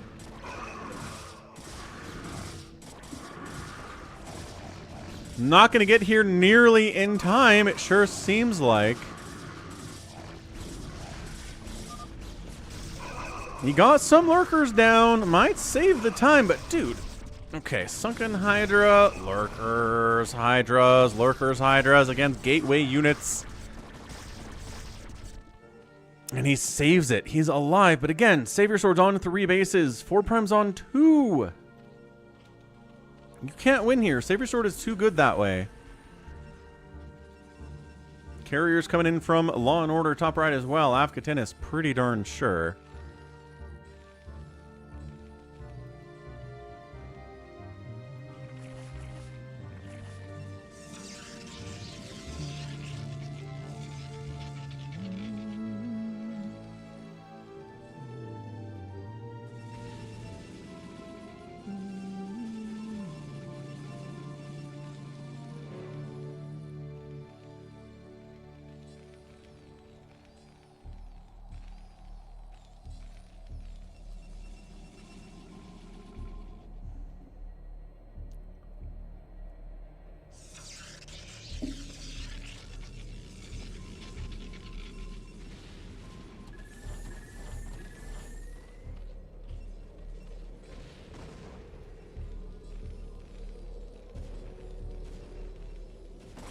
Oh, it's a Hydra drop by 4 Prime on Savior Sword. He's got some cannons back here. The Hydra should be able to take those out, but buy time for Zealots and the Dark Archon to run in here at the very least.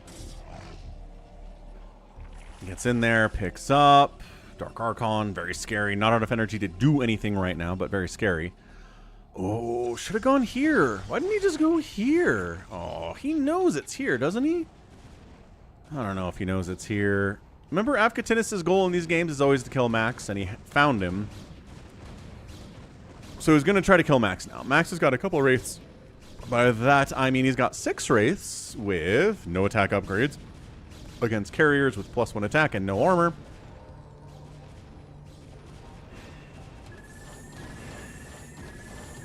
He almost flew directly into... Wait, does he not have full carrier capacity yet?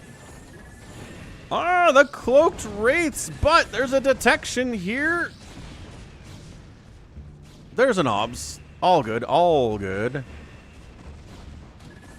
4, 8. Okay, so one of these has enough interceptors to be useful here. One of them is at 1. Well, that's 7. 7, 6, 8, 5. Interceptors are dying, but they're getting damage done anyway. Savior Sword is back with detection this time. Oh, did he lose it? Nope, he's got detection after all. Oh, and there's Psy Storm. Dude, I think 4 Prime is just gonna die. 50 total supply against 116 from the Protoss. The Lurkers need to move up. You got to snipe that obs if you can, but good micro.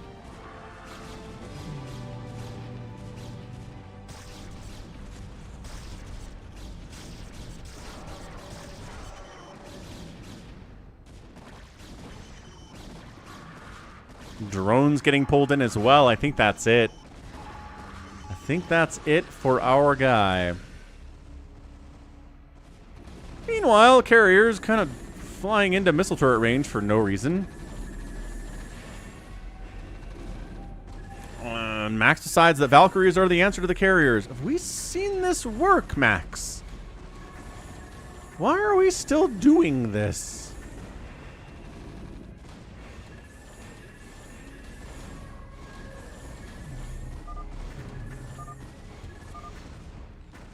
And that's it. 4 Prime's out.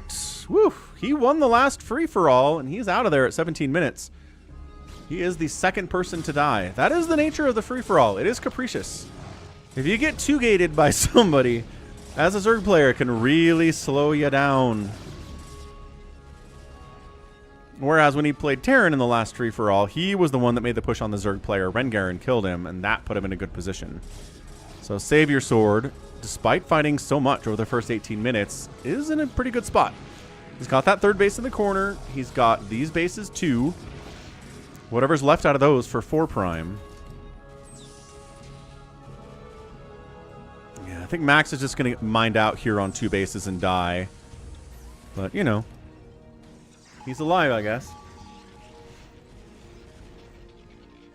Meanwhile, Detroit, casual... Oh, Blobby's lagging.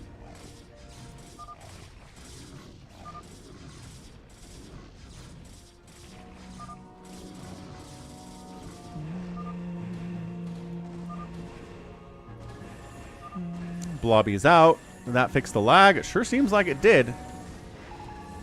So yeah, combination of Left and Blobby today lagging, unfortunately. So yeah, this whole thing where Max is hoping to get a third base someday, I don't think so. Here come the Valks. And once again,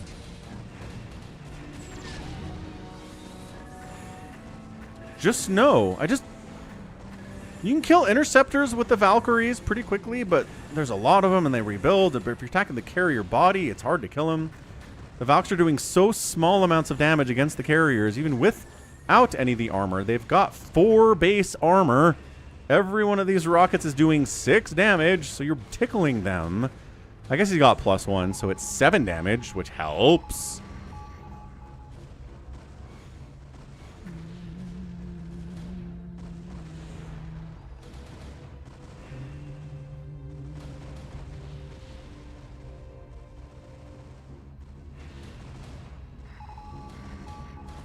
Oh boy, and then Detroit. Couldn't even tell what was happening down there. It's just a big blob. Max is mad at carriers. Ugh.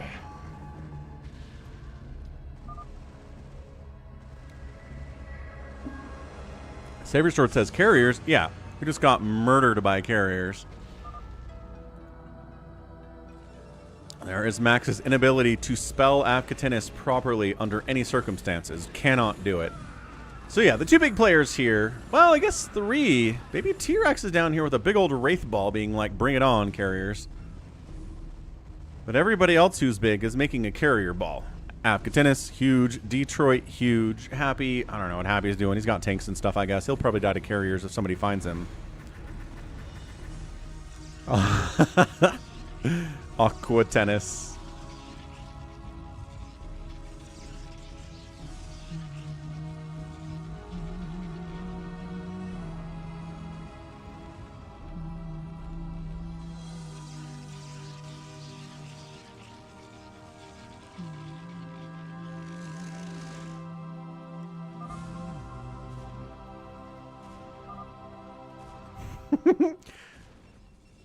Wander says, based on the infinite monkeys on infinite typewriters theory, Max should get it eventually. Just by brute forcing and trying different combinations. So, Detroit making it interesting. He's got way better upgrades on his carriers than Afkatinis does, but Afkatinis' micro should be better. This is not going to save Max, but it will make Afkatinis think twice.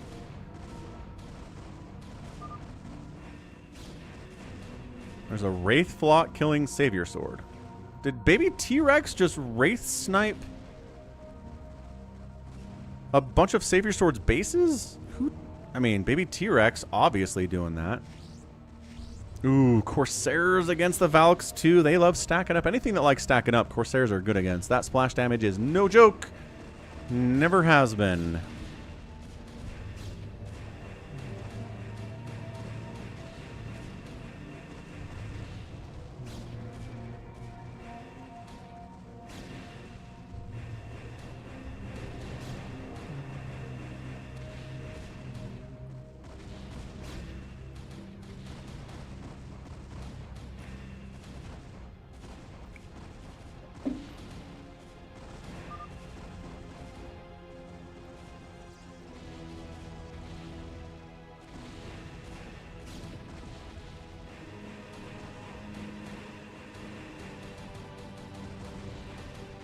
I don't know why Max says I am allying with you. Who are you talking to, Max? Happy's still hiding out. Baby T-Rex casually maxed out on some tanks and a million Wraiths. He's got a Physics Lab and a Covert Ops. So battle cruisers, maybe.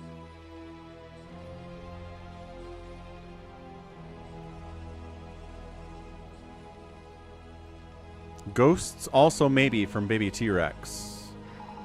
Savior Sword is 2 racing with all of 100 minerals in the bank. Savior Sword, are you serious? Are you serious right now? I guess he's naturally still mining from, but not for long. Psy Storm, the carriers, sort of eventually will die, I guess.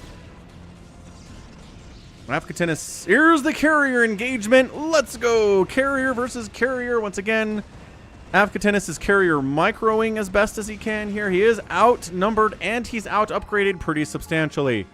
Afkatinis 310, 333 up here. And then Max comes in and says, I'll fight you. I'll make it so you die.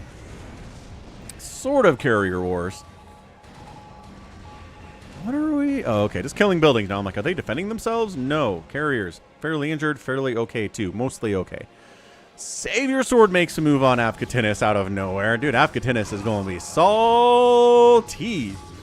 Salty about this. Savior Sword needs to mine. He does.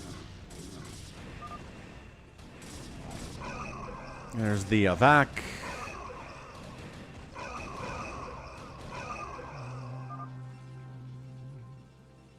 You're not baby T-Rex, says Savior Sword. No. He's trying to get revenge on baby T-Rex. Oh, Savior Sword decided not to 2-race. Instead, building an Nexus here. Kind of bailing on the Terran thing, which I appreciate. Where does SCVs go? He had SCVs. They were building. I don't know where they went. Alright. Detroit. Trying to kill Happy, who also has Valkyries to handle this, but does have some Goliaths too. Oh, I don't know about diving in here, Detroit.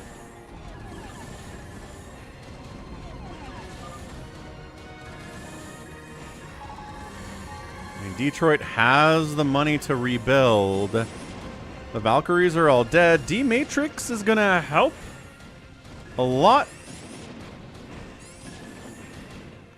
Place your bets, folks. You think these carriers kill this base or do they die first? I think they might actually kill this base.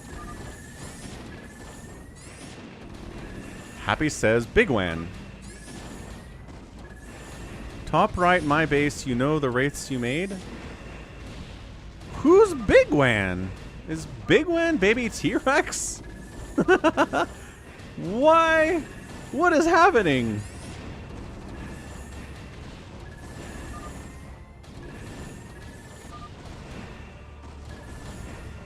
Wait, Big Wan can't be baby T-Rex. Why are people tricking me today so much? Lots of tricky happening.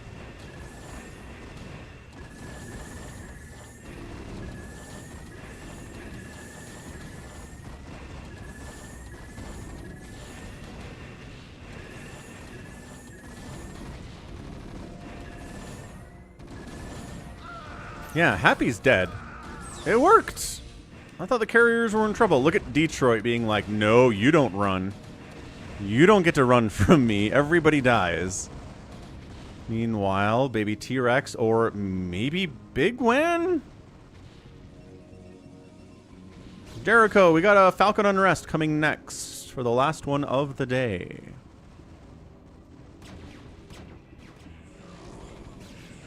Okay, Battle Cruiser Wraith Firebat Marine composition here.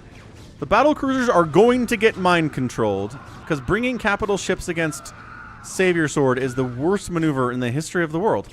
Oh, okay, cool. So here they come. 1, there's 2, and there's 3. If you could see it, but there it is. 3rd one. Great. Do not bring capital ships against Savior Sword at 27 minutes. He will take them from you. Jericho thinks baby T-Rex is going to win based on the massive economic advantage, which is what 4 Prime ran with to get his win yesterday, so it would make a lot of sense if that's the case.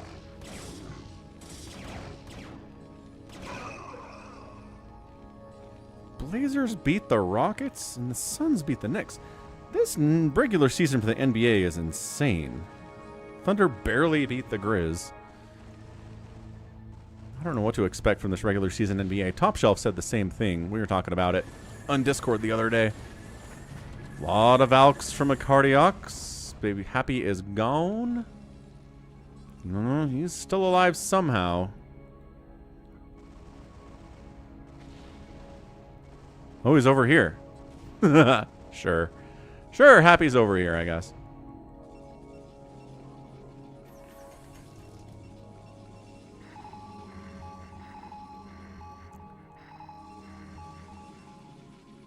Carrier battles again.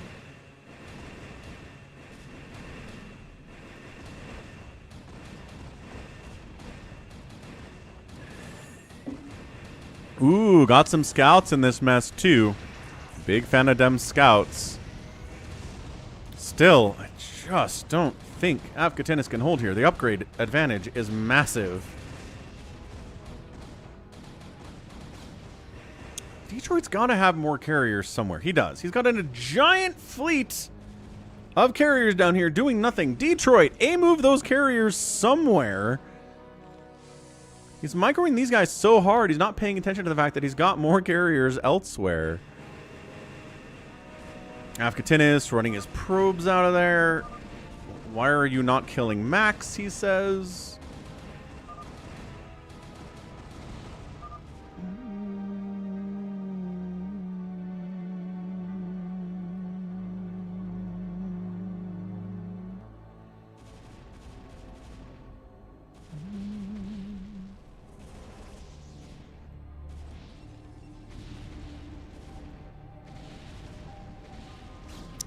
Savior Sword now accurately attacking Baby T-Rex after Baby T-Rex attacked him a whole bunch.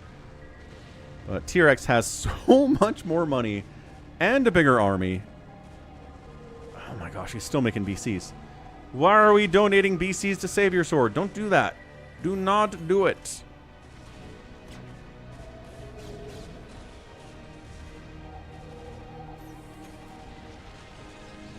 Detroit has still not moved those carriers in the bottom right. I don't know if he's saving them for later.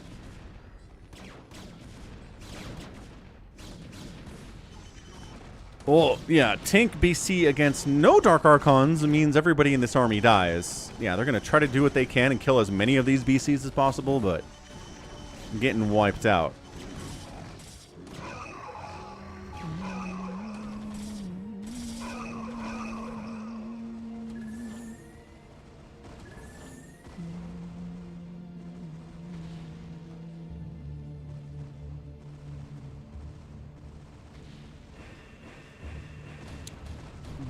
Detroit decides to hunt Happy down.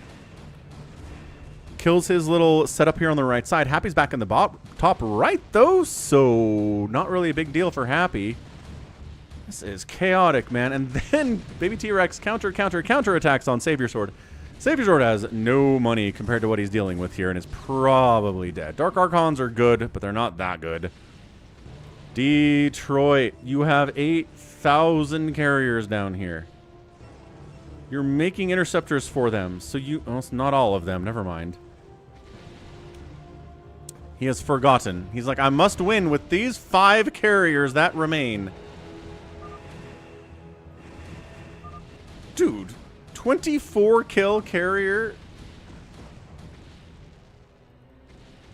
25 kill carrier here, man. And that's it. Afghanistan is knocked out. Let's get a prediction going out on the Twitch dimension. I want to bet some Falcon chips on this crazy match.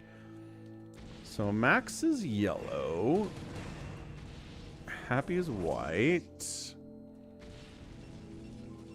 It's Baby T-Rex or it's Big Wan. I don't know. The APM seems more like Baby T-Rex.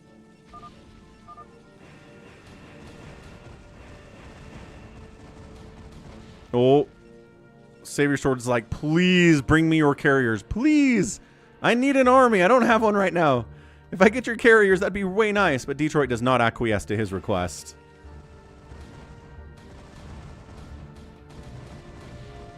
Happy has a chance. He does not, actually. Not even close. Max building up that way.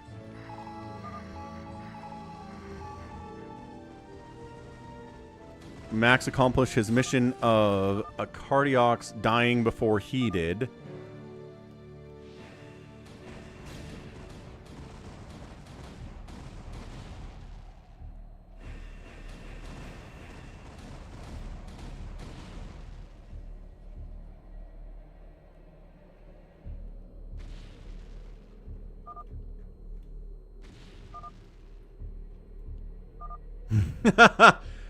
Bring me your carriers so I can steal them, Savior Sword says. Again, Detroit, you have so many more carriers than this. What are you saving these for a rainy day? Go kill people, Detroit. If you want to win this game, go kill people with your carriers. Holy smokes, dude. Hit me.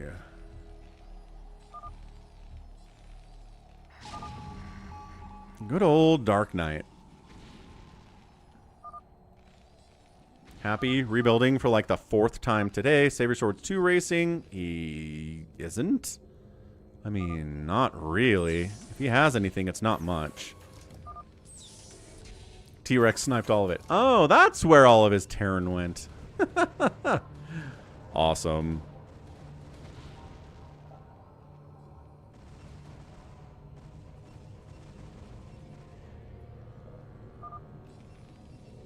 I'm here getting FFA'd. Well, a lot of people have gotten FFA'd today.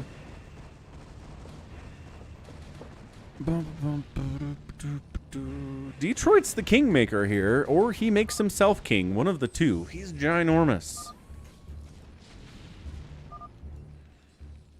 Yeah, but it's not APM to remember that you have 8,000 carriers down here you're not using. That's not APM. That is just awareness. Those are different things. Okay, now Detroit lost all of these carriers. So now he's going to be like, oh, bummer. Wait, do I have any more? Oh, I do. I've got 13,000 down here. I guess I should use them for something. Detroit, come, please. Please. I'm going to sit here and stare at these carriers until they move. Detroit. Wait, what's Detroit doing? He's looking at them.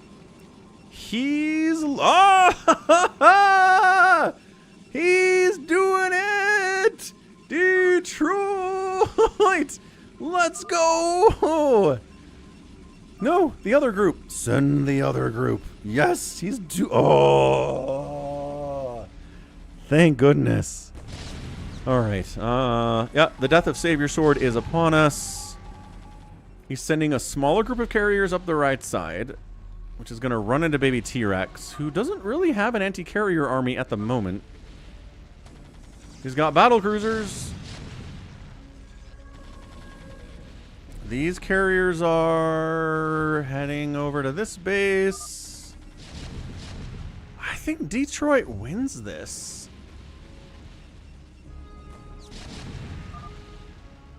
Maybe. I don't know, man. Baby T-Rex has so much money. Okay, so he just A moves into the main base of baby T-Rex.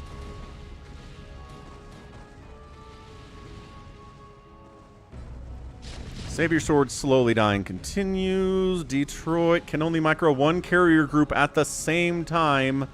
So he's microing this one. He can't micro this one too. There are some scouts. Lockdown is a potential defense here for baby T-Rex, but not a ton. Oh, Detroit, move those carriers. Detroit, A move them somewhere, anywhere.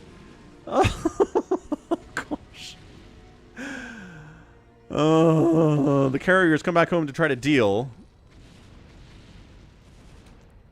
Detroit's carriers, he forgot that they exist. Detroit's carriers, he forgot that they exist.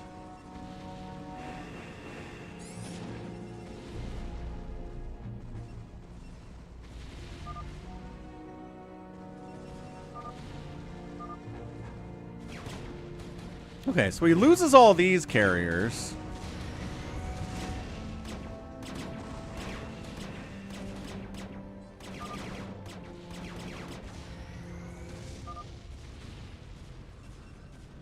Okay. Now he remembers that these carriers are here.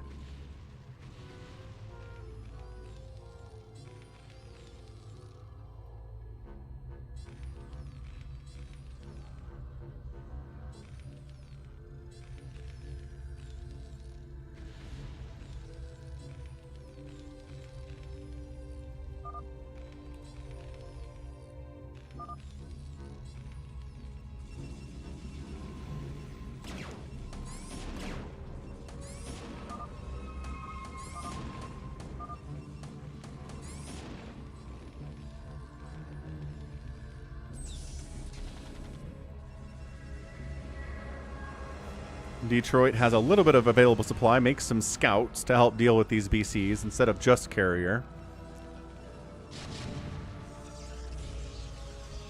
Max doing max things, Happy doing happy things.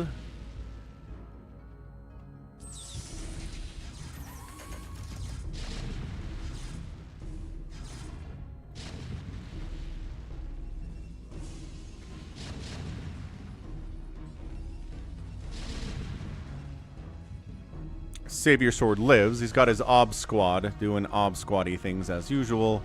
Happy says, I don't even have a ComSat scanner. Don't have the money to get one either. I'd have to build an academy first, and I've got 133 minerals. So I just send SCVs out on scouting missions to see what's going on. Max is generally alive. He's got a covert ops. Maybe he's going to try to nuke somebody. Who knows? Battle cruisers heading south.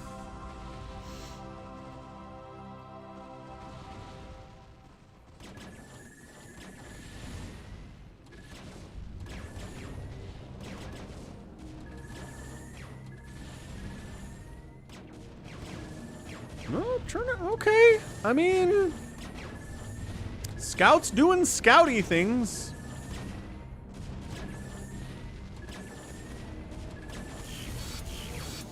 The Matrix. Fall back. Fight with the cannons. Yeah, that's about right. Save your sword.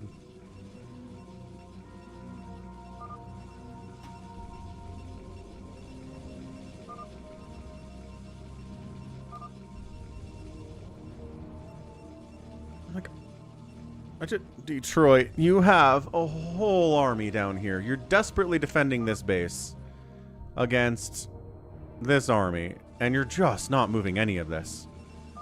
Not sending the scouts, not sending the carriers, not using these carriers to attack somewhere else.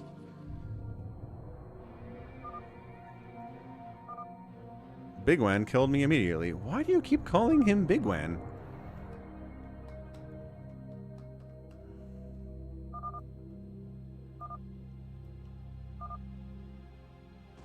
Yeah, Big Wan is not here. I'm not sure why Happy keeps calling him Big Wan.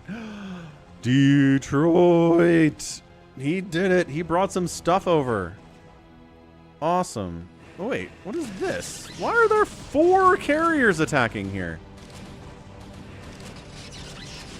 Baby T-Rex, nice lockdowns on the carriers. Loving that. Big fan.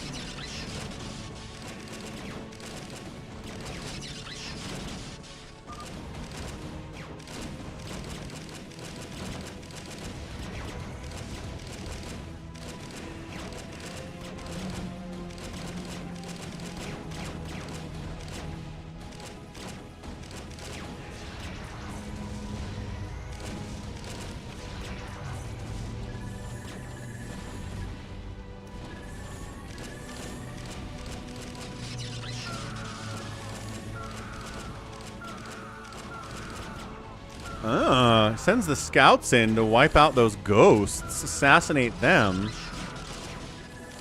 Okay. This is kind of neat. Little scout hit squad putting in some work.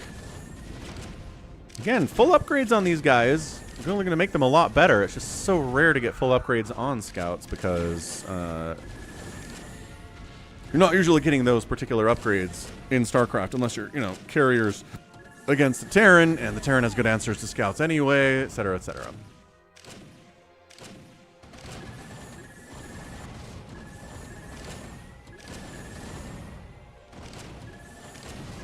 And then, of course, they stick around trying to kill a starport instead of getting out of there, but decision-making not what it should be. No. Baby T-Rex, 18,000 minerals. Only 800 gas is interesting. Are you seriously sending 2 carriers? Oh, he's moving the big boys. Oh. Okay, so this huge group of carriers was built in the bottom right, sat there for 20 minutes, moved to the bottom left, sat there for 10 minutes, and now are finally being put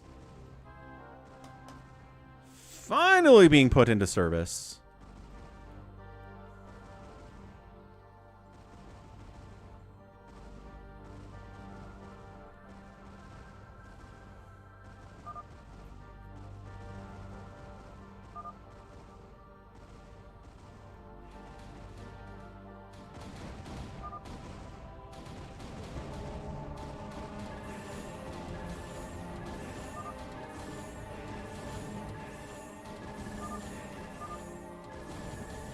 All right, let's go, mass carrier fleet.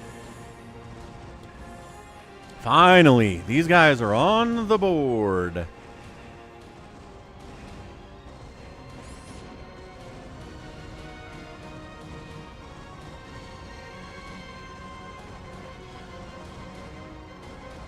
So this is where Baby T-Rex is like, wait a second. I don't know if I'm ready for 8,000 carriers. He doesn't snipe the obs. The ghosts are coming in and getting murdered. Savior Sword's getting a little bit too close to this carrier ball that has detection on it for any for comfort here. Dude, Baby T-Rex is supply blocked. Is Detroit gonna win this thing? No, Max has a ginormous Wraith army. And uh-oh. Is Max gonna win this?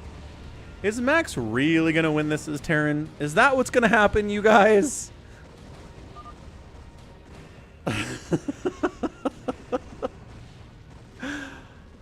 Oh no. There's no anti-air here. These wraiths are going to come kill this whole thing. Stop killing Max. Stop killing Afkatenis, you dummy. He's gone. You got to kill baby T-Rex if you're going to win. Ah, Valkyrie versus Scout engagement over here. Tanks pushing on this base from Detroit. He wipes out the Scouts. Happy's like, I'm here.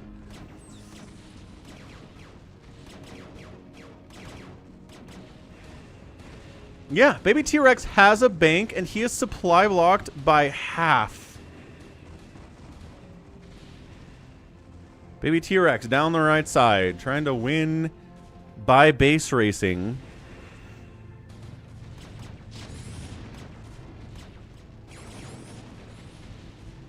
Max is taking advantage of the fact that Detroit can't really pay attention to more than one thing at the same time sometimes. And is heading bottom left to kill this base. There's nothing here, though. Not sure that's worth going after. Yeah, he did. He sure did, 4 Prime. I mean, Detroit's carriers showed up and kind of messed with Afkatenis a little bit, too.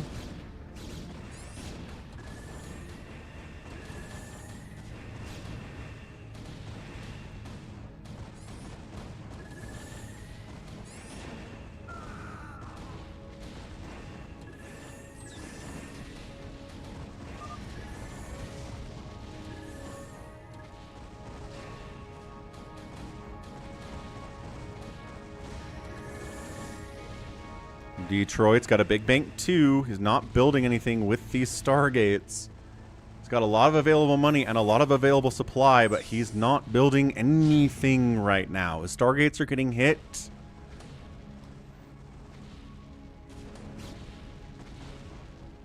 Baby T-Rex continually being supply blocked. Dude, this is... I think...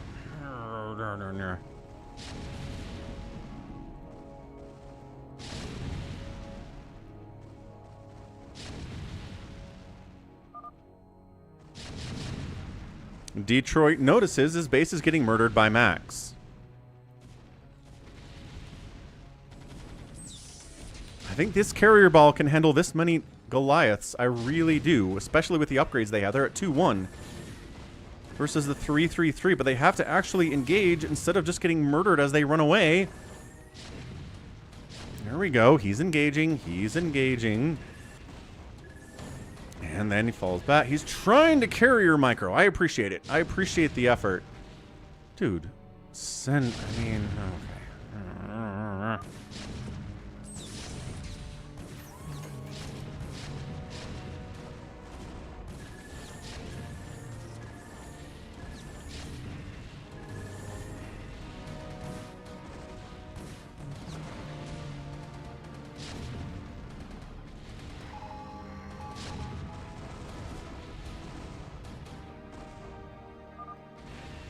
Actually pretty good micro, gotta say.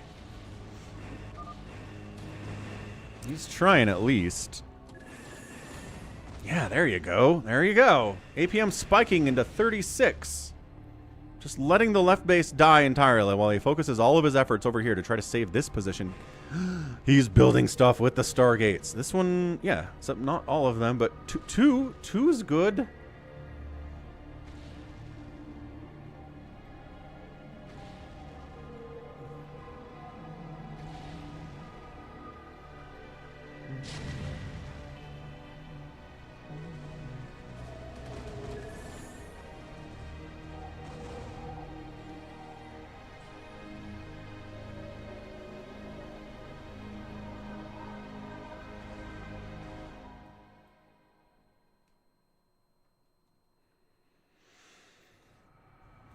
It is pretty terrible. He needs to work on building supply depots, baby T-Rex does. And embrace the glory that is your birthright.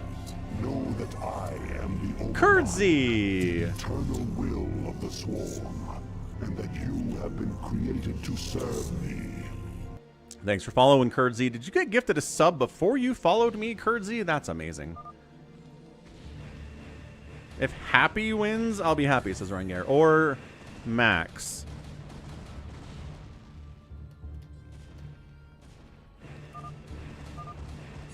Alright, fair enough, Kurdsy. Well, thanks for following. I appreciate it. Baby T-Rex GG's! No!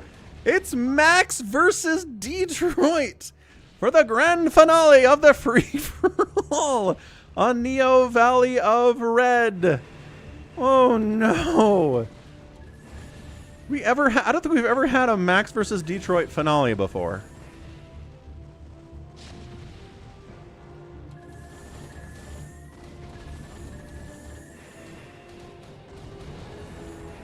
It's not even a full complement of carriers. They both have stuff. They're both okay happy. Oh, move commanding into turrets to snipe ghosts. I mean, it's probably a fair trade. You got to worry about that lockdown. Detroit supply blocked. Here comes the Cloaked Wraith attack, but he's got obs in here. Max. So Max has 1,000 Wraiths. He's not. He's not even worried about sniping the obs here, but he's not doing a good job targeting the carrier bodies either. But the interceptors are dying at a pretty alarming rate. Detroit's interceptor count seems really, really low all of a sudden.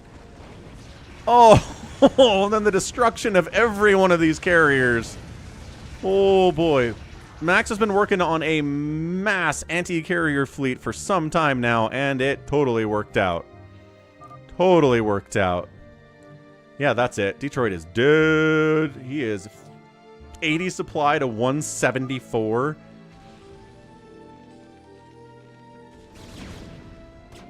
He's out here fighting cannons with his wraiths. They've got 3-3. It's dumb, but sure, I guess you could do that. Detroit is going to accidentally end up attacking Savior Sword or being attacked by Savior Sword, one of the two. Detroit's got some smack talk on Max. Oh, but it's Cloaked Wraiths defending the base against your Scout Harass. What you gonna do about that? Nothing. What's up, Shield Battery?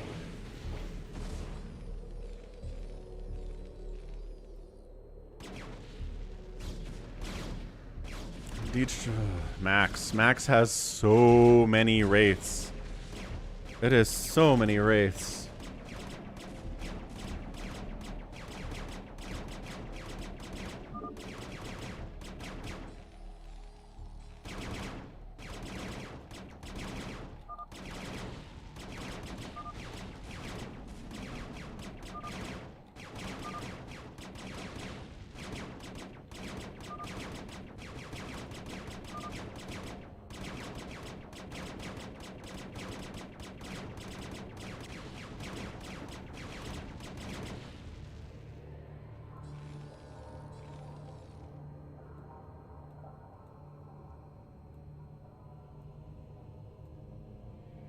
This is all that's left for Detroit down here. He's got 3-4 starports. He's not building on all of them.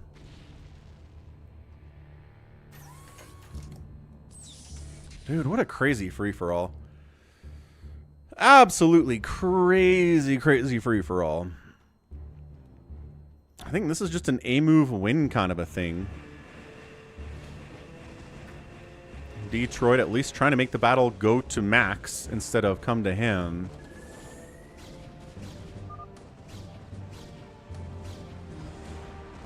Detroit giving advice to save your sword.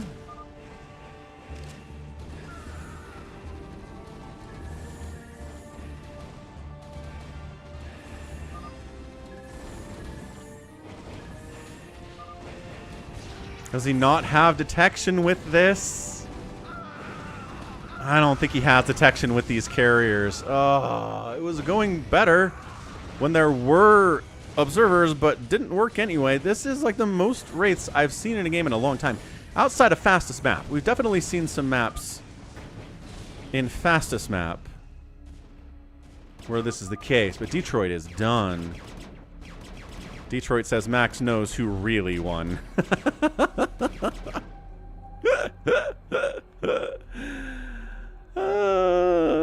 Decision making, Jericho. Is Max yellow? Is he acting like Max? Happy? What do you think?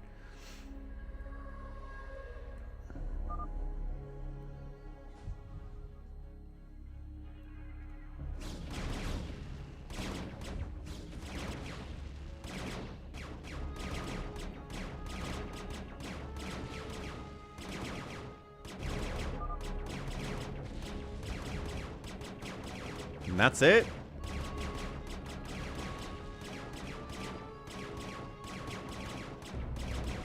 Yeah, I think I might just skip the ending here.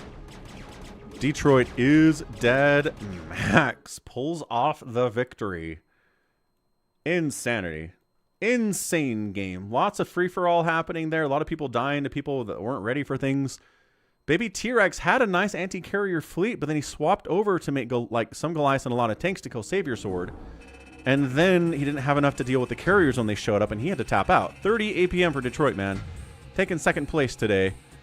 Max at 65, taking first place today. APM is not everything, folks. Play Protoss. Actually, Max was Terran, wasn't he? Insane. All right, let's head over to one more free-for-all on the day to wrap the stream up. Lots of support as well. Thank you so much for all of the help out here for Falcon. Again, full-time streamer here, trying to make ends meet. So far, we can pay the mortgage, we can pay for groceries, and get the heating bill. Doing our best. So, let's go over to Falcon Unrest.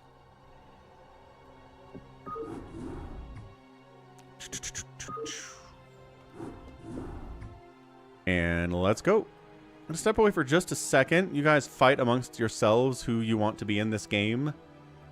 Conqueror R, I think, is G22.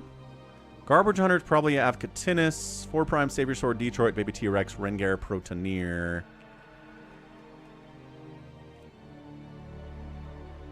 Baby T-Rex is out. Okay, stepping away for just a second. Join in. We'll get this thing going.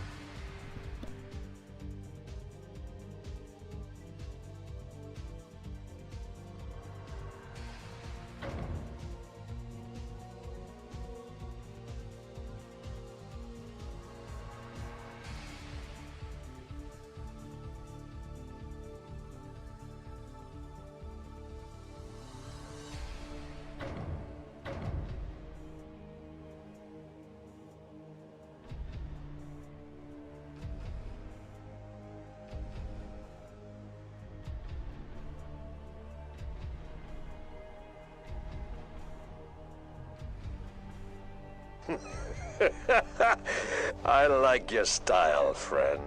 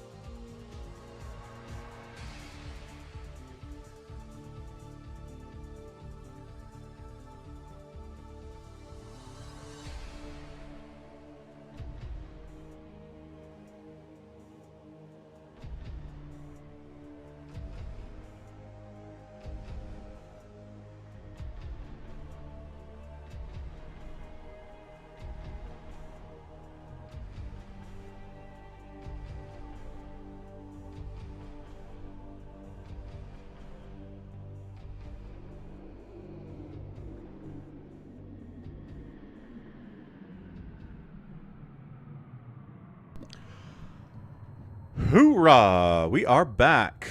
Yeah, we'll put Jericho in Savior Sword's spot. He has not played today. He was asking about free-for-alls. He made it in. Anybody else trying to get in that can't? We got Lil Fishboy, Rengar, G22, Afghanis, Detroit, Jericho, 4 Prime, and Max is in as Max?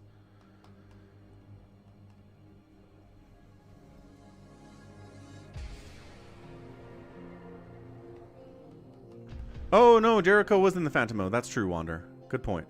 Thanks for reminding me. Thanks for the super chat from Neezus. €5 super chat. Excellent stuff. YouTube kind of crushing it today. Let's go. YouTube doing well. Twitch doing well. Good Saturday without a doubt. I think we're good. Jericho doesn't know that he's in.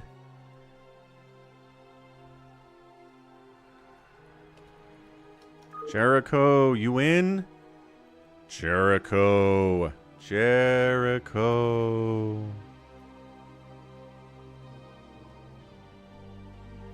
Jericho doesn't know that he's in. He joined it as a knobs and then was like, ah, and then left home.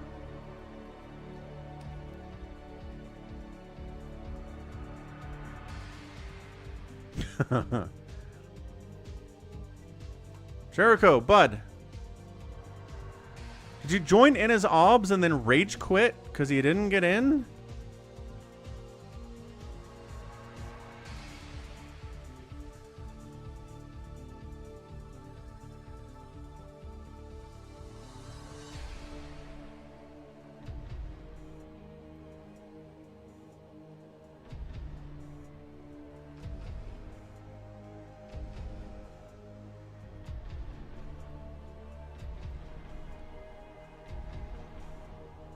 Why did Detroit hit my base?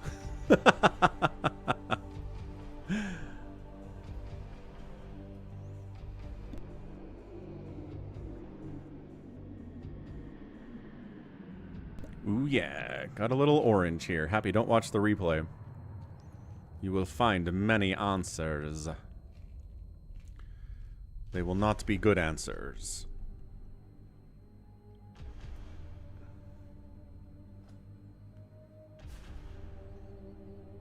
Oh my gosh, Jericho, dude, you can't be like, want to do a free-for-all and then join in as obs and then be like, oh, I guess I didn't get in, we're gone.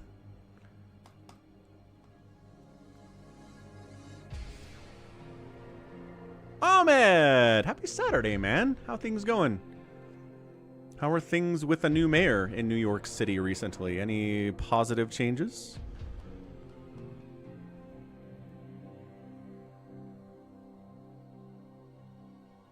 Man, all right, save your swords in.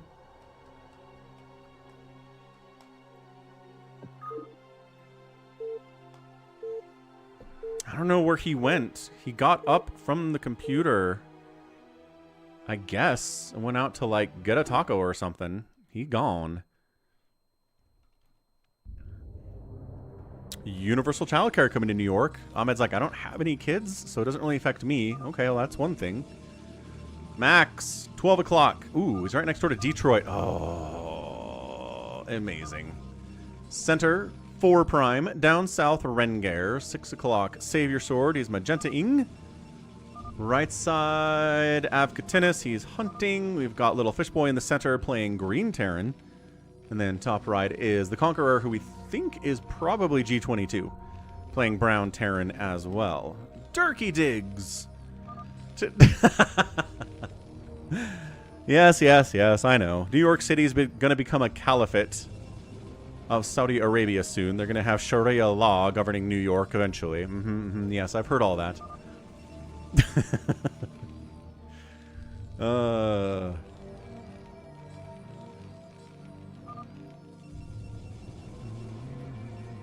So, I will usually say these two guys are going to kill each other, these two spawn locations, top and then left.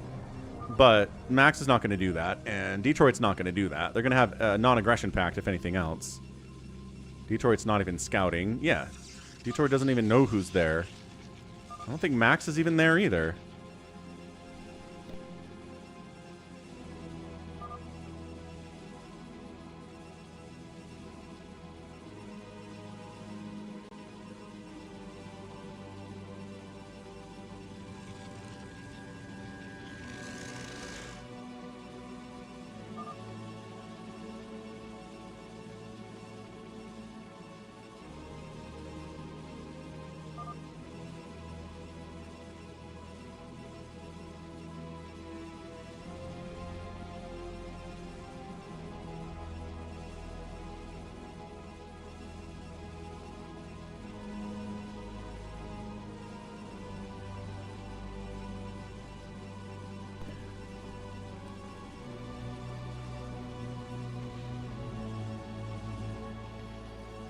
Sometimes we get aggression between the center position and this 12 o'clock spot, or the top right spot. And sometimes here to here, 4 prime, down to Rengar might be some aggression as well. How's it going, Kokotos? Happy Sunday, man. How is it out there? How is it in the future?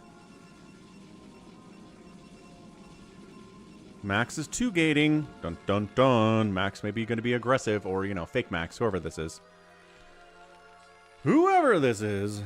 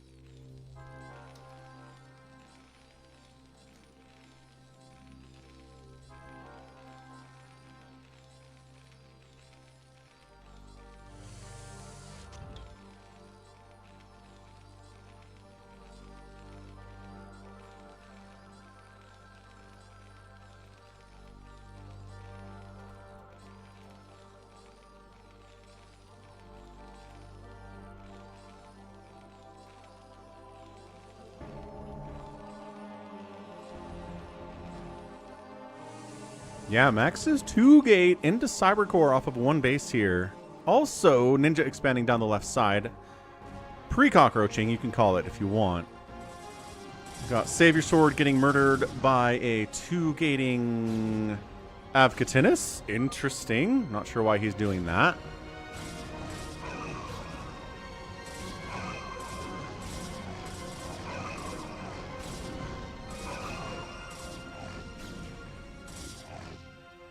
Excellent. Rociel, thank you. Good to see him. Savior Sword's in trouble. He got 2-gated. Well, he tried to go for a Cybercore.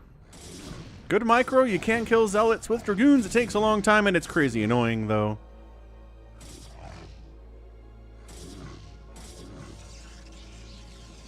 Tanks out here from G22. Got some Marines as well. We've got some lag in the house.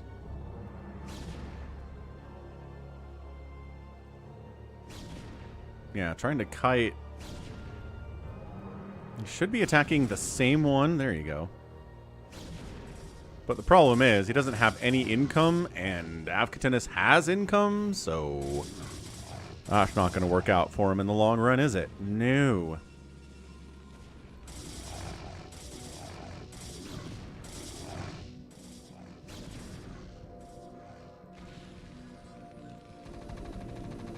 Yeah, bunkers up, no factory versus tank means you probably just die.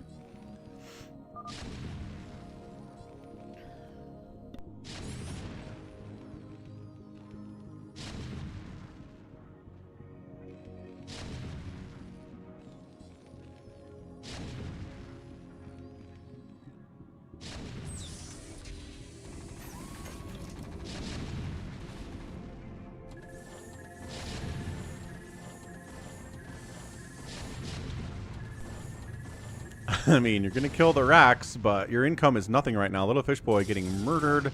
Savior Sword is out. So Savior Sword and Fish Boy getting taken out in the first 10 minutes. No real aggression on the left side of the map. Detroit's top left. Max down the left side. We got 4 Prime taking his natural in the center. G22 killing. Avcatinus killing. That's the general state of things right now.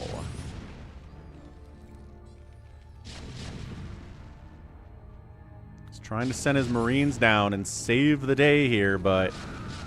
Ow.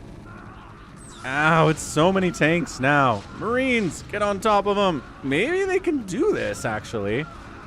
Ooh, the splash. It depends on the splash. He kills... Ugh. Well, all but one. 11 kill siege tank there, and I think Fish Boy is out of it.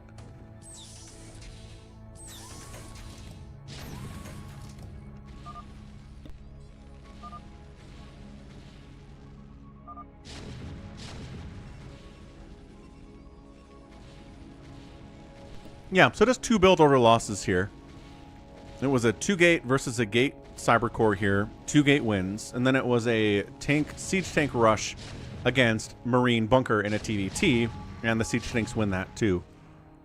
So 'tis the nature of a free-for-all, man. You're not quite sure what you're dealing with. Right, who you're fighting, where they're going to come from. You try to prepare for everything, but you can't.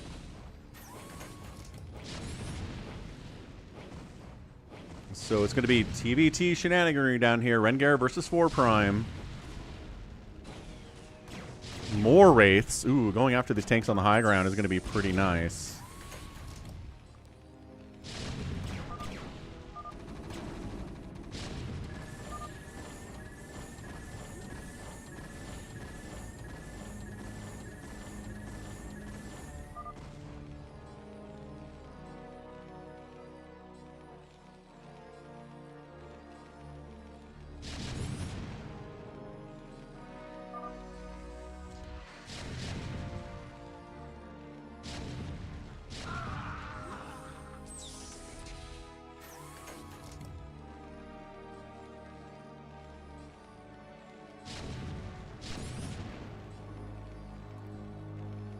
Rengar's got a base over here that could be killed by 4 Prime, but he doesn't know about it.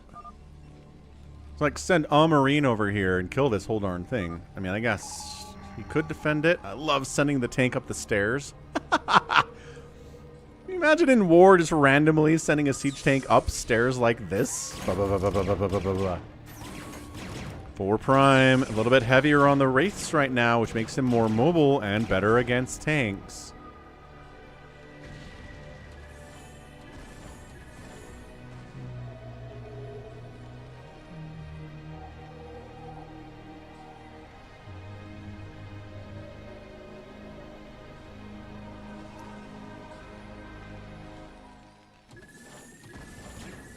I know, right, Wander? Pretty cool they can fit up there at all. Finds an angle to harass these SCVs. Oh, Rengar. Not happy about this.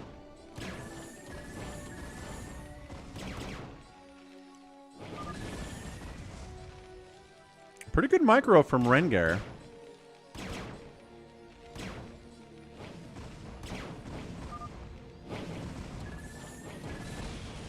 Another Wraith goes down. 50 to 37 supply. Ooh, the Wraiths died, though.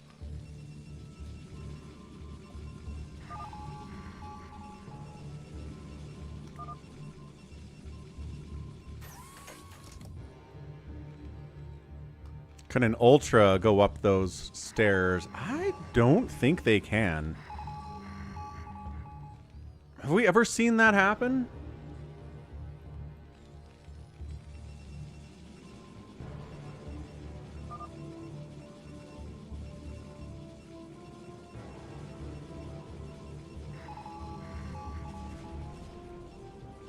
Happy says it cannot. Well, there you go. Too fat. The stairs are fat phobic.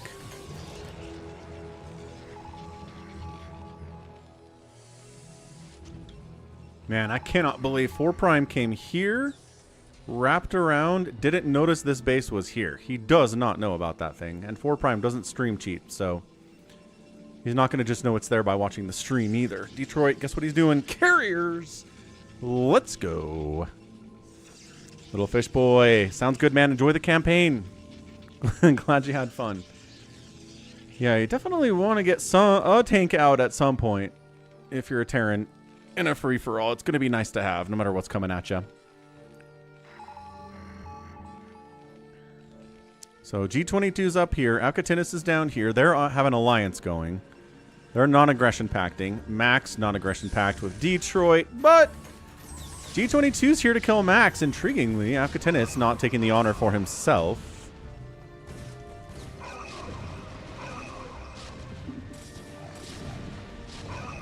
Yeah, biocarry. You're probably right. Yeah, Max might be dead, actually. 50 supply. But a lot of that's going to be probes. He's got a lot of bases and a lot of workers right now. And those are his gates, aren't they? Does he have no other gates? No other gates. This is his production capability right now. Two gateways. Ah, Jericho figured it out. He came back. I had a spot for you, Jericho. I did. I put you in, but then you left to, like, go make a sandwich and eat it. Yeah, G22 and Afghanistan are buds. I think they both speak Romanian. So they've been talking to each other in Romanian during the game here. Asking G22 for peace is a bad move. It will not result in anything. Probably make him want to kill you more.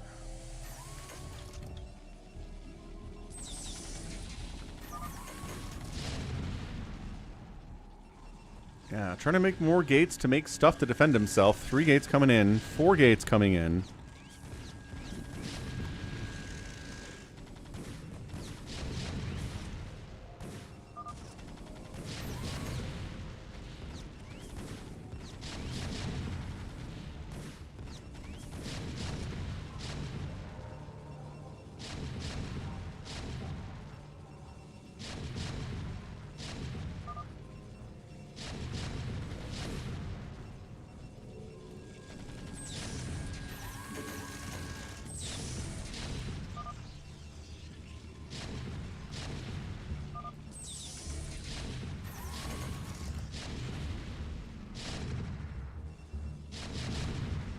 What are you talking about, Savior Sword?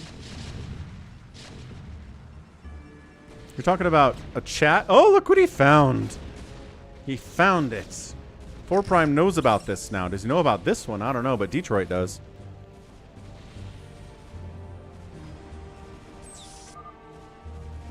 I'm not seeing messages in game. Are they being whispered, Savior Sword? I'll see the whispers, but you won't, right? Big Zealot attack coming in, trying to Vulture Spider Mine these suckers. Wow, that was bad. Okay, no tanks died. No tanks died. More Zealots being produced.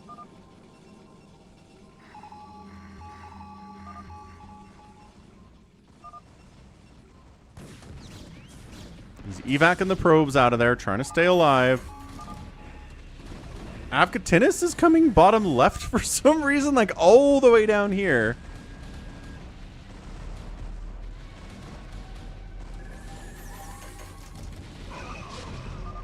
Yeah, I think Max at this point is just trying to stay alive. He's not going to win this battle.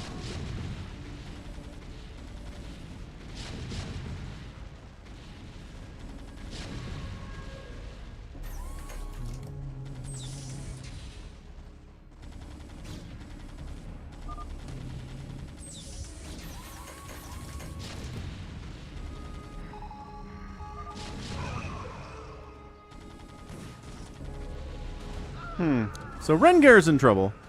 4 Prime is ginormous. 4 Prime knows where he is. 4 Prime's going to push on him, and he's dealing with carriers wiping out his 3rd base. His natural base isn't that saturated.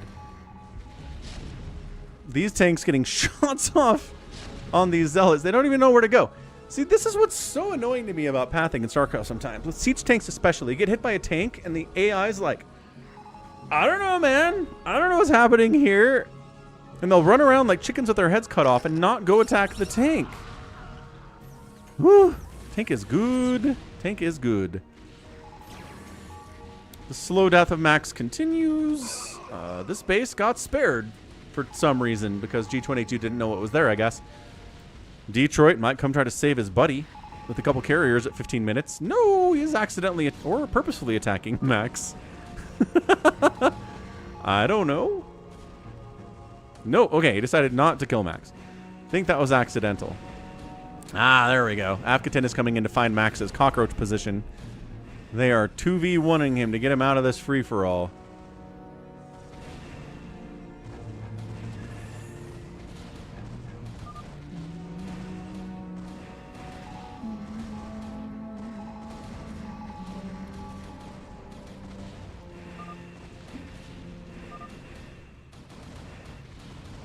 Hey, so what year are you guys born in?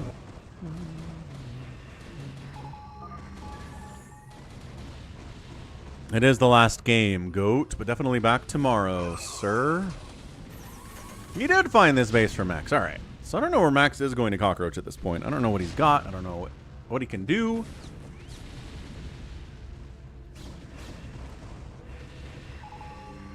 He's got a pylon somewhere because he's... Yeah, there you go. He's building a Nexus in Nowheresville. I think that's his last building. Upgrade difference. Afkatinis has better upgrades this time than Detroit's upgrades. Baby T-Rex is out. Oh, Detroit's upgrades just kicked into +2. And I think Rengar is going to get knocked out by 4 Prime eventually. But again, TVT, it's so hard to finish somebody off. Unless you're dropping, right? Somehow Evgatinis is back down here?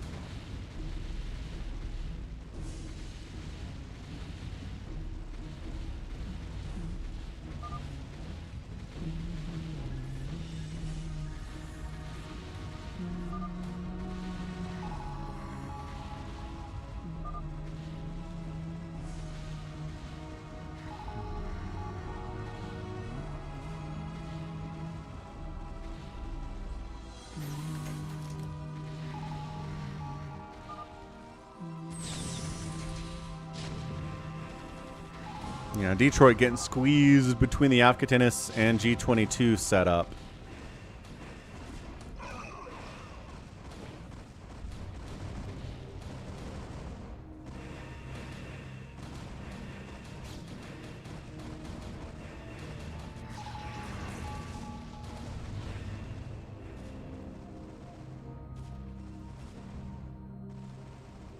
Yeah, so effectively at this point, it's Afkatinis and G22 hanging out together while 4 Prime and Rengar try to kill each other, which means that 4 Prime and Rengar are not winning this thing.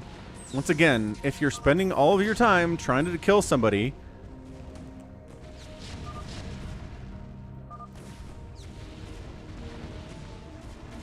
you're not going to be big enough.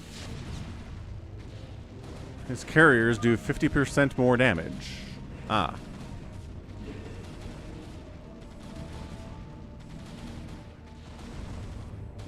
Yeah, so Detroit's out of it. He's cockroaching. Max is building Nexuses in weird places to try to stay alive. He's got 1,900 minerals out here. Can he do it? He's gonna... Oh, this is bad for him if he walks into this, though. And his probes died. Okay. He's making more. That's what the point of the Nexus is, to make more probes and just try to stay alive. Yeah, Detroit is just in build pylons mode. Max is in build pylons mode. It's over here. 4 Prime is big, but he's not as big as G22 or Avkatinis. And if they both decide to take him out, he's dead. I mean, this could be a joint win in the free-for-all.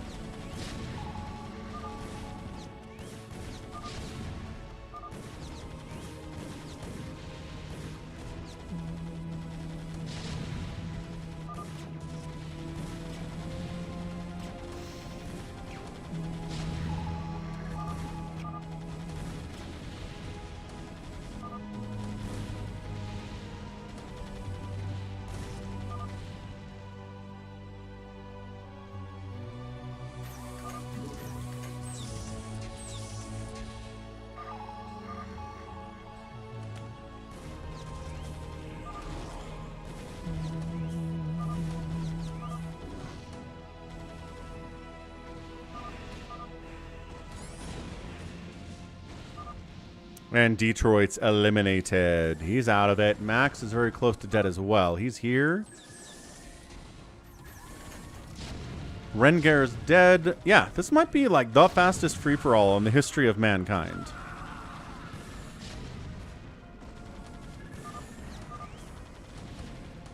Max is dead. Ban Afkatinis next week, says Max. No. Alright. He's asked me to ban you. I don't ban you either. So let's everybody calm down with the banning. Avkatinis says I have 50 minerals left. Avkatinis basically says, alright, I killed Max. I'm happy. I'm done. So now it's a grand finale of G22,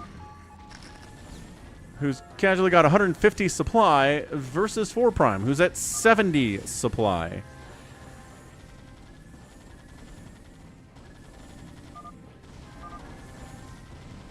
Ban me, please, says Mix. Sure. You got it.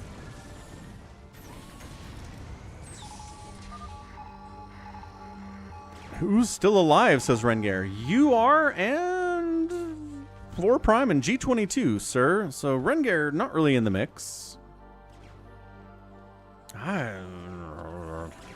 Floor Prime is good, but so is G22.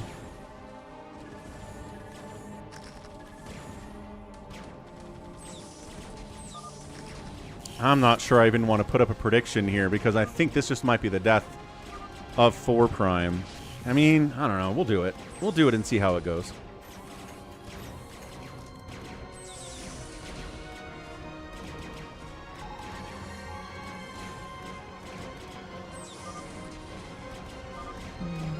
Ah! Never mind. Okay.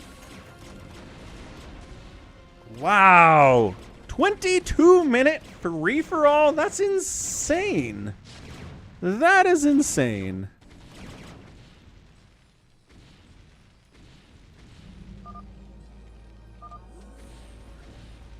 Sheesh.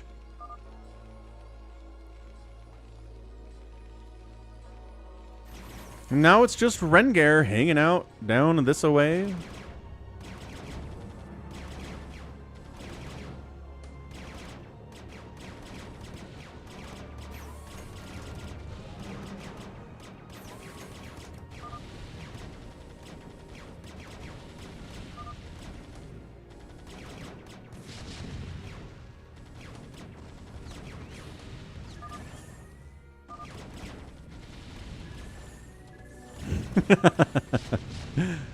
I am the Conqueror. Can't spell it right, but sure, it works. Rengar's like, I'm alive.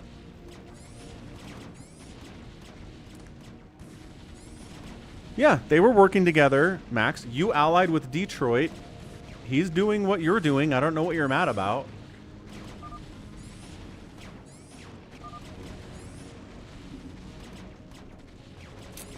Biggest Trump fan on the channel is a Romanian living in Hungary. G22. I don't understand it. I'm not asking you to understand it, but it's the truth.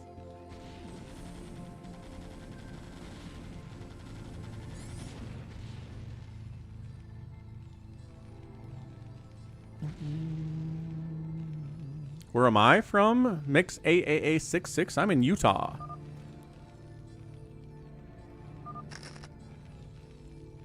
Rengar's strategy is make a lot of command centers. Well, he's got to make supply.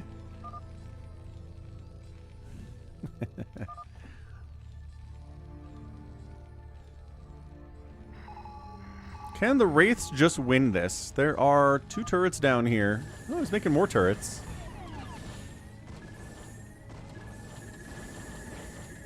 Oh, he's got more Wraiths, actually. Hold on a second. Utah is in Europe, right? That is correct. That's why I have a European accent.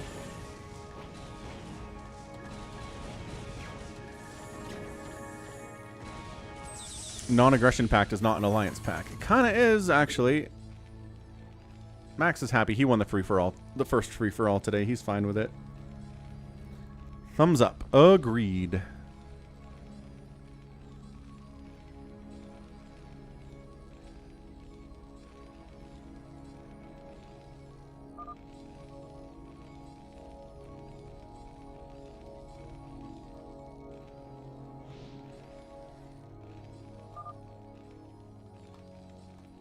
No. I think we're going to end it after this. I decided I'm going to try to go to the gym. I'm going to take it easy on the calf. See if just walking on the treadmill is going to be fine. It should be. I don't think I can run, but I need to get my heart rate up going today at some point. So we're going to wrap it up after this. Yes, MH it is.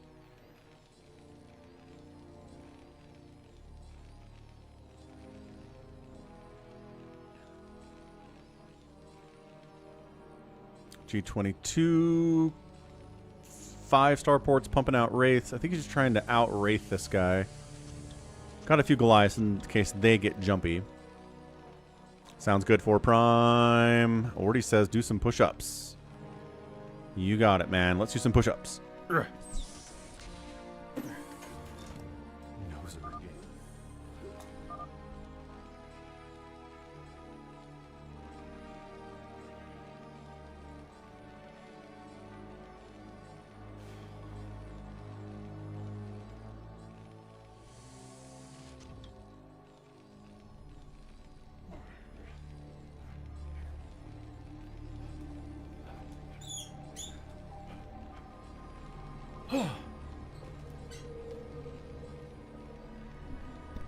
Oh, man. All right. Whew.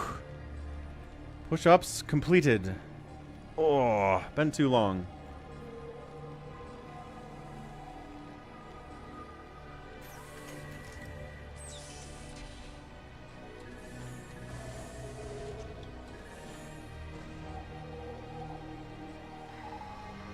All right.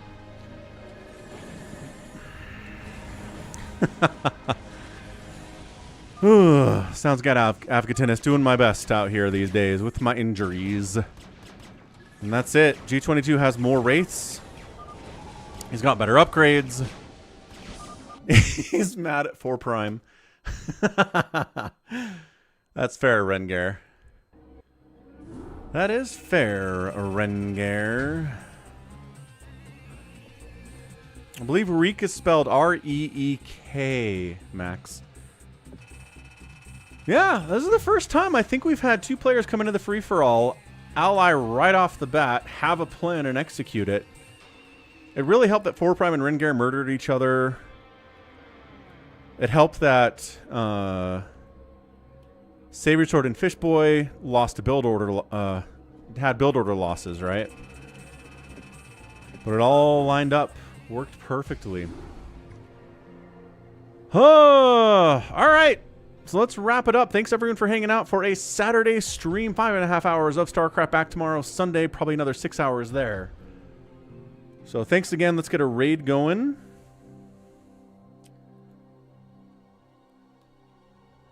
G22 says, he asked me to ally him and it went too easy. Yes, I imagine it would do that.